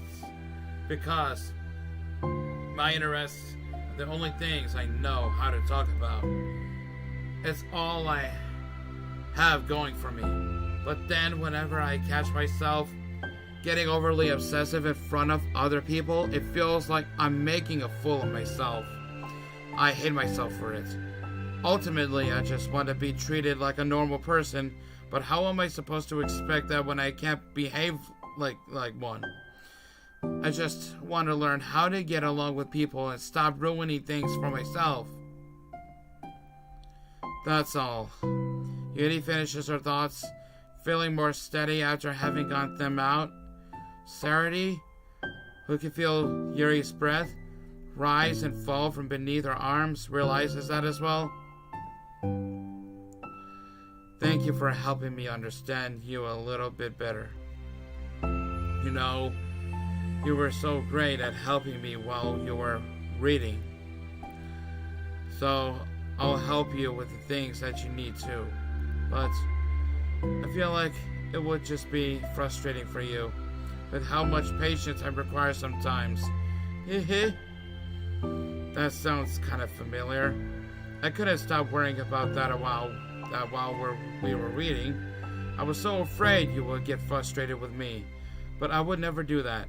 I miss my best to assure you by mentioning how I have a lot of patience. Yeah, I know, but my irrational fears just won't be quiet sometimes. I'm sure it's the same for you, right? Yeah. Irrational fears? Well, you know, there's no way that you could frustrate me, because I already like you as the person that you are. I know you said you have a hard time believing that, but I promise that is true.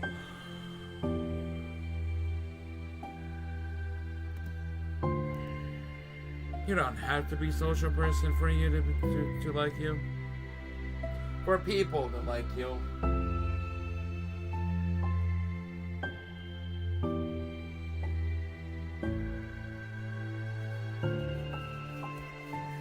I think you're really considerate in your own way, you know?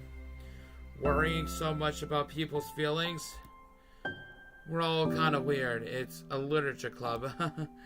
But it's the best part that we're all different and have different interests. Like, about the book. I'm reading it because I want to. I promise that's what I really want. It's a bit of struggle. But try not to mistake that for me not enjoying it.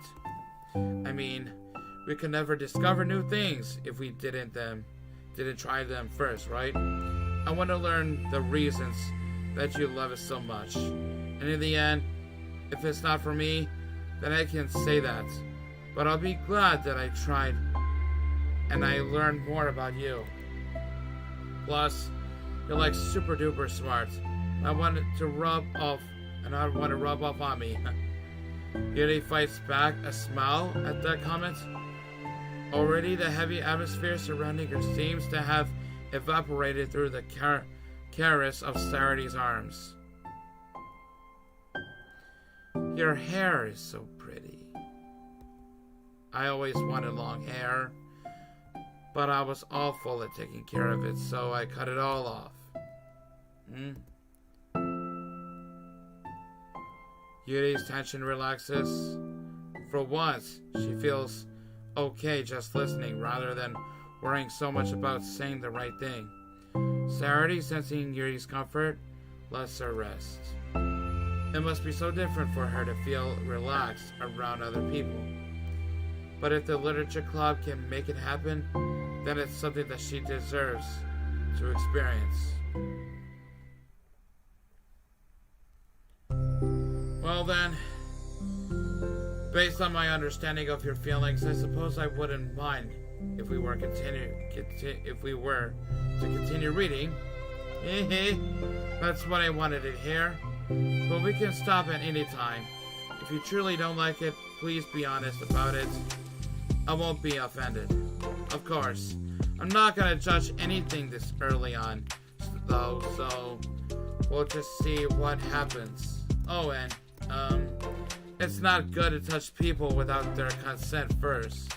Oh no, I'm sorry. I didn't mean to make you uncomfortable. Oh, you didn't. I mean, I suppose it was kind of nice. I was just saying. I'm back. Whoa, fuck. Whoa, hi, you surprised me. Monika's back. I haven't seen you, like, at all recently. Sarity trots over to Monika. Ah, she whispers loudly. Can I hug you? Sure, Sarity. Sarity wraps her arms around Monika. Oh yeah, Yuri might be good to know. Sarity can be kind of a hug monster. Hey, don't call me a monster. Huggy Wuggy. Yeah, you have a Huggy Wuggy.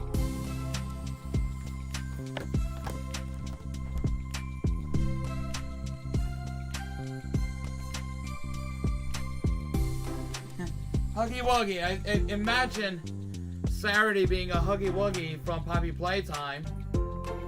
It's so incredible. Isn't that nice?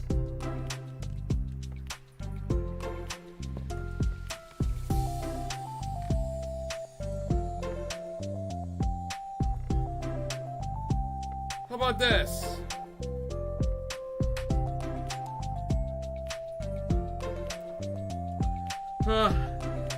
What do you, God, this is...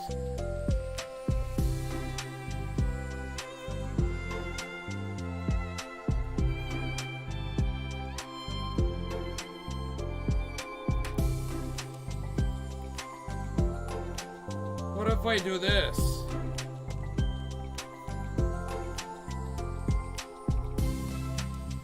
That would not work. Anyway, I guess I'll have this like here. Artemis is a monster. If he inherits the kingdom, it could spell disaster. Yuri laughs. Monica perplexedly looks between the two of them and smiles. Yes, I do. Well, I'm glad you've been enjoying your reading so far. It's like our first real activity as a literature club. About that, well, you've been so patient with exploring my interests. I think that it would be inconsiderate of me not to return the favor to you and learn about the things that you like. Yes. You like poetry? Yeah. Ugh. Ah.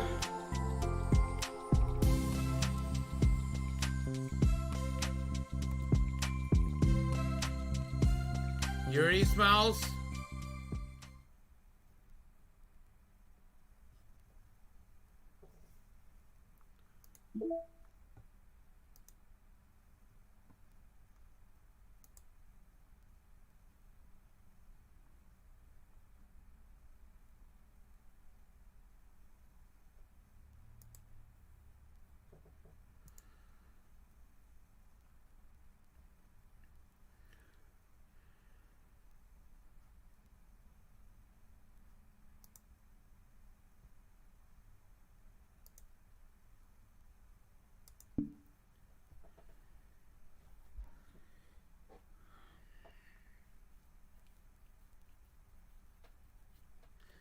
Okay, there's like 6 side stories, so I'm only gonna do the 3 side stories, then I'll pick up more tomorrow, I think.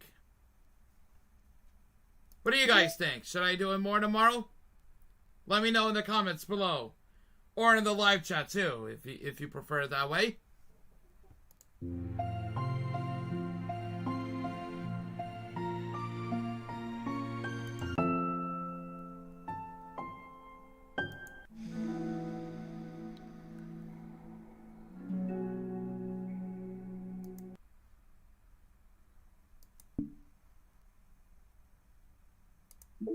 So anyway, this is respect.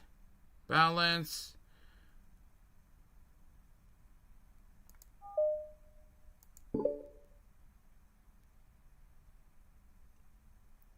It's been several weeks since the club has officially started. Through their initial setbacks, 3 club members so far, Monica, Sayuri, and Yuri, have increased their collective bond within the club. Sayuri has partaken in some of Yuri's high fantasy literature. All 3 of them, led by Sayuri, have taken an interest in poetry. On a day like any other, 3 find themselves suddenly interrupted by the clubroom door opening. Oh God. Then who's there? Who's there? And in walks a girl none of them have seen before. Natsuki! Yeah, Natsuki, hi! Sarity tugs excitedly at Monica's sleeve. Yuri shifts in her seat, buries her eyes in a book. Are you here for the literature club? Yeah. Hey, that's great. Thanks for stopping by. It's kind of small club still, so it's really exciting to see new faces. Yeah, come and sit down somewhere. You can sit next to my desk. Sarity prances over to her desk, presses her palms onto it. Oh, and Yuri can make you some tea. Yuri looks up at Sarity and protests for having drawn attention to her. Natsuki silently glances between everyone, then sits down next to Sarity. Monica follows by sitting nearby. The sudden gathering prompts Yuri to stand up, deciding that standing in the corner making tea doesn't sound so bad after all. Okay, then how about we all introduce ourselves? Okay. Well, I'm Monica. I'm the one who started the club. I was originally in the Deva Club, but I really wanted to do something I felt more passionate about, if that makes sense. So I started a literature club as a way for people to express themselves through writing or reading or whatever other kind of literature. You know, I figured it was your club. You have that vibe. I have that vibe. Oh, you know, like, never mind. I'm not gonna judge people like I just met like that. Very, very adult of you. I always judge people so hard. Oh, no, you don't, Sari. Yes, she does. Yuri's deadpan voice carries across the room. Natsuki giggles. I'm Sarity. I just like learning about everyone and making friends. Oh, and I also like poetry. Oh, yeah? Very adult-like of you. I'm an adult! Sound of Yuri's electric kettle steaming up fills the room. Oh, that's Yuri. Sarity lowers her voice. She's kind of shy, but she's really nice and super smart. She likes big fantasy books and tea, and I love her. Well, I guess that leaves me then. I'm Natsuki. I like listening to music and hanging out downtown and stuff. Ooh, I like music too.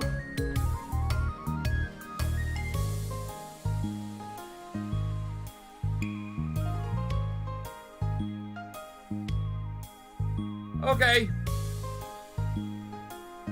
Once we get done with respect, then we'll call it off here, guys, okay? And my favorite ice cream flavor is strawberry. My favorite is Blue Moon, even if it existed as of now. But it was been a long time since I was a kid and had that flavor. For all I care. Oh, let's get ice cream. My favorite flavor is probably cookie dough. Maybe chocolate. It's cookie dough. And Monica's probably vanilla. What the heck? I take way too many online quizzes. The ice cream ones are always accurate. What's Yuri's favorite? Natsuki shrugs. Probably green tea. I'm just joking. I have no idea for Yuri. Still, it's pretty chill here. Do you just like hang out, or do you actually do club stuff?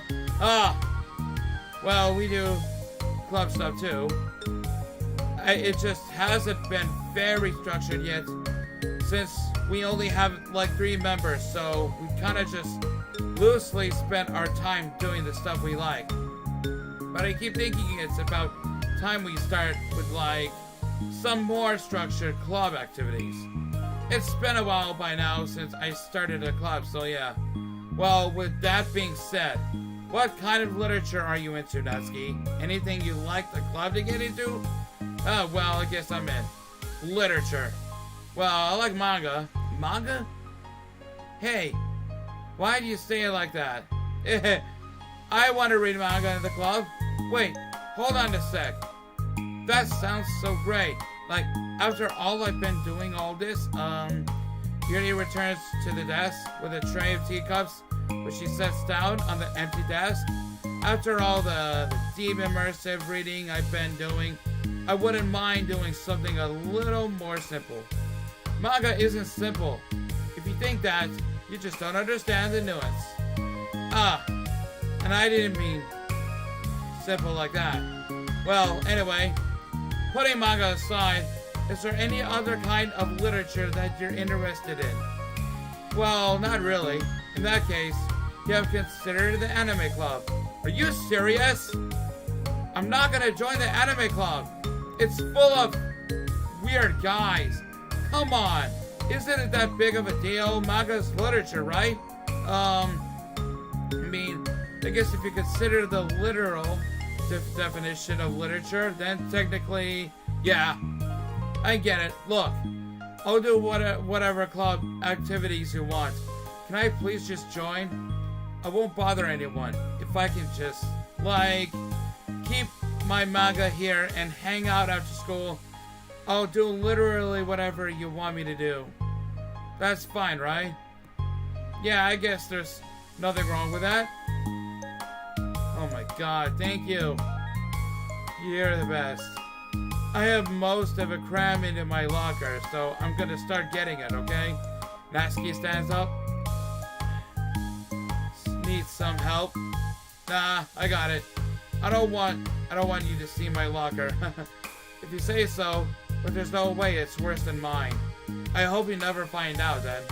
Natsuki exits the club room, leaving everyone in silence, save for the sound of Yuri slapping her tea, sipping her tea.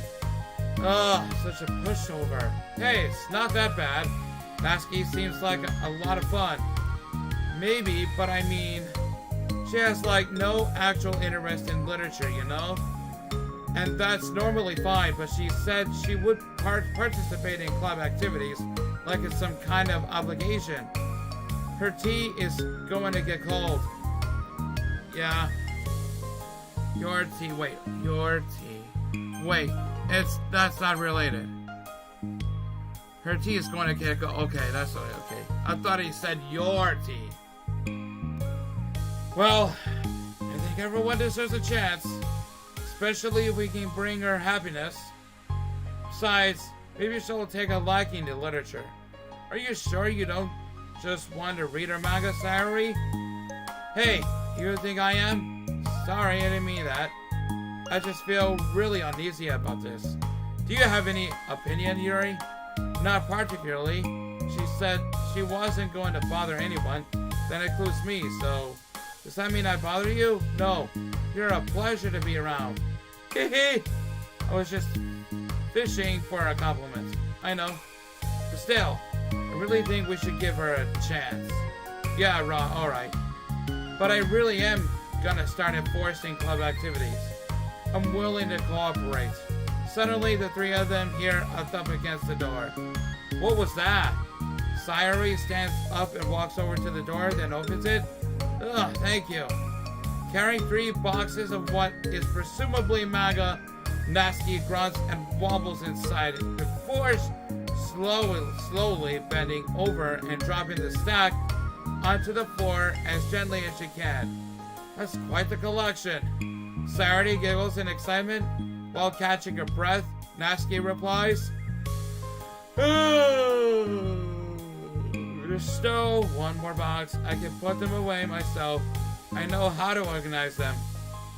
Monica anxiously glances between Sayori and Yuri.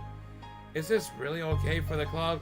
Maybe it's what she needs to really kick the club into gear before everyone gets too complacent. What genre music do you like? Like happy hardcore, Denpa? What's Denpa? My favorite artists are S3RL, I love Cascada, and Sis. My favorites are J-pop and Mexicana Urbana. Like you have Perfume, Baby Metal, Cheese, Nicky Jam, John Z, Brian Myers, De La Ghetto, Archangel, Lenny Tavares, Faruko, Ozuna, and mostly pop too, and country along with it. Like Dan and Shay, Harry Styles, David Guetta, Maroon 5, Calvin Harris, Ariana Grande, Ed Sheeran, Shakira. It's pronounced as Cyril. By the way, if you can't pronounce his name, with a 3 in that. 3 is E, isn't it? That's what it's pronounced? That's what it is. Cyril. That's 3 as E.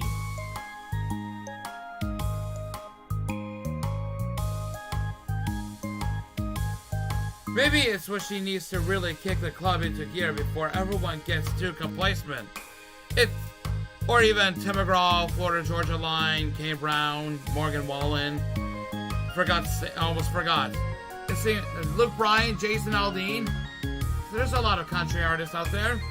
My favorite should be Morgan Wallen and Kane Brown. And even Thomas Rhett, too. It seems like things are finally going to start getting more serious.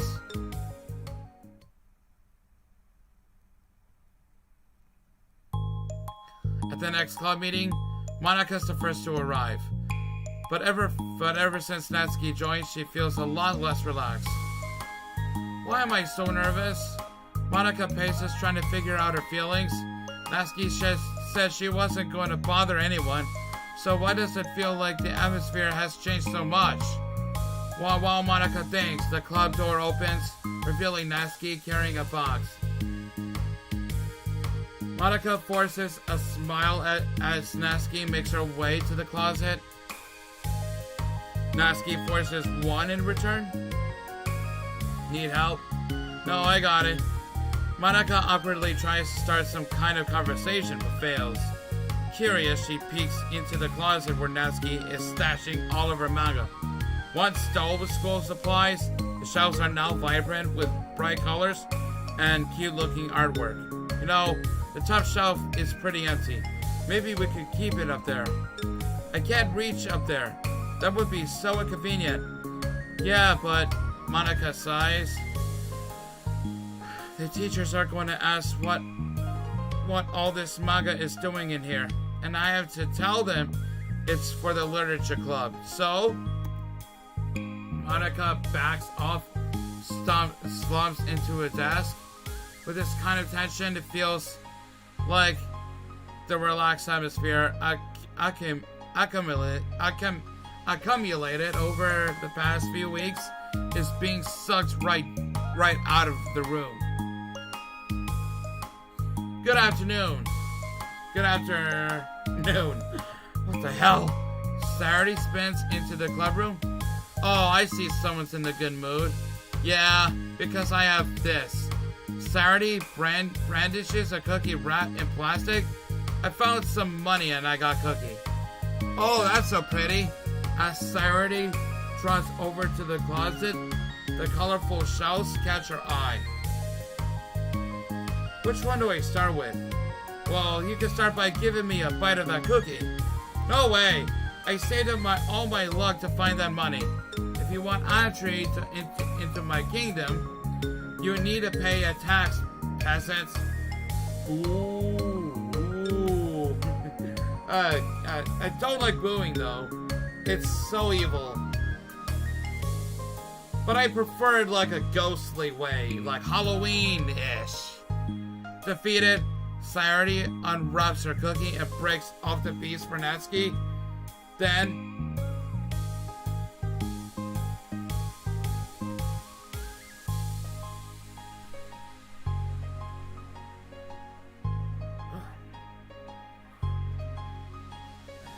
Yuri silently walks into the clubroom.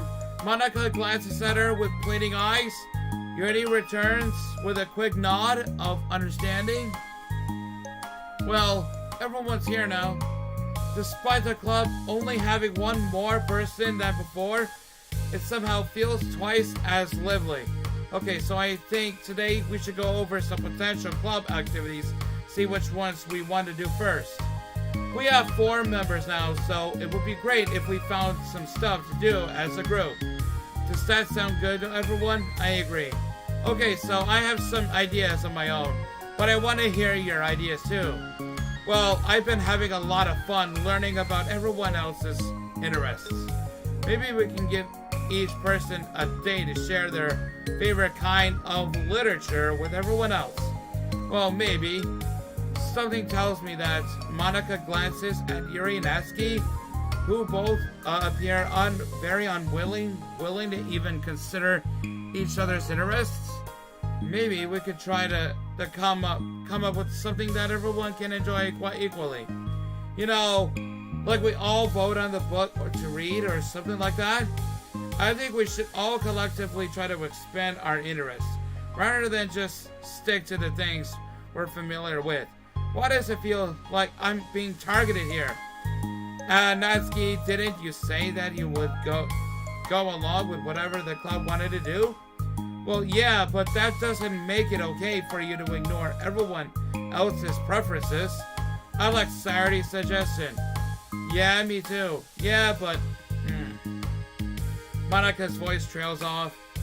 Although she let Natsuki join the club, Monika finds it incredibly difficult to relent to her demands.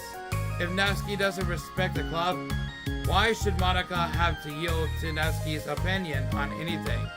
Natsuki, are you sure that you don't have any other literature interests you could share with the club? I swear I don't mind if you keep your manga in here, but I just... Natsuki cuts Monika off by suddenly standing up. Well, it's obvious that I'm not wanted here. I'm just so going to leave. But I really would have appreciated you being more upfront about it. Okay, I think you're kind of jumping to conclusions here, but you're free to do whatever you want. Natsuki shoots Monika a quick glare before walking straight out of the room. Oh no. Monika runs after her, leaving her Monika and Yuri. For the second time today, Monika slumps down into her desk. Why am I such a jerk? No, she's a jerk. She's just making me feel this way. Monika looks up at Yuri, seeking information. Yuri looks away. She probably just went around looking for the smallest club she could find so that she doesn't have to participate. How does she expect me to give her respect when she has no respect for the club? Am I wrong, Yuri? I'm not good at these things. Oh.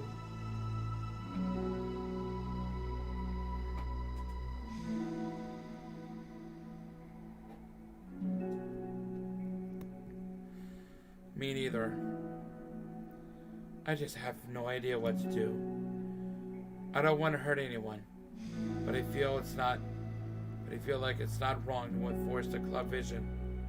You know, like, people should join because they want to express their passion for literature, or at least develop it. So she's not a good fit for the club after all. Monika sits in silence, afraid to accept her tentative conclusion. Yuri looks tense, but she doesn't seem to want to add anything. You can go back to reading. I know this doesn't concern you. It does. Does? How? Well, I just can't comfortably read in an atmosphere where the peace has been disturbed. Oh. Well, great. I'm just ruining the whole club then. That's not an accurate conclusion to make. I know I'm sorry. I'm just kind of wasting my frustration and I guess guilt. It's like my frustration wants to blame her, but my guilt wants to blame me. Why is it the hardest to be rational during the times you need it the most? You don't think you're being irrational. I think Natsuki is.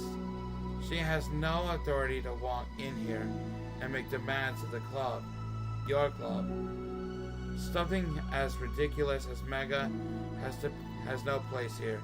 The fact that you're even storing it for her should make her completely in debt to you.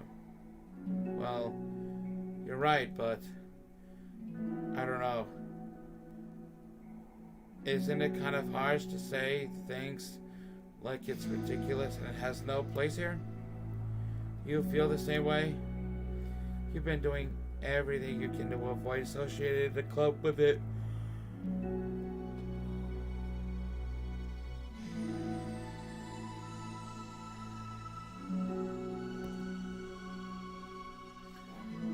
I just assumed you felt the same way about it. That's not true. Well, recalling her confrontations with Natsuki, the realization starts to set in. You may be right. I mean, if it was anything besides manga, would I really be acting like this? Maybe. I've just been convincing myself that it has nothing to do with the manga. I'm really upset that I would let myself do that.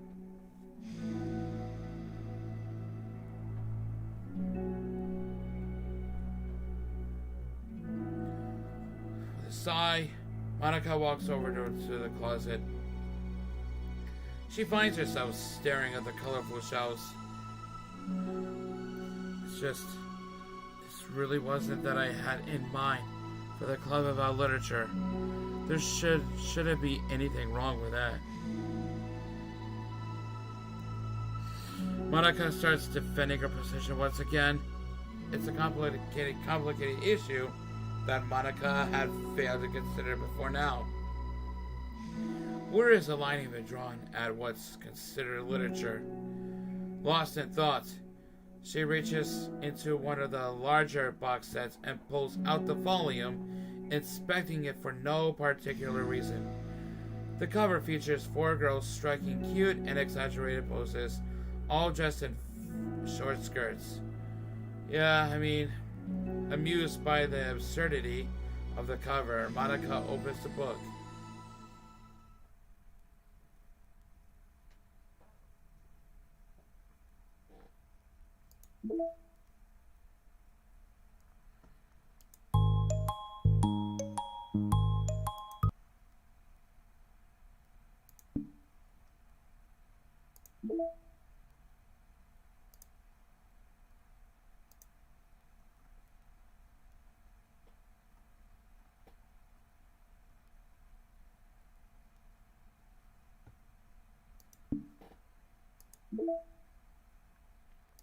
Oh my god.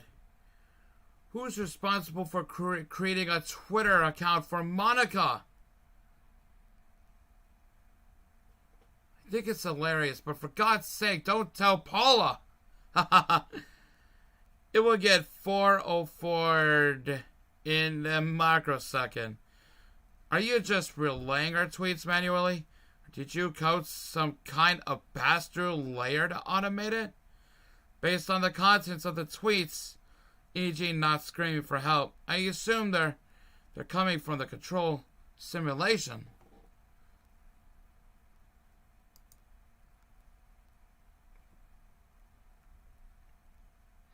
Why were they all from 2019? What the fuck's going on?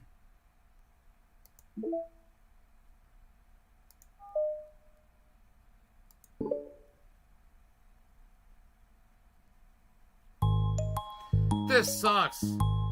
Why is Monica such a jerk? She should be grateful that I even joined her stupid club. Not like she could find any members. Monica is usually really nice. She cares so much about everyone in the club being happy. Yeah, right. Well, she usually does. Maybe when she's not busy being so judgmental. So what if I'm into manga? Why can't just one person accept that instead of being so condescending about it? I accept it. I think it's cute. Oh, come on, that's condescending too. I'm sorry I didn't mean it like that. I just wanted to support you. I know, thanks. It just really sucks. Do you want me to talk to Monica? I don't know. It's not like it's gonna change her opinion of me. Like, even if you were to convince her to back off, that wouldn't suddenly make me feel like I'm actually welcome to the club. I should just find another club. Wait! You don't have to do that. We can figure this out, please. I mean, I'm the vice president, or at least I think I am, and I don't want you to leave. Everyone deserves to feel welcome and be happy, so I want to make that happen for you. This is like Higurashi and Line. What the hell? I remember Line. Speaking of Higurashi, would you ever play Higurashi When They Cry? It's literally a visual novel, but very horror-like and creepy like DDLC. And it's a Dojin game. Well, back then in 2000s. What year did that came out in the 2000s? Higurashi When They Cry? I was wondering, what was the reason that you decided to join the literature club? Well, Natsuki hesitates. It's kind of dumb. Don't say that. There's no such thing as a dumb reason when everyone is welcome. I wasn't welcome. You were to me, so just don't tell anyone, okay? Especially Monica, I promise. Natsuki sighs. I'm just tired of everyone judging me all the time. I can't enjoy any of the stuff I'm into without people making snotty comments about it. Not that I care about what anyone else thinks, but you know, the signs for the literature club said that you can be yourself or whatever. So I decided it was at least worth a shot. But that was a lie, apparently. Natsuki dejectedly kicks the toe of her shoe against the wall. Oh, and I like writing too. Really? How come you didn't say that to Monica? Because she was being so judgmental that I didn't. Just wanted to tell her something she wanted to hear. She didn't deserve that kind of satisfaction. And if she knew I was into writing, then she would just be like everyone else and try to push me away from the manga in favor of the more mature thing. The two of them remain silent for a while. Sayori understands that it's out of the question for Natsuki to return to the club room for today, at least. But Natsuki has a reason for wanting to join the club, but just like everyone else, it's part of the club vision for her to be welcome. You deserve to express yourself as much as everyone else does. That's supposed to be what the club is for. So I'm going to do everything I can to fix this. I promise.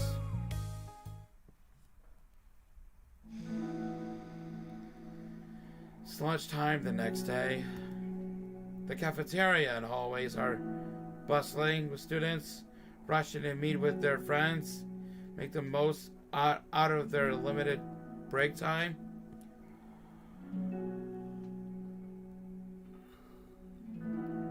Where could she be?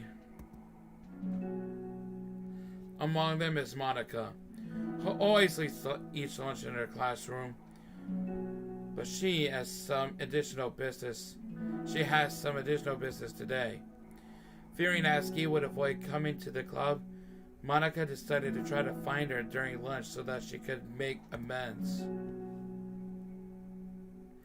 After searching for an extensive time, Monica finally spots her. Despite her short stature, Natsuki's bright hair helps her stand out from the crowd. Oh gosh. Suddenly feeling awkward, Monica is afraid to get closer. Natsuki is somewhere with friends whom Monica doesn't recognize. They're all energetically chatting together. It would be really tactless to just interrupt them. Who the hell is that? Oh yeah, did you end up joining the literature club or what? Of course I joined. Why wouldn't I? Who's the other one? I told you she would join. Come on. You know, she only joined because you wouldn't stop giving her crap about the anime club. I told you I never wanted to join that stupid club. Oh, sure. Well, you have a phone. What the fuck? Well, you have to give her some credit for at least making an effort to finally grow past that trash. True. Well, congrats on finally graduating middle school, Natsuki. We're proud of you.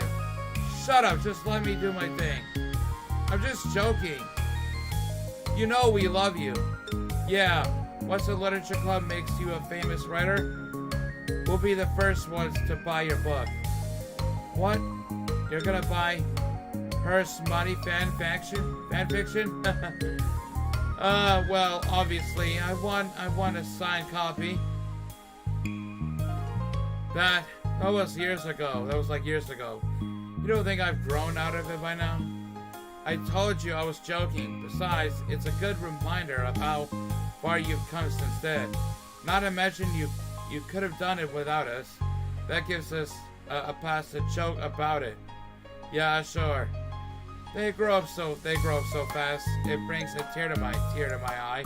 Natsuki suddenly glances in Monika's direction, prompting Monika to quickly turn away and distance herself. The heck? That was horrible. I should have said something to defend her. Why do I have to be so conflict avoidant? Not that I deserve to say anything. I'm hardly better than them. After the way I treated her. I'm so awful. I'm not doing anything right. After school ends, Monika distractedly makes her way to the club room. She finds Yuri inside, eyes in the book as usual. Monika picks a desk and slumps into it, something she seems to be doing rather often lately.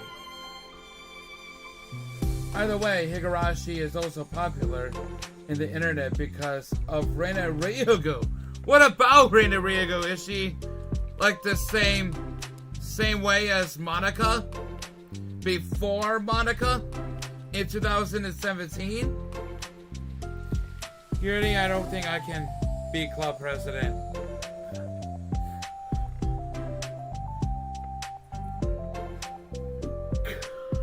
I suck at handling anything that doesn't go like exactly my way. Yuri looks up from her book. It's like the literature club is a place where you get to express yourself, unless it's in a way that I don't like. I'm so mad at myself. And I'm especially mad at that I didn't have the self-reflection skills to realize when I was doing so much for maturity. Sorry, I really shouldn't be complaining that out loud like this. There's just like a lot on my mind. No. I enjoy listening. Really? Why? Yuri shrugs. It just makes me feel nice. Oh, well, okay. I guess I'll just continue then. Yeah. Natsuki has kind of a blunt attitude, you know? It made me feel like she wasn't taking the club seriously. I couldn't even figure out why she wanted to join. I saw her friends talking to her in the hallway during lunch. They were just so mean to her. Telling her to grow up and stuff like that the literature club would help her grow out of her manga. It just made me so mad. Like, just let her enjoy it. Makes me happy, makes her happy. Why are you trying to take that away from her? And when I had that thought, it was when I came to the realization that I was kind of doing the same thing, just in a roundabout way. Like the craziest yandere. Because of her infamous but funny line, Usoda? That's a line in English. Usoda! Usoda! I remember that line, and it always gets me every time when I see that. Usoda! I should have made her feel good about being passionate about something, but I just dismissed it. No, I was actually trying to avoid acknowledging it at all. I meant lie. Sorry, my grammar is not good.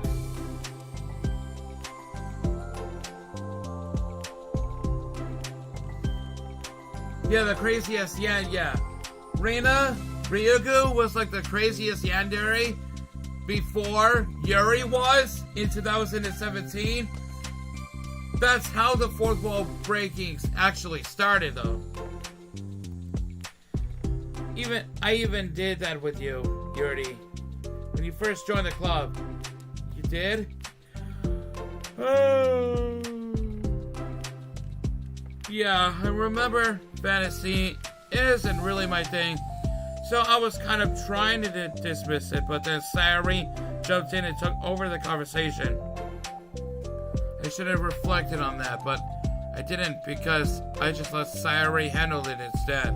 Now I'm repeating the same mistake, except I really hurt someone this time. Monica shakes her head. I'm so tired of being afraid of things I'm not comfortable with. It's so stupid. Like, I can just picture how much joy it would bring Natsuki if I let her share her passion little. I'm so angry that her friends were treating her like that. I'm going to get them back for it. Get them back? Yeah. I get them back. I'll get them back by making sure that this is the literature club that Natsuki wants, not the one that they want. Suddenly, Sayori bursts through the door, making Monica and Yuri jump. With a rare, stern face, she marches over to Monica's desk and sits down next to her. I'm having an intervention. Hi, Sebastian, you're late. I can do that because I'm a vice president. Is this about Natsuki? Yes. Yeah, I know. I messed up. I'm super sorry. I was just talking to Yuri about it. Really? I was so dismissive of her passion that she felt threatened and possibly just unwelcome. Literally the opposite of what the literature club is supposed to be. I really need to make it up to her. Oh, yay, I did it. Thanks for the intervention, Sayori. I'm glad we're on the same page. Friendship wins again. So how do you want to make it up to her? I have a plan.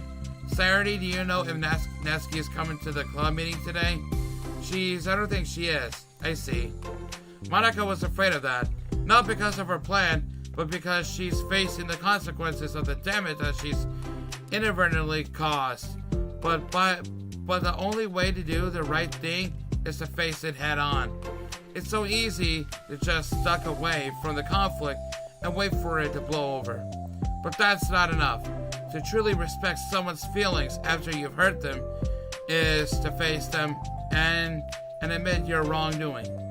Not the wrongdoing of dismanaging the club, but the wrongdoing of disrespecting Natsuki's feelings. Okay, do you think you can get her to come to the meeting tomorrow?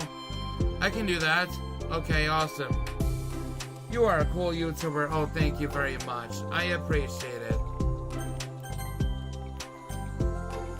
Okay, awesome. Yuri, you don't have to worry about anything, but thank you for being my friend. You're a good listener. Fidgeting with her hair, Yuri turns away to hide a smile. Well, I guess for today it's going to be a pretty quiet club meeting. I'm going to step out for a bit. Is that okay? Yeah, I'm just gonna read with Yuri. Hey, is this one of Natsuki's books? How come it's out here? Sayori picks up a manga that was resting on a chessman desk. Oh, that? Natsuki probably just left it up by accident. But I thought she hasn't been coming to the club. Actually, Monica's been. Okay, Yuri. I'm sure it was just someone else who was using this classroom then, okay? Monica smiles at them both. Then with a wave, she exits the club room. I really shouldn't have left that out. If Sayori catches on, she'll definitely tell Natsuki, and that would really get really awkward. Now, I wonder if there's a keyboard I could borrow from the music room.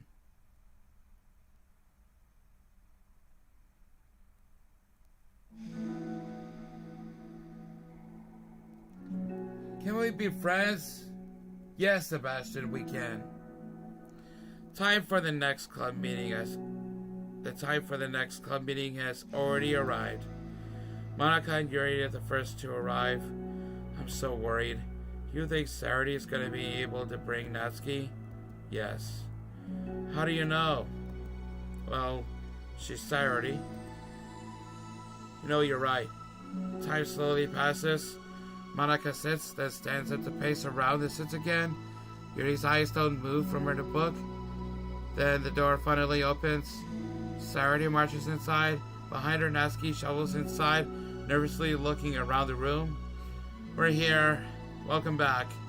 Monica, the club president, stands up and greets them with a smile. Saturday picks a desk and takes a seat. Natsuki sits closely next to her. Looking back and forth between the club members, Monica is struck with a nostalgic feeling.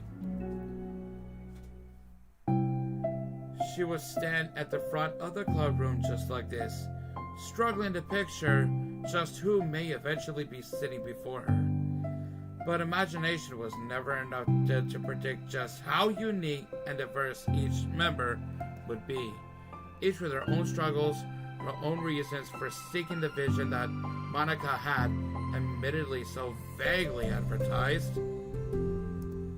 Seeking trust, understanding, respect. What new lessons will the future hold for the literature club? Realizing she's getting ahead of herself, Monica takes a deep breath and returns to the present. Okay, everyone. The literature club is starting. We have an activity planned for today.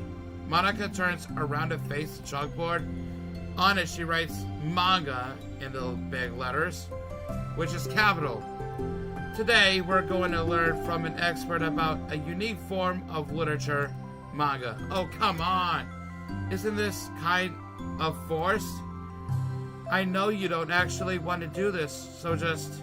Monica shakes her head. Natsuki, this is the hardest part. After making it this far, she would be so easy to just smile and move on. But that's not enough. Not this time. I'm sorry. It was wrong of me not to take you seriously when you're kind enough to show interest in my club. Oh. And another yandere girl characters I remember are Kotonoha Katsura from School Days, close to Yuri, crazy and creepy, and Yuno Gasai from Future Diary. Oh, alright, I should check those out pretty soon.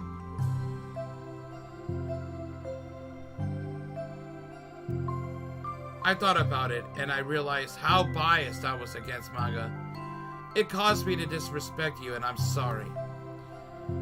But I think you deserve to be able to share your passion with us, so I can make it up to you. Well, thanks, but I know you're only doing this because Saturday told you to.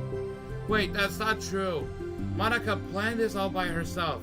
I didn't even get a chance to talk to her. I was witness to as well.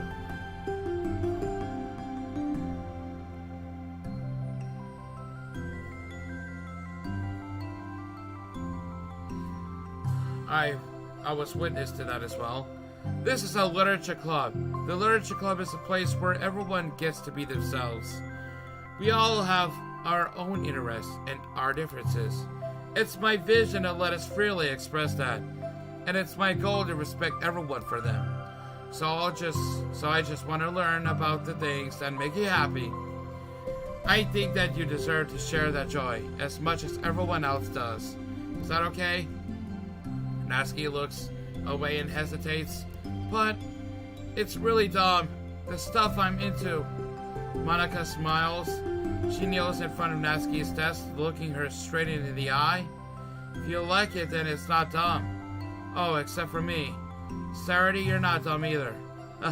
What the heck? You guys are so weird. Fine, I'll show you some of my manga. Only because you admitted that it's literature after all. Natsuki stands up. Oh yeah, I didn't say this before, but I'm actually into writing too. I'm a kind of a pro. But I didn't want you to like me just for that. Oh, wow, really? I really did have you all wrong, Natsuki. Yeah, whatever. Today's not about what that anyway, right? It's about manga, so I hope you're ready.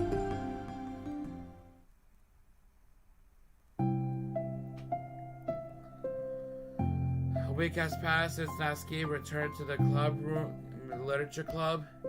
Since then, the club activities have been in full swing. Each club member had received a day in the spotlight to share all of their favorite kinds of literature with each other. As another meeting draws to the close, Monica approaches Natsuki on the way out. Natsuki, are you in a hurry? Home or something? Me? Not particularly. Why? Oh, there was just something that I wanted to show you. If you had a few minutes. Sure, what is it? It's not in here. You can follow me to the music room. The music room? Why? Well, you'll see. That's what's gonna unlock this picture here. In the picture, so the badge would be there by the time we finish Respect. You know, I was thinking back. When the club was just me and Sayori, we would talk about how we envisioned the club to turn out. We cared a lot about it being a place where people could express themselves. And she said something strange to me. She said that I was trying to make the club that I needed myself more than anyone. But I think it wasn't until you joined that I fully understood that, because you really taught me a lot about myself. Like, things that I was probably always too stubborn to admit. Oh, come on. You can't mean that. I didn't even do anything. I just, brought a bunch of manga, and then I got fuzzy when I didn't have my way.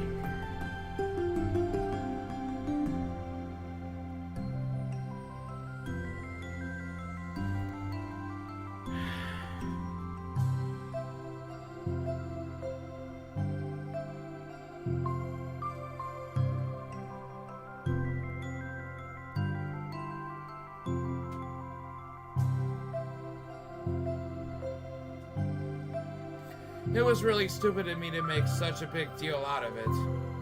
No, I honestly needed it. If you didn't express that you were hurt, I would never have realized that I did something wrong. Besides, feelings are valid. They deserve to be heard and respected. It's just really hard to feel that way sometimes. You know, I really shouldn't care about what other people think in the first place, but when you're just criticized by everyone around you for being a certain way, it can get really hard to just brush it off, and it makes me start to feel like I'm the problem. Morgan Wallen reference before, I'm not doing enough to please everyone else. Am I being too entitled if I just want people to like me without me having to hide a bunch of stuff about myself? I don't think I am. I just wish that sometimes people would try to appreciate me for who I actually am. As Monica listens, she recalls vividly how Natsuki's friends were treating her, and how naturally they did so. How long has she been fighting against that, refusing to change for others? I could only wish I was as strong as you are, Natsuki. You're so honest with yourself. I'm always trying to come off as perfect for the other people. Anytime there's a hint of contention, I just crumble. But it's thanks to you that I really started thinking about this stuff. You really inspired me to start working on it. But like I said, I didn't even do anything. You were just being yourself. That's all you needed to do. Also, there's something else. Monica takes a breath. The thing is, I might have a little bit of your manga. What? You? What the heck? Why didn't you tell me? I'm sorry. I think I just felt kind of embarrassed to admit it after I gave you such a hard time about it. I can't believe you. of all people, were reading manga behind my back. That's so funny. Yeah, well, I just flipped through one of them out of the curiosity, but I ended up reading a whole bunch of it. But I mean, one of the characters was in a literature club. What are the chances? What are the chances, right? You were reading a Parfait Girls? Wow, you have good taste.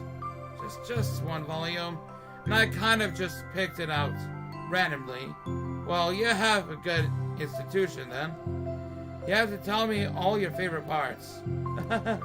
Well, I think it was some kind of weird fate, because the character isn't just in a literature club. She also plays piano. It's just weird, because I've always wanted to learn piano.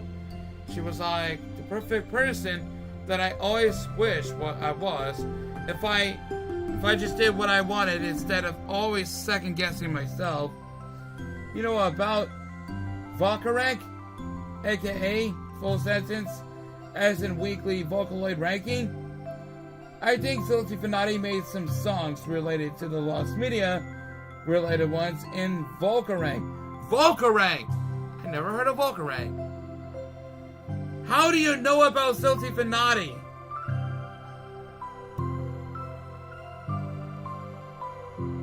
I always felt like I should only share the absolute best parts of myself. The parts that will impress people or make them like me more. But after you join the club, I really realized how self-destructive that mentality is. We share things because we want to express ourselves. Sharing experiences allows us to share emotions. And I just felt like I wanted to show you this, because if it wasn't for you, I never would have started playing. Hey, I think the credit for that one goes to Parfait Girls, not me. No. Well, maybe it's true that Parfait Girls put the thought into my head, but it was still you who inspired me to keep practicing every day, because, you know, it just made me feel like if I wanted to do something, I should just do it. I mean, I still haven't been practicing for a very long, and I'm really not good at it yet, like, at all. But I wrote a song for the club, and I worked really, really hard on it. It doesn't have any words or anything, but, well, yeah.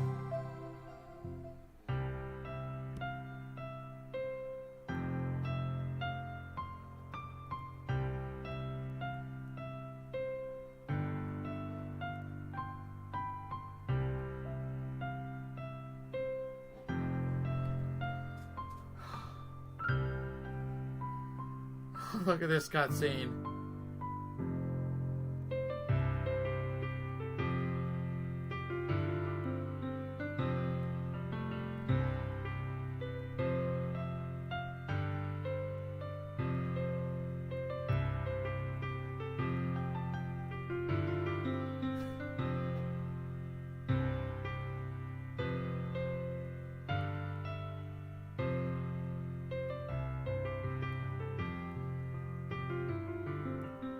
It feels so nostalgic. When I was at Nana's house, I always hear the piano music coming from the TV or in my phone, like somewhere in the early 2010s, like in 2012 or 13.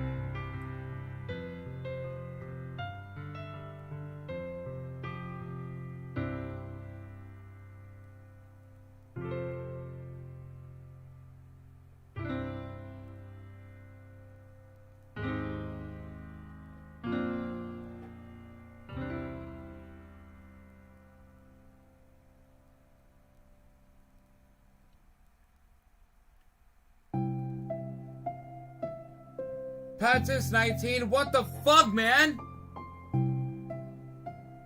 Also, thanks Just Cam for timing him out. What the fuck? Hey, Just Kim. Even in a lost of clip compilation of the lost Vocaloid songs that were in Vocal Rank are uploaded on YouTube, especially Naruto. Ever giving it a reaction to one of those? Not that I have, no. Tim, I timed out that guy all good.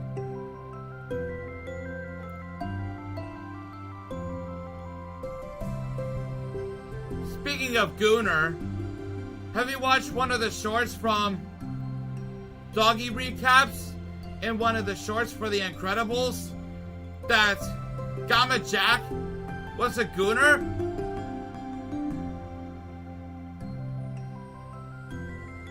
If you didn't know, then Gamma Jack might be a Gooner in The Incredibles. In The Incredibles lore.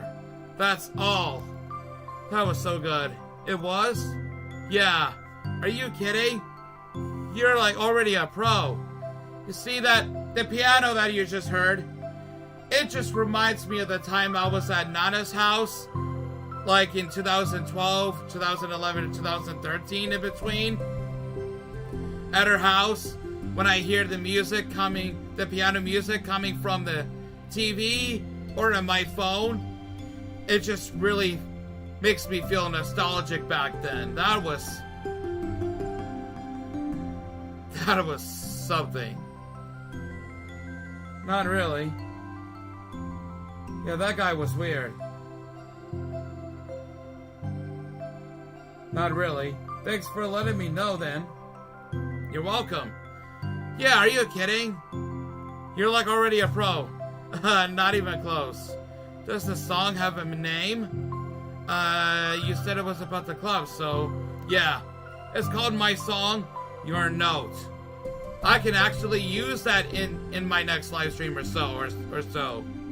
Because everyone brings someone so unique to the club.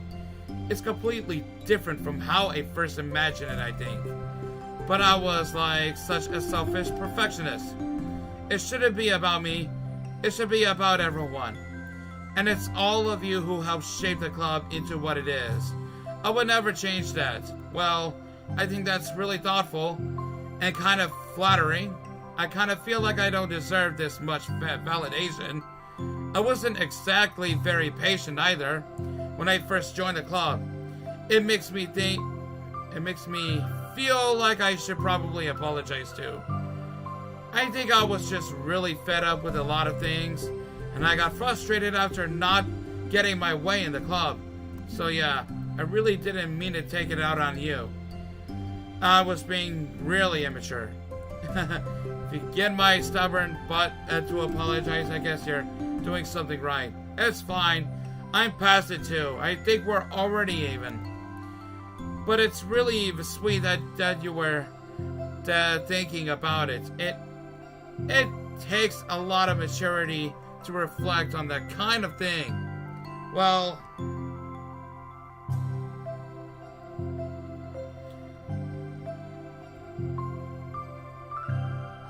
I wonder who I got it from. Oh, never mind. Well, anyway, we're even as long as you let me keep my manga in the club room. You did admit that is a form of literature. You totally can't take that back now. You got me. The closet's all yours. I'll tell you what. I'll bring in a little something for the club tomorrow. I want to do something nice in return. What kind of little something? Oh, you'll see. But I don't think you'll be disappointed. The next club meeting ends up being a particularly tasty one.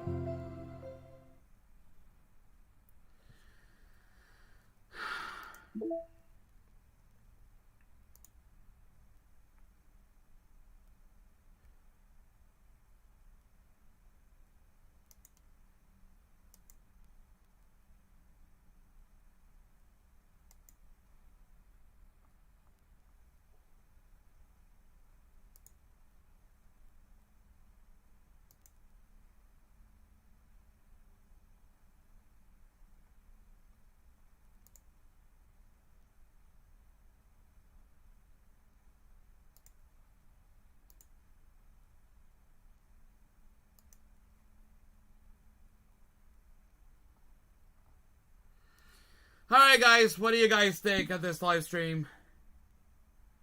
It was all... Goddamn, it's almost 2 o'clock. What do you say? Should I end it off here? I think it's way past my bedtime, so I guess I thought you could say yes to it. Right?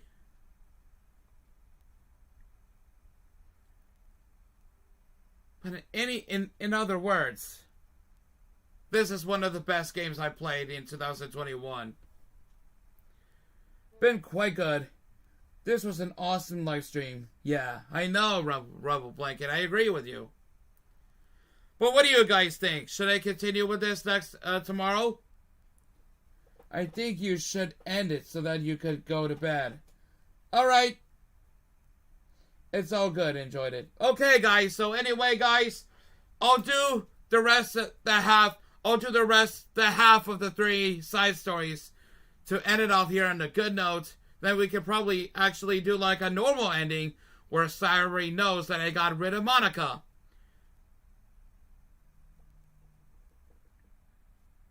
Yeah, thank you, Sumko. Alright, guys. Good night, everyone. I'll see you tomorrow for the next live stream. And also for tomorrow, I have another episode by Niven Hedinger to publish yet. So it'll be tomorrow morning or so. So stay tuned for that. So anyway, guys, thank you so much for watching this video. No, live stream. It's almost 2 o'clock. So anyway, guys, if you enjoy it, make sure to leave a like. Stay 20% cooler. Be ready for the real action. So as always, guys, I'll see you in the next video. Goodbye, everyone. And have a good night.